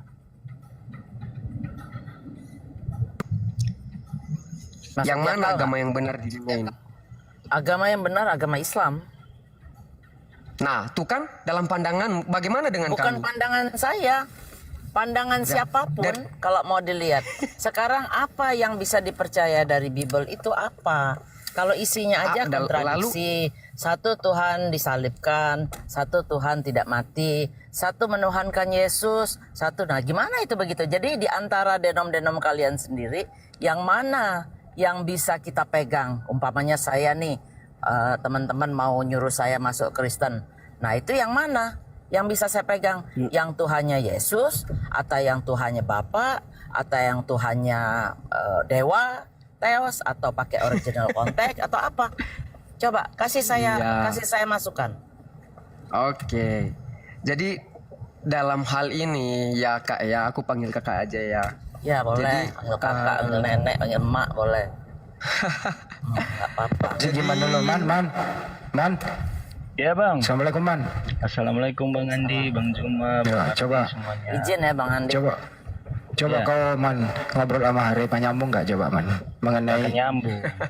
Coba aja dulu. Ya, Biar jadi Bunda dulu. Bu, ya, jadi kita Ya coba jawab aja dulu bentar Bang Andi. jadi orang yang mau mencari kebenaran itu, jujur, saya mau bilang juga orang Islam yang benar-benar membaca Al-Quran dengan sungguh-sungguh Udah akan menemukan kebenaran banyak kali kesimpulan. dan dia tahu siapa juru selamat itu. Kamu nggak usah bawa orang. Saya nggak bilang bawa orang Islam. Ini lagi datang Saya lagi nih, datang ngomong lagi, agama datang lagi. Islam. Ini aku mau bicara sama yang lain, jadi dipotong kan? Aku. Perbaiki dulu intonasi bahasa Indonesia kau ya. Perbaiki dulu. Ya buat malu aja kau. Tidak. Ini ciri-ciri orang-orang yang mulai ini nih agak risih gitu ya kan? Gak apa-apa. Kalau dia mau mirroring ke Quran gak apa-apa, silakan. Iya, masa parah kali jadi kawan ini. Tadi Anda baru datang bilang, langsung. kalau Orang nanyanya Kristen kok jadinya Islam sih? Nanti dulu urusan Islam mah gampang. Logika jalan, Islam pasti jalan. Nah sekarang Kristennya dulu. Coba, gimana itu? Bagaimana Anda menunjukkan ke saya bahwa Kristen itu agama yang benar, sementara di dalam sendiri aja gontok-gontokan tuh. Oke, saya tunjukkannya. Kenapa saya katakan bahwa di dalam Kristen ada kebenaran? Karena Yesuslah satu-satunya jalan kebenaran dan hidup. Oke, sekarang pertanyaan kedua. Oke, itu saya terima. Sekarang saya mau tanya, Yesus itu kenal Kristen nggak? Kristen datang kapan? Apa pada abad ke-1? Dia kenal dong pengikut-pengikutnya. Masa Tuhan bukan Yesus sendiri pengikutnya, tidak mengenal Yesusnya kenal nggak sama Kristen? Bukannya kalian kenal Yesus? Ya saya juga kenal Yesus. Yesusnya tunjukin sama Yesus itu mengenal Kristen. Jangan ketawa, kau nangis saja ketawa. Dia mana datanya? Mana? Iya, tahulah dia kalau Kristen, karena Kristen itu kan pengikut Kristus. Mana? Tunjukin, jangan ngomong-ngomong, jangan, bukan gereja ini. Mana? Tunjukin data. Nih. Ayo, Mau kalau enggak nunjukin data Bang Jaman yang akan ada. menjelaskan. Mana? Validitasi dari Yesus, mana tentang Kristen? Ya. Kasih satu data aja. Validitasi Yesus. Satu aja. Kalau di Al-Quran kami ada validitasi dari Allah. Biar dia jelasin dulu. Ya, kita kasih data, dia pembanding kan. Al-yauma akmaltu lakum dinakum wa atmamtu alaikum ni'mati wa raditu lakumul Islam madina. Hari ini telah kusempurnakan agamamu, telah kucukupkan nikmatku, dan telah kuridhoi Islam menjadi agamamu. Nah, validasi dari Tuhan. Sekarang Kristen, validasi dari Yesus tentang Kristen yang kau Tuhankan itu mana? Matius 7 bahkan maksudnya ini pengakuan dari Yesus sendiri. Iya, betul. Pengakuan dari Yesus tentang Kristen. Kok kan ngaku biarin Bun, biar dia ngomong Bun. Ya, dengar dulu ya. Kalau pengakuan Yesus mengenai tentang kekristenan, memang tidak ada yang mengatakan udah nggak ada, udah selesai lah. Dengar dulu, ini tunggu, sabar. Apalagi kau bilang udah nggak ada, memang tidak ada. Tidak perlu Yesus menyatakan bahwa hai orang Kristen, kita nggak butuh itu, kita nggak butuh ini dan itu. Yang penting kau sudah akui nggak ada validasi dari Yesus, udah. Lah buat itu cukup bagi kami loh. Buat lanjut. apa? Bukan dalam bentuk itu menganggap bahwa agama itu ada buat buat kebenaran dalam firman. Kan kau ngaku, Bang, kau ngaku pengikut Yesus. Harusnya yang kau ikuti mengenal kalian. Tapi faktanya enggak tahu, aku sudah aku ya udah lagi sama Bang Jiman. Ayo, udah itu aja dengar dulu, dengar. Udah. Oh ini cerewet, nggak ada. Lanjut. Bun, biarin Bun. Bu. Di mana pernah Daniel dan teman-temannya menyatakan bahwa sekalipun Allah yang kami sembah itu tidak menolong kami tetap menyembah dia gitu loh. Jadi sekalipun Yesus tidak mengatakan bahwa agama Kristen adalah agama yang benar, kami tetap percaya bahwa Yesus adalah juru selamat hidup dari sekarang sampai selama-lamanya. Itu namanya cinta bertepuk sebelah tangan. Itu namanya klaim diri. Cinta bertepuk sebelah tangan. Dia tidak memberikan Yesus dong untuk menyelamatkan. Kalau bertepuk sebelah tangan, dia tidak menyerahkan orang Yesus. Sekarang bentar Bun, logikanya itu Bang Zuma nggak kenal saya, terus saya mau ngapain? Bang Zuma, ayo dong. Loh, kata Bang Zuma, siapa lo? Ngapain dia memberikan Yesus kalau begitu? Nah, orang dia nggak kenal kau, kenapa kau nyembah dia? Lah, saya sembah dia karena dia telah menyerahkan anaknya yang tunggal kepada saya karena firman Tuhan yang menyatakan. Mana datanya, mana say? Mana? Tadi aku mau nunjukin data, tapi di giliran ini jangan tunjukin data. Mau nunjukin data, diminta data. Gak usah ceramah-ceramah, nggak ada yang mute, nggak ada. Semua orang pengen denger ini. Ada 5 juta manusia, 5.000 manusia di sini. Kau buktikan, kalau nggak kau memalukan diri kau sendiri. Mana lagi cari dia. Izin dulu. Ya, cari, kita tunggu. Iya. Kita tunggu. Di mana di dalam Bible? Jangan pindah ke yang lain. Kita itu aja. Iya. Di mana Kebetulan tertulis? aku menggunakan satu HP di Alah, sini aja. kebetulan kau. Neraka kau emang.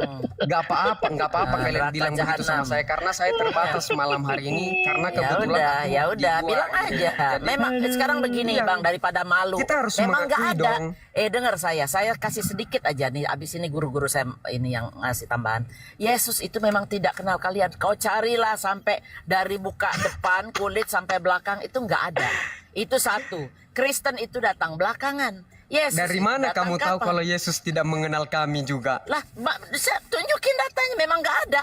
Justru nggak ada data itulah makanya semua orang tahu bahwa Yesus itu tidak mengenal Kristen. Kau buktikan nama kita. Oke lah, itu Buktikan nama kita. pemandanganmu. Oh, pemandangan Bible. Aduh, kasihan. Allah. Udah lanjut lagi, Man. Nggak nyambung nih, anak. Levelnya Bang parah. Arifa, Bang Arifa kalau mau tapil data, abang tinggal buka kamera, pasang green screen bang, di screenshot datanya. Bisa bang. Itu sekarang nih nggak harus buat device. Alasan. Di mana dia cari di buku erek-erek? Nggak ada. Tidak ada di dalam Bible. Di buku erek-erek dicarinya. Gak apa-apa man, kamu bilang begitu sama saya. Tunggu saja, kan live ini akan terus menerus dan kita akan ketemu. Makanya ini Bang karena Sani, tiba-tiba makanya aja yang aku masuk di sini pinter-pinter, man. dengar saya sedikit. Makanya yang pinter-pinter, yang jago Bible, yang sekolah sudah tinggi sampai ke Vatikan mana, pindah semua ke Islam.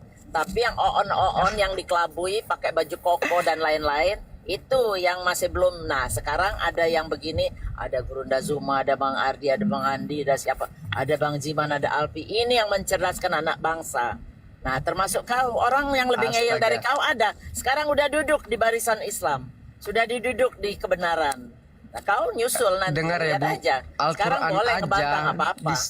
disuruh untuk menanyakan Nggak ada kalau yang kita tidak nyuruh-nyuruh, paham nggak ada, kepada nggak ada yang kitab-kitab nyuruh. sebelumnya. Nggak ada Bagaimana yang nyuruh-nyuruh, mungkin? nggak ada yang nyuruh-nyuruh, udah nggak ada. Di mana dalilnya? Di mana? Ya, dalilnya dulu. Bukan kepada biblosmu, bukan bertanya kepada kafir Kristen kayak kau. Bukan kau kan Kristen mana disuruh bertanya? Di mana ada kata? Di mana ada kata Kristen di Al-Qur'an kami? Bukan ke kau. Tidak ada Kristen di Al-Qur'an kami. Bahasa Aramaik, bahasanya jago semua. Nah, Kristen Intinya dia intinya dia ini kalian cinta lah yang bertepuk menang. sebelah tangan. Ngalah lah. Nggak ada kau dikenali Yesus. Karena udah malam ya. emang kau Jadi nggak ngerti apa-apa. Gimana mungkin ngalah? selanjutnya kita akan ngobrol-ngobrol lagi. Jadi ingat, Yesus adalah juru selamat dari sekarang sampai selama-lamanya. Juru selamat bagi Bani Israel, bagi Oten nggak ada. Kiranya Tuhan mengizinkan Roh Kudus ada di dalam hati kalian untuk menerima lagi Yesus. tidur tuh halusinasi. Kasihan. Amin ya, Bang Kadang-kadang Zuma juga kasihan sama ya. Oten-oten ini. Semuanya diberkati oleh Tuhan Yesus. Yesus adalah juru selamat. Ingat, Yesus adalah juru selamat. Tidak ada yang bisa dapat masuk dalam kerajaan surga kalau tidak melalui Yesus. Ingat, satu-satu. tidak ada jalan keselamatan. Kasih datanya Yesus juru selamat bagi Kristen. Kasih data. Di mana Yesus menjadi juru selamat bagi Kristen? Kasih. Yesus itu klaim sepihak. Itu klaim sepihak. Itu asumsimu bang, asumsi. Kasih data di mana Yesus juru selamat bagi Kristen pemakan babi kayak kau mana? 3 ayat 16. Mana di situ tertulis Kristen? Yang ada itu di dalam Bibelmu di Kisah Para Rasul tertulis. Allah membangkitkan juru selamat bagi orang Yahudi itu Yesus. Yesus juru selamat bagi orang Yahudi itu di Kisah Para Rasul di Biblosmu. Kalau Yesus juru selamat bagi Kristen nggak ada. Kau halusinasi siang malam. Nggak ada. Boleh saja. Nggak ada. Kalau ada, nangis ya, nanti pulang kasih nangis ya, data. nangis ya. Nggak ada Yesus juru selamat bagi Kristen, nggak ada. Yesus adalah juru selamat. Bagi orang Israel. Bagi Oten, kalian diusir, disebut gubuk. Kayu salib supaya setiap orang yang percaya pada salib itu akan diselamatkan. Halusinasi itu bang. Kau berhalusinasi. Saya bahwa Yesus adalah berhalusinasi. Tinggal buktiin aja pakai data. Kasih data. Siapa yang percaya kasih data. diselamatkan, tetapi yang mana bang data-data itu? Yesus juru selamat bagi Kristen pemakan babi berkuluk mana bang? Ada bang. Kristen itu orang yang percaya kepada Yesus. Ya mana itu kok dikenali itu ke klaim kau kan, klaim sepihak. Arti Kristen bertepuk sebelah tangan kan. Sekarang mana pembuktian dari Yesus? Legalitas dari Yesus mana? Bunda, pengakuan Yesus. Saya Kristen Advent bukan pemakai boleh aja. Arti boleh aja. Kristen kenyataannya nggak begitu. Khusus untuk orang-orang yang percaya. Jadi orang-orang yang percaya ini siapa? Halusinasimu. Percaya bahwa dia apa? Percaya dia Tuhan mana? Coba satu-satu dulu. Saya Kristen Advent tidak makan babi. Satu-satu dulu. Ya. Sekarang ini. Saya Kristen Advent.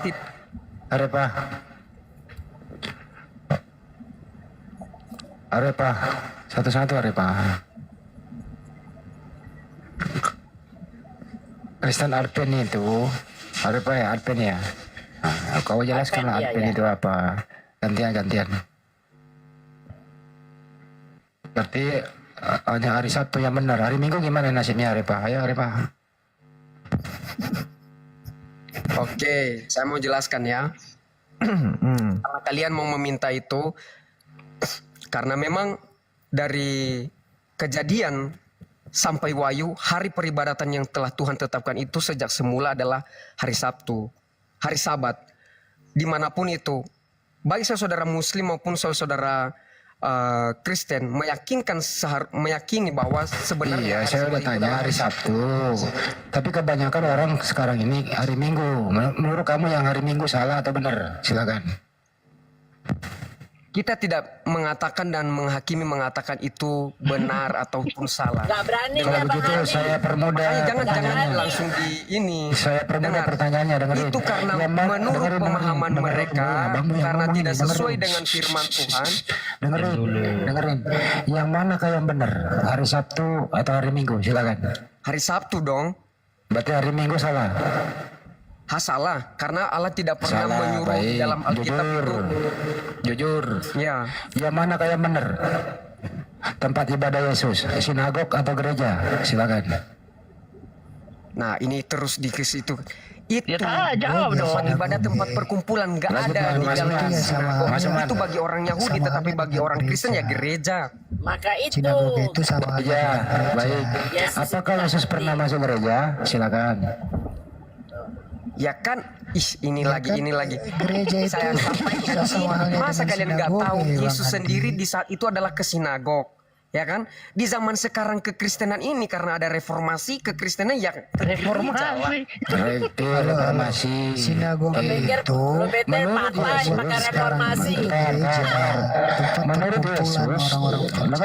menurut Yesus tempat ibadah yang benar adalah A. Sinagog, B. Gereja. Alah, udahlah. Kalian udah pada paham semua ini. Udah, kalian lihatlah zamannya. Udahlah, nggak usah kayak orang-orang ini. Sebenarnya paham-pahamnya, tapi sengaja supaya disalah-salahkan.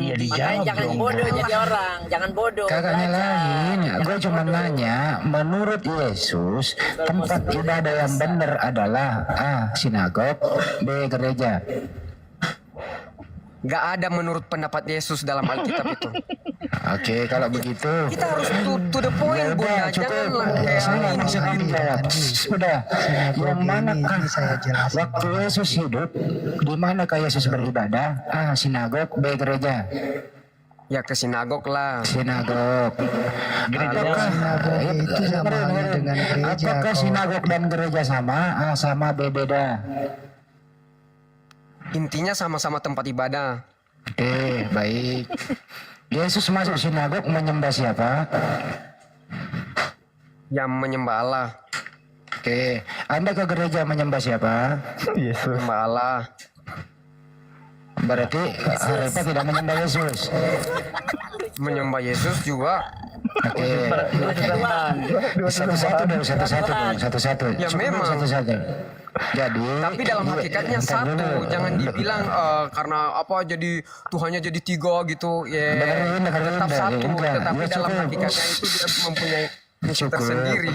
Cukup dulu. Jadi Yesus masuk ke sinagog menyembah Bapa, Arepa masuk ke gereja menyembah Bapa dan Yesus, betul? Betul. Apakah sembahan kamu sama dengan sembahannya Yesus? Sama. Apakah Yesus pernah menyembah Yesus? Dia menyembah Bapa. Kalau kamu menyembah siapa? Aku juga menyembah Bapa. Apakah kamu menyembah Yesus? Aku juga menyembah Yesus. Oke, sembahan kamu dengan Yesus sama atau beda? Sama. Apakah jangan ketawa, biarin aja. Aku enggak ini, cobalah. Suka-suka dia lah. Iya. Itu yang ketawa di satu lagi. Waktu Bunda Maria hidup, Bunda Maria menyembah siapa? Dia menyembah Allah Bapa. Apakah Bunda Maria menyembah Yesus? Dia juga menyembah Yesus. Siapa nama anaknya Maria? Yesus. Apakah Maria menyembah anaknya? Ya dia menyembah. Kenapa? Lah, apa yang lucu gitu loh? Coba teruskan. Anakku adalah Tuhanku, judulnya. Anakku adalah Tuhanku. Cukup judulnya. Biarlah dia kan Oke, lanjutlah. Ya. Aku boleh ketawa dong Bang Andi, boleh dong ketawa. Boleh. Tertawa aja, boleh. Lanjut. Lebih logika berarti ya. Iya cukup ya. Waktu Yesus bayi, apakah bayi Yesus disembah? Gimana Bun? Taruh dulu lah. Ya otomatis dong karena dia kan dulu ya. Allah. Oke. Waktu Bunda Maria merawat bayi, siapa Tuhannya Maria? Ya dia tetap menyembah Allah. Tidak menyembah Yesus. Ya dia menyembah tapi karena masih baik kan, ya kan? Dia menyembah juga karena itu adalah anak Allah. Oke. Dia merawat, dia menjaga gitu loh. Jadi Bunda Maria sambil merawat bayi, dia sembah bayi itu. Enggak, pemahaman kalian juga mengenai menyembah-nyembah enggak hari tunduk gitu loh. Inilah kata kayak gini nggak bisa begitu. Ya terus Dia bagaimana tahu bahwa itu bagusnya? adalah anak Allah dan layak disembah itu. Gini. Dan dirawat. Pertanyaannya, Bunda Maria sadar nggak? Bunda Maria sadar nggak kalau yang dia rawat itu adalah Tuhan? Ya, dia tahu lah. Dia tahu orang dia dikasih tahu kok. Jadi Bunda Maria merawat betul, jangan sampai Tuhan ini cedera. Misalnya diajarin jalan gitu ya. Ini kan. Pertanyaannya kemana-mana. Ya kan gitu. Kira-kira bayi ini pernah dikasih ASI nggak sama Bunda Maria? Ya tentulah dikasih karena ibunya. Oke. Apalagi? Artinya bayi ini butuh perhatian orang tua, betul ya? Ya betul. Itu sebagai lambang juga bagi orang tua zaman sekarang merawat anaknya. Betul. Ya. Waktu Yesus main-main di masa kecil, umur SD lah ya, dia punya teman nggak kira-kira? Ya pertanyaannya, iya punya sama seperti anak-anak lah. Gitu. Ya, kira-kira Yesus waktu bermain sama teman-temannya tahu nggak kalau yang diajak mainnya adalah Tuhan? Ya itu kan tidak diketahui karena dia masih kecil kan, hanya ibunya saja yang diberitahukan itu. Ya. Lanjut. Oh jadi ibunya nggak pernah ngasih tahu teman-teman mainnya Yesus bahwa anakku adalah Tuhan gitu? Ya kan dia dijaga. Ini kan anak kecil yang masih dijaga nih. Ini anak Allah nih dijaga gitu. Gak diberitahukan. Makanya Yesus bahkan pun tidak begitu memberitahukan tentang dirinya karena belum sampai misinya gitu loh. Oke. Berarti masih waktu kecil masih ketika Tuhanmu berak, siapa yang cebokin? Jangan kesana. Gak apa-apa, silakan aja. Tuhan Yesus tahu kok, sabar kok. Terus lanjut. Kira-kira Yesus waktu kecil pernah sakit nggak? Tidak ada dalam Alkitab dan kita tidak tahu. Oke, jangan dipaksa kalau nggak ada. Soalnya Tuhan harus sehat. Memang harus begitu, kita harus mengakui bos. Nggak boleh sakit Tuhan. Tapi berak pasti tuh berak. Pasti berak. Janganlah ke situ. Tidak apa-apa, Jo mau bilang apa silakan. Jorok itu Bunda, janganlah. Ini orangnya juga baik kok. Itu Tuhan loh, itu Tuhan sering diomong-omong begitu tuh, tapi lihatlah nanti. Iya, dan berak bagaimana itu kalau nggak berak? Di usia berapa kira-kira Yesus? Di usia berapa Yesus menyadari kalau dirinya adalah Tuhan? Bisa nggak berak? Pelayan tainya. Dia menyadari pada saat dia memulai misinya waktu dia dibaptis kan. Oh jadi waktu masih anak-anak dia belum menyadari kalau dirinya adalah Tuhan. Tapi Maria selalu memberitahukan kepadanya, tentu dia menceritakan bahwa misinya itu untuk menyelamatkan manusia, karena segala sesuatunya diberitahukan kepadanya oleh malaikat kan mengenai tentang rencana Allah. Baik. Kira-kira waktu Yesus mau ditidurkan di Nana Bobot kan, kira-kira Bunda Maria nyanyinya Tuhanku Bobo atau Anakku Bobo, yang mana kira-kira lagunya? Kebetulan seperti apa yang Anda katakan itu tidak ada dalam Alkitab. Artinya kalau misalnya Maria mau memanggil Yesus, dia panggil, Tuhanku kembali, atau anakku, bagaimana? Tuhanku apa anakku? Kebetulan yang Anda katakan itu tidak ada dalam Alkitab juga. Oke, tidak ada. Terus kemudian lanjut ya. Yesus itu pernah sekolah nggak? Kebetulan yang Anda katakan itu tidak ada dalam Alkitab kalau Yesus sekolah. Oke, tidak sekolah. Di usia 12 sampai 29 itu Yesus sedang ngapain? Dari umur berapa? 13 sampai 29. Kebetulan yang Anda katanya itu juga saya tidak tahu dan tidak ada dalam Alkitab cerita. Oke, tidak ada. Terus di usia 30 tahun itu Yesus pekerjaan utamanya apa sih waktu dia hidup? Nah, kalau itu tuh dia melanjutkan misi Allah untuk rencana keselamatan. Mulai pertama kali dia dibaptis, ya kan? Nah, dia menerima dari situ mulai misinya untuk menyatakan Allah Bapa itu melalui pekerjaannya, melalui misi yang dia lakukan itu. Maksud saya, kan dia butuh juga hidup, butuh belanja. Maksud gue itu income-nya, penghasilannya, pekerjaannya apa. Begitu. Tukang kayu, Bang. Kebetulan yang kamu sampaikan itu tidak ada dalam Alkitab. Oh, ada. Ada. Nukang dia, Bang, nukang. Ada, Bang. Nukang. Maksudnya dia membutuhkan sesuatu kan yang kamu tanyakan tadi. Iya, kan pekerjaan itu masa dia nganggur, kan ada kerjaannya. Kita aja kerja. Oh iya, betul yang kamu katakan. Betul, tukang kayu. Ya. Artinya dia bisa menghidupi dirinya sendiri, nggak minta duit lagi sama emaknya untuk jajan kan gitu. Tuhan kok tukang kayu. Ya, itu kan pekerjaannya bersama dengan orang tuanya sebelum misinya dimulai. Oke, sekarang lanjut ya. Waktu Yesus kira-kira itu lapar, dia tidur, itu menunjukkan sebagai Tuhan apa sebagai manusia? Gimana? Dia lapar, dia tidur, ngantuk, ya, gitu ya. Secara manusia, ya kan dia mempunyai Mama, Tuhan lapar. Keadaan gitu. manusia. Waktu dia jadi keadaan manusia kan dia lapar, merasakan lapar. Otomatis seperti hal-hal yang daging kayak lapar. Kan ada juga di dalam Alkitab waktu dia berpuasa, dia kan dia merasa lapar. Di situ dia dicobai. Ya kan keadaan manusia. Waktu dia lapar dia manusia, betul. Iya. Nah, terus kapan dia menunjukkan kalau dia Tuhan? Apa yang dia kerjakan?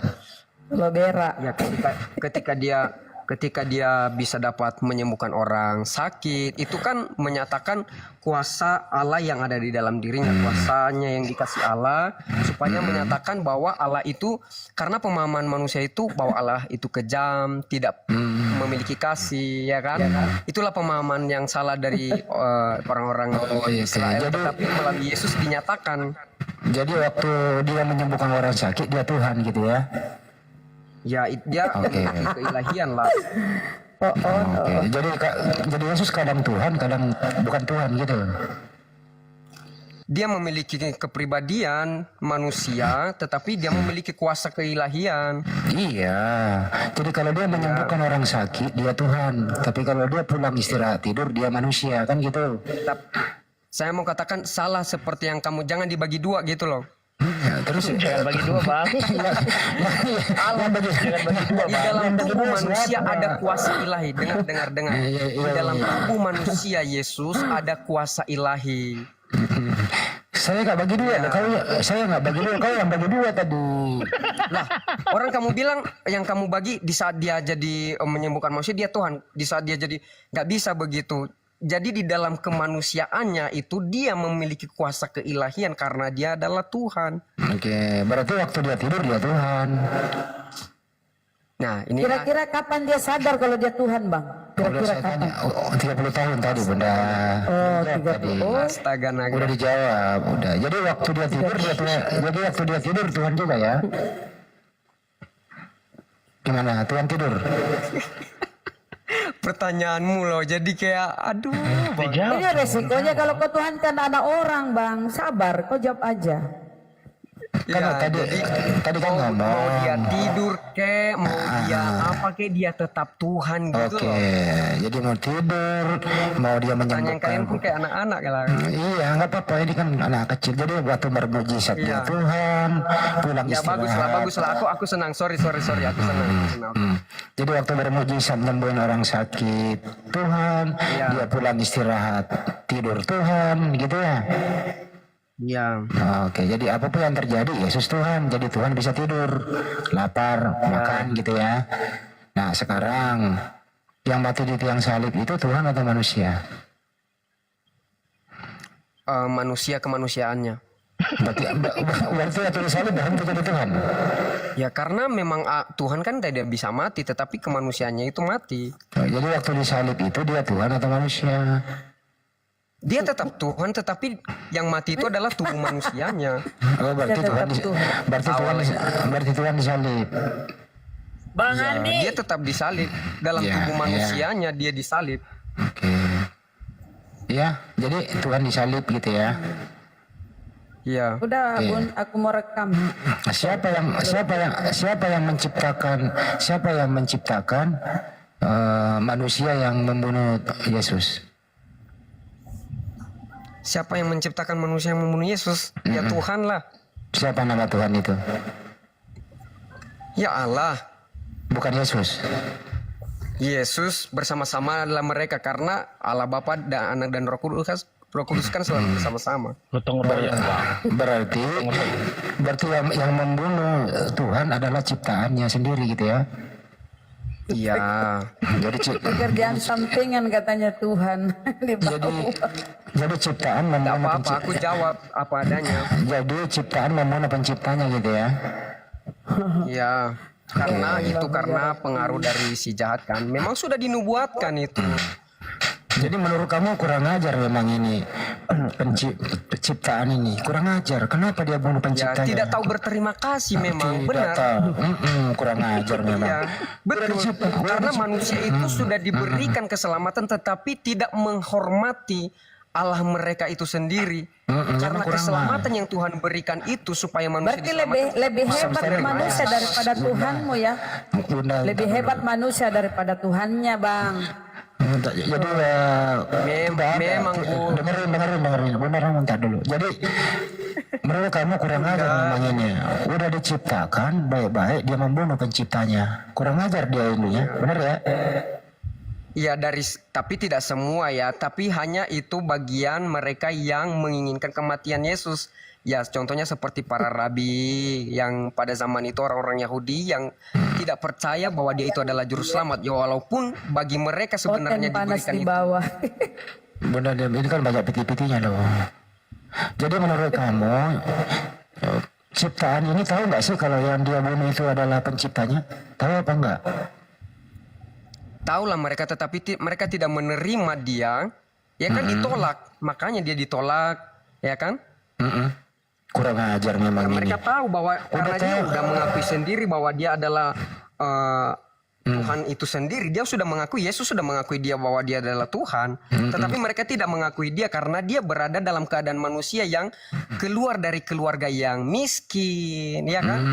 Jadi orang-orang Yahudi tidak mengakui dia dong. Jadi tidak pantas lah karena nubuat itu dinyatakan bahwa dari keturunan raja yaitu Raja Daud. Nah, pemahaman orang-orang Yahudi menganggap bahwa dia adalah raja yang keturunan dari Raja Wah gitu. Kau setuju nggak? Tetapi karena dia muncul dari keluarga yang miskin, ditolak.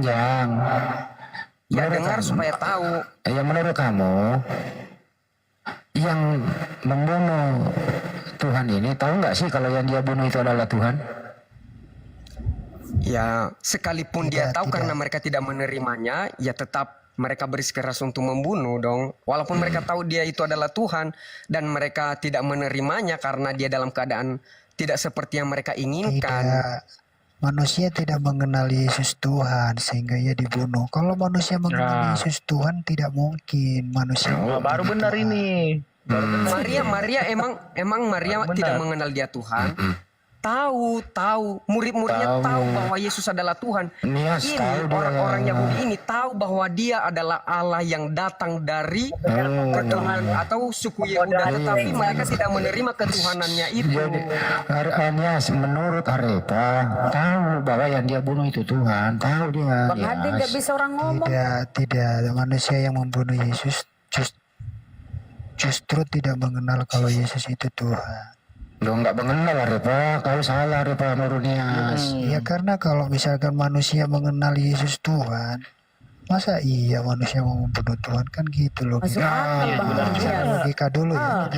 Dengar dulu ya. Boleh kalian mengikuti. Dengar dulu Bang Nias ya. Yesus sudah menyampaikan kepada mereka bahwa dia adalah anak Allah. Tetapi mereka tidak percaya, tidak mau menerima itu karena dia lahir dari keluarga yang miskin, keluarga Yusuf. Keinginan orang Yahudi supaya keluarga Yesus ini seharusnya lahir dari keturunan raja yang diam Bun, biar mereka berdua diam. Itu Bang, benar penjelasan Abang itu benar. Justru karena mereka itu tidak percaya, sama halnya dengan mereka tidak tahu kalau Yesus itu Tuhan. Gitu loh Bang. Bukankah mereka mempelajari hukum Taurat dan nubuatan? Iya, mereka mempelajari. Nah, berarti mereka percaya bahwa Yesus itu adalah Tuhan yang datang dari Nazaret gitu loh. Tidak, mereka tidak menerima kenabian, mereka tidak menerima kenabiannya, mereka tidak menerima dia sebagai Tuhan karena status. Nah, ingat. Tidak, kalau mereka tahu dia Tuhan, tidak mungkin mereka mau mengusir Tuhan kalau mereka tahu Yesus itu Tuhan. Benar. Justru karena mereka setan aja tahu ya, setan aja tahu kalau Yesus itu adalah Tuhan, apalagi orang-orang Yahudi sebenarnya gantian. Karena itulah mereka mengusir Yesus. Terserah mana yang kalian percaya lah, yang mana aja, soalnya pemahaman ini kan coba lanjut dulu narasi Abang, lanjut dulu. Mau rekam layar Bang Andi? Iya silakan Bunda. Ya. Bunda Rahma, promosi dulu Bunda Rahma. Sambil kita kasih. Siap Bun, thank you. Oke ya, saudaraku netizen yang 4K lebih nih, Masya Allah ya. Tolong di follow Bunda Mila, saudari kita ini yang kalau udah banyak followernya dia suka buka-buka. Bang Oten diam dulu lah.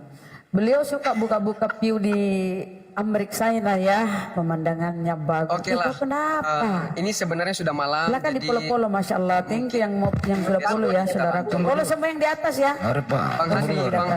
Bang Handi celeng, nanti kita lanjut lagi ya semuanya. Celeng, kok bilang Bang Handi celeng? Celebes. Dasar. Nggak apa-apa. Makanannya Bang. Arepa kita mau kesimpulan ya, jangan turun dulu. Kesimpulan dulu. Jadi menurut kamu ya, yang membunuh Yesus adalah ciptaannya Yesus. Jadi dia tahu kalau yang dia bunuh adalah yang menciptakan dia, betul?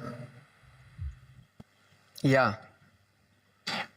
Kalau seandainya kamu ada di sana, Arepa, ini kalau kamu mau jawab boleh nggak apa-apa. Kalau seandainya kamu ada di sana, apa yang kau lakukan? Ya, aku nggak tahu juga karena aku nggak ada di sana kan. Seandainya, atau nggak mau ke situ menjawab, atau nggak mau berandai-andai, nggak mau. Aku nggak bisa berandai-andai karena itu sudah jadi sejarah kan. Walaupun kita berandai-andai ya kita tidak menginginkan lah, sama seperti murid-murid juga sebenarnya tidak menginginkan Yesus mati, tetapi bukan itu rencana Allah gitu. Yesus harus mati gitu. Cukup. Kalau kamu membaca itu, membayangkan bagaimana penderitaan Yesus di situ, apa yang ingin kau katakan? Aduh, sangat menderita dong. sangat menyedihkan, itu mengerikan karena itu adalah kutuk yang ditanggung oleh Yesus karena dosa. Mengerikan itu. Ya. Makanya orang sekarang tuh kalau menyadari bahwa dosa itu sudah seperti tidak mengerikan lagi karena udah berulang-ulang manusia itu tidak menyadari bahwa dosa itu lagi adalah dosa. Benar, Rama. Jadi menurut kamu itu sangat menyedihkan, sangat tragis gitu ya? Iya, sangat karena itu pengorbanan yang sangat menyedihkan seharusnya, tetapi kebanyakan orang menganggap bahwa pengorbanan Yesus itu adalah sebuah hal lelucon gitu bagi banyakan orang, tapi ya bagi yang benar-benar meresapi pengorbanan itu akan benar-benar menganggap bahwa diri aku ini sebenarnya siapa sih sebenarnya. Aku ini manusia berdosa. Cukup. Apa yang kau ingin ucapkan dalam isi hatimu sebagai manusia atas tragedi ini? Apa yang ingin kau ucapkan? Ya, saya hanya mengucapkan bersyukur sama Tuhan Yesus atas segala pengorbanannya itu. Saya tidak bisa memberikan balasan selain hanya hidupku yang berdosa juga ya. Bersyukur, berterima kasih. Ya, bersyukur. Patut aku bersyukur. Kenapa saya bilang saya patut bersyukur? Karena Yesus mati demi supaya aku selamat gitu loh. Siapa sih sahabat yang memberikan pengorbanan yang Bro, dengarkan dulu bro. Kan tadi kamu ngomong Yesus itu mati menyedihkan, tragis, terus kemudian dieksekusi seperti itu gitu loh. Kok kamu bersyukur? Iya, saya bersyukur karena Tuhan memberikan nyawanya untuk aku. Lebih bersyukur mana? Yesus mati terkutuk seperti itu atau Yesus tidak mati terkutuk seperti itu? Lebih bersyukur kemana? Lebih bersyukur karena Yesus telah mati bagiku karena dia telah menyelamatkan aku dari dosa. Karena aku udah jatuh dalam dosa kan. Itu kamu sehat apa enggak sih bersyukur atas kematian orang? Ya karena dia telah memberikan hidupnya untuk keselamatan aku. Karena memang itu rencana Allah kan. Contoh orang, maaf ya, mudah-mudahan enggak nih. Misalnya orang tua yang paling kau sayangi terus mati, kau bersyukur atau kamu bersedih? Beda konsep lagi dong kalau seandainya mulai tentang itu. Memang benar karena Yesus ditentukan untuk memberikan hidupnya untuk keselamatan manusia, bukan seperti yang kamu katakan itu. Beda lain itu. Tapi kan jangan dikait-kaitkan lagi gitu. Tadi kamu ngomong bahwa kematian Yesus itu sangat menyedihkan, ditangkap, diludahi kan, disalib gitu. Itu meresapi betapa mengerikannya dosa sehingga ia rela menyerahkan dirinya. Begitu juga Allah Bapa, dia sangat sedih oleh karena dia ya ekspresinya adalah bahwa gelap. Allah tidak ingin melihat anaknya yang satu-satunya itu mati demi terpisah dari. Artinya adalah kematian Yesus yang sangat mengerikan itu kamu bersyukur begitu ya. Iya, karena dia telah menyelamatkan aku melalui kematiannya. Oke, ya udah nggak apa-apa. Jadi kalau ada orang mati mengenaskan, kau bersyukur gitu ya? Beda dong. Orang-orang ini beda konsep. Makanya pemahaman kalian jangan dikaitkan seperti begitu. Itu salah, benar. Tanya Bang beda Andi, kalau konsep ada kematian Yesus dengan kematian orang lain beda. Tadi nggak mau jawab itu. Dia nggak mau berandai-andai. Terakhir. Sekarang Yesus sudah di surga. Yesus di surga itu statusnya masih status anaknya Maria atau bukan lagi ya? Ya dia Tuhan kan di surga. Dia itu pada statusnya di dunia. Berarti status anak ibu udah habis, selesai. Ya. Jadi di surga itu Yesus memanggil Maria apa? Ibu atau hamba? Ya kebetulan yang kamu tanyakan itu tidak dalam Alkitab. Ya masuk gua itu kan Yesus di surga sama Maria kan sama-sama di surga tuh. Ya. Betul? Statusnya masih anak ibu atau enggak lagi? Saya tidak tahu karena itu tidak dalam Alkitab. Lu jangan pisah anak sama ibu, lu nggak boleh lu. Duluan mana sih? Saya sudah nyatakan bahwa apa yang Anda nyatakan itu tidak ada dalam Alkitab. Jadi saya tidak bisa memberikan jawaban mengenai tentang itu. Oke. Yesus dan Bapak di surga itu sama atau beda sih? Mereka sama-sama Allah, tetapi beda dalam esensi mereka. Ada Allah Bapa, Anak, dan Roh Kudus. Berarti di surga ada 3 Tuhan. Satu Tuhan. Yang mana tetapi kalau satu? memiliki tiga pribadi. Kalau satu Tapi Tuhan, dalam satu. dengerin. Kalau satu Tuhan, yang mana yang Tuhan? Bapa, Yesus, atau Roh Kudus? Ya Tuhan Allah, Tuhan Anak, Tuhan Roh Kudus. Berapa itu? Ya Itu Tuhan atau dia bukan Esa, gitu? dia Esa. Itu Tuhan atau bukan sih? Rame amat. Iya. Kalau Bapak dengerin. Bapak Tuhan, Yesus Tuhan, Roh Kudus Tuhan. Ya. Berapa Tuhan? ya dalam penyebutannya itu kalau itu kan jamak. Kalau Tuhan itu sebenarnya jamak Bang.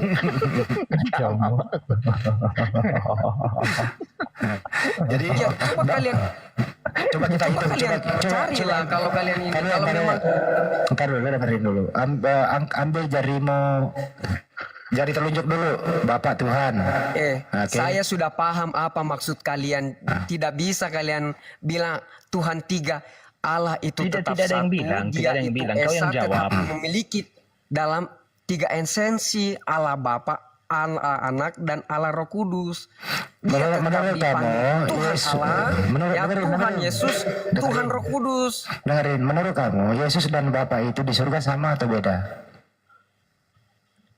Ya status derajat mereka sama lah. Derajat mereka ini ada berapa? 2 atau 1? Allah Bapa, Anak, dan Roh Kudus. Mereka ini berapa jumlahnya? Ya dalam kepribadian 3. 3. Iya. Iya, boleh. Iya, aku Ya, menyampaikan bagus. apa adanya. Nggak usah kalian ketawa mengenai tentang Tidak, itu. tidak ketawa. Maafkan saya. Apakah ketiganya ini kau sembah? Ya disembah lah. Oke. Kira-kira kalau kamu berdoa, siapa yang mengabulkan doamu? Ya mereka yang mengabulkannya. Siapa yang paling Allah. Bukan Yesus. Bukan Yesus. Yang mengundang saya untuk berdoa itu adalah kuasa Roh Kudus. Dan Maksud sehingga gua gini Allah dong. yang memberikan jawaban dari segala sesuatunya itu. Coba contohin kamu berdoa misalnya dikasih kesehatan. Coba contohin doa kepada yang ketiganya. Coba. Kayaknya nggak penting saya mempraktekkan itu karena itu adalah hubungan saya dengan Tuhan. Karena doa itu tidak dipakai untuk menjadi bahan ini ya. Ya udah nggak apa-apa. Jadi bahan ece-ece gitu ya. Tapi boleh dicontohin nggak? Kami nggak ketawa serius. Kami kepo juga gimana sih Bang Harifa ini berdoa gimana? Ya, kita berdoa dalam nama Tuhan Yesus gitu, amin gitu. Apa yang kita minta kepada Tuhan, ya Tuhan, ya Salah, kita meminta apa yang kita minta, kita minta kesehatan. Kalau kamu berdoa kepada Yesus, Bapak nggak mau mengabulkan karena kau mintanya sama Yesus doang, nggak minta kepada Bapak. Cemburu Bapaknya gimana? Nggak bisa dibagi-bagi Bang, nggak bisa begitu. Nggak bisa dibagi-bagi kayak Allah Bapak. Nggak seperti logika manusia seperti kalian ini loh, nggak begitu. Bang, siap. Coba ini aja Deng. Kalau mau makan gimana doanya Bang? Kami nggak tahu serius. Kalau mau makan gimana doanya? Ya, tinggal meminta, mengucap syukur, terima kasih Tuhan untuk makanan yang sudah Engkau berikan pada hari ini. Terima kasih dalam nama Tuhan Yesus, amin gitu. Kan simple doa-doa itu. Doa-doa itu nggak seperti jujur, maaf. Iya. Nggak seperti doa-doa di Muslim gitu kayak sakral gitu harus begini harus begitu. Simple doa itu. Simple doanya ke Yesus doang, ke Bapak enggak kan gitu. Jadi itu sama Bang. Kita berdoa kepada Allah yang Esa itu.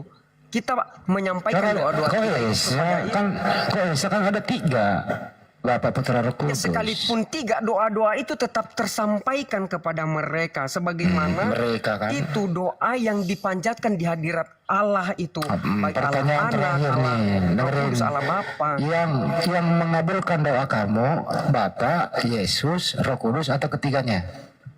Ketiganya. Ya. Oke.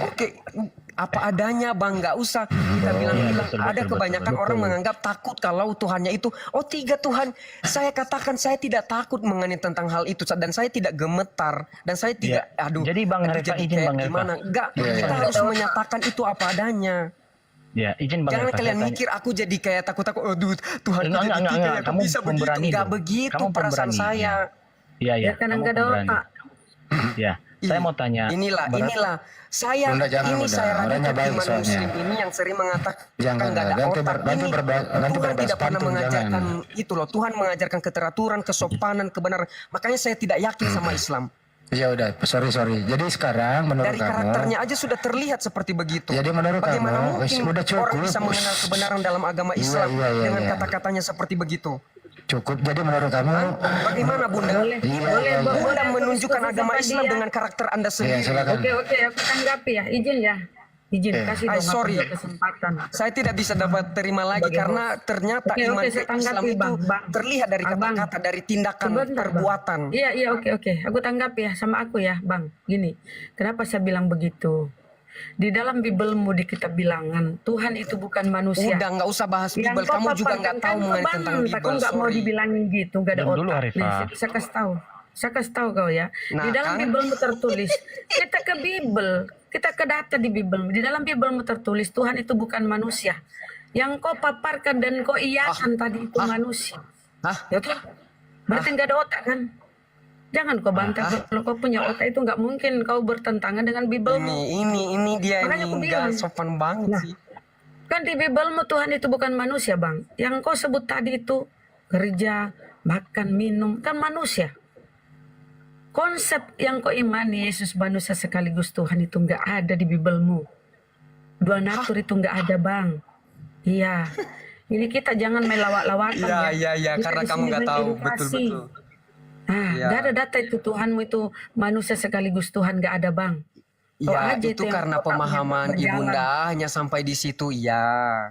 Ya makanya jangan kau emosi kalau dibilang kau nggak ada otak. Ya. Memang begitu kenyataan. Itu nggak bisa juga dong. Kan Tuhan menciptakan manusia itu memiliki otak. Tapi kau nggak fungsikan, Bang. Lah, Kau nggak kenapa Anda yang fungsikan, Bang. menyatakan saya tidak punya otak? Tuhan cukup. aja menciptakan Udah. manusia punya otak.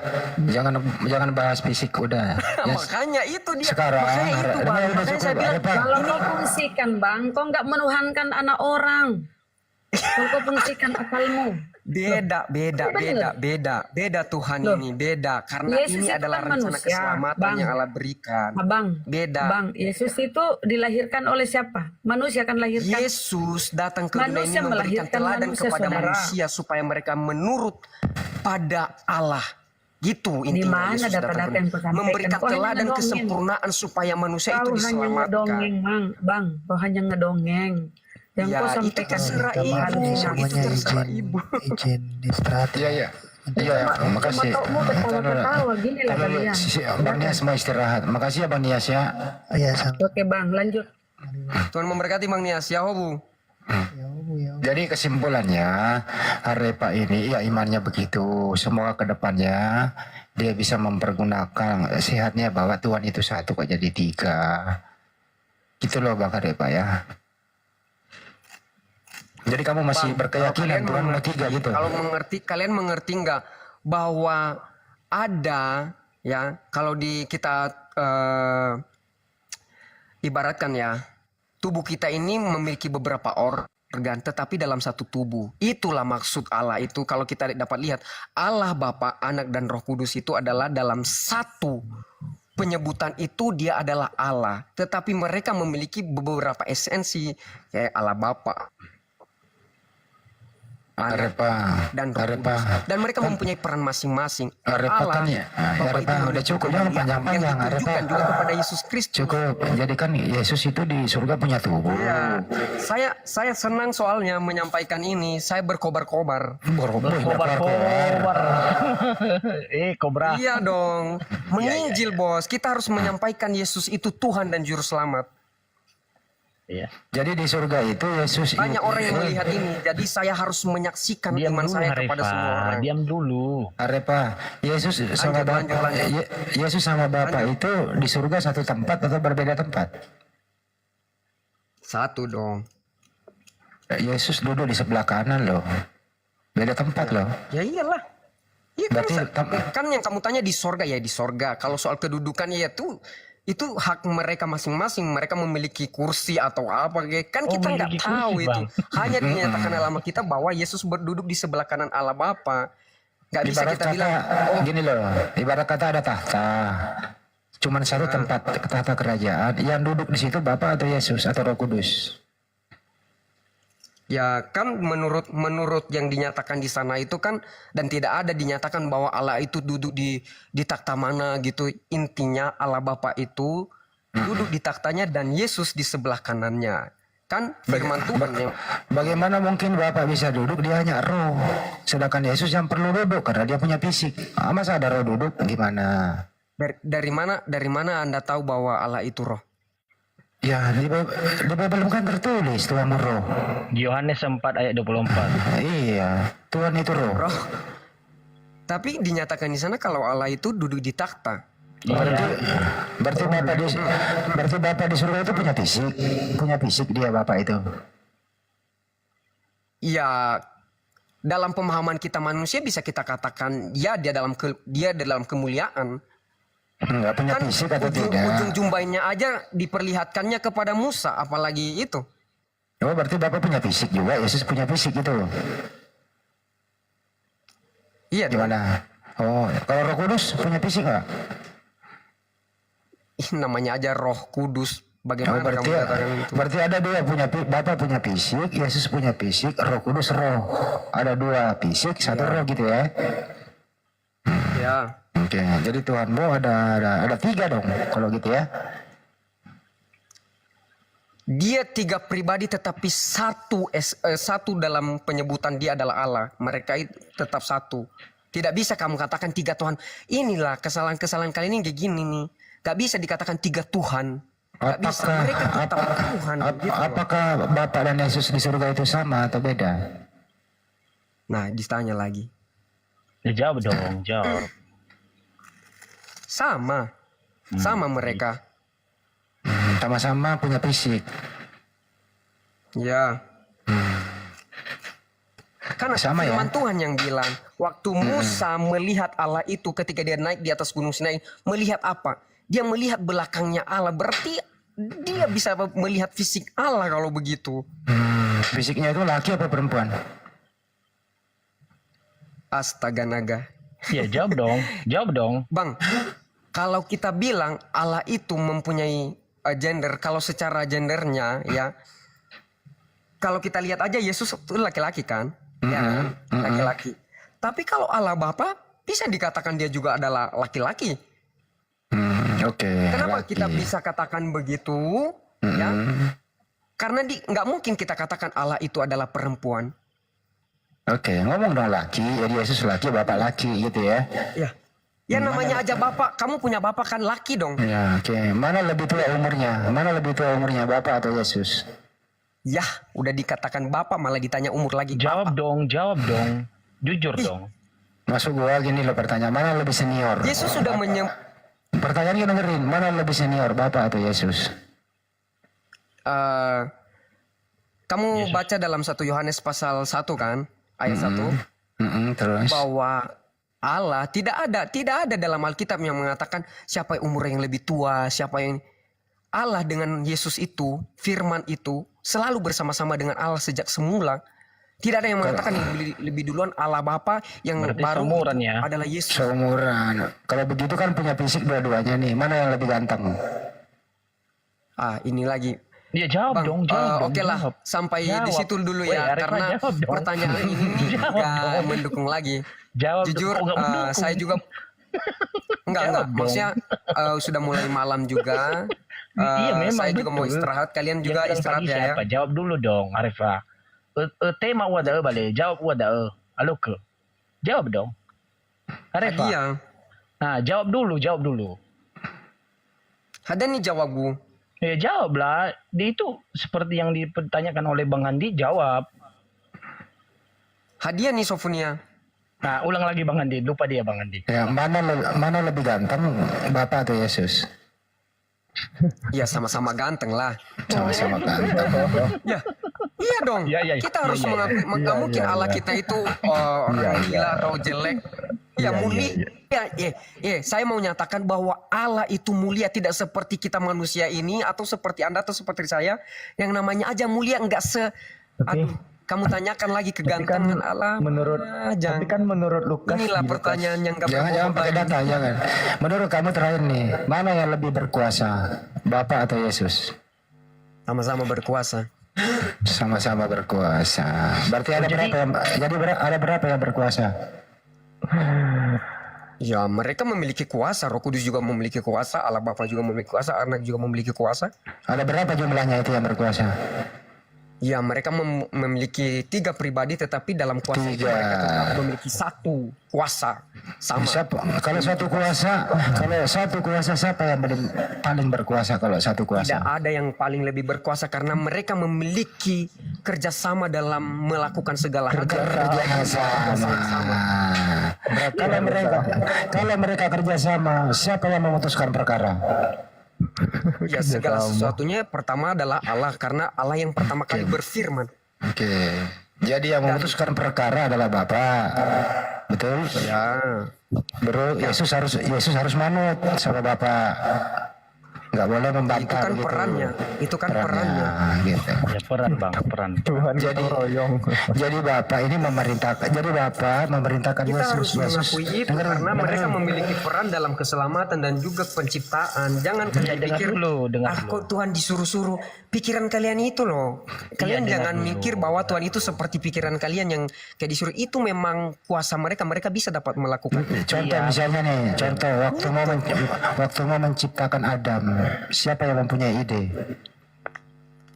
Ya, mereka lah yang memiliki ide, karena makanya firman Tuhan mengatakan mari kita menciptakan manusia gitu kan, yang serupa dan segambar dengan kita. Enggak, yang mempunyai ide siapa? Masa tiga-tiganya beride?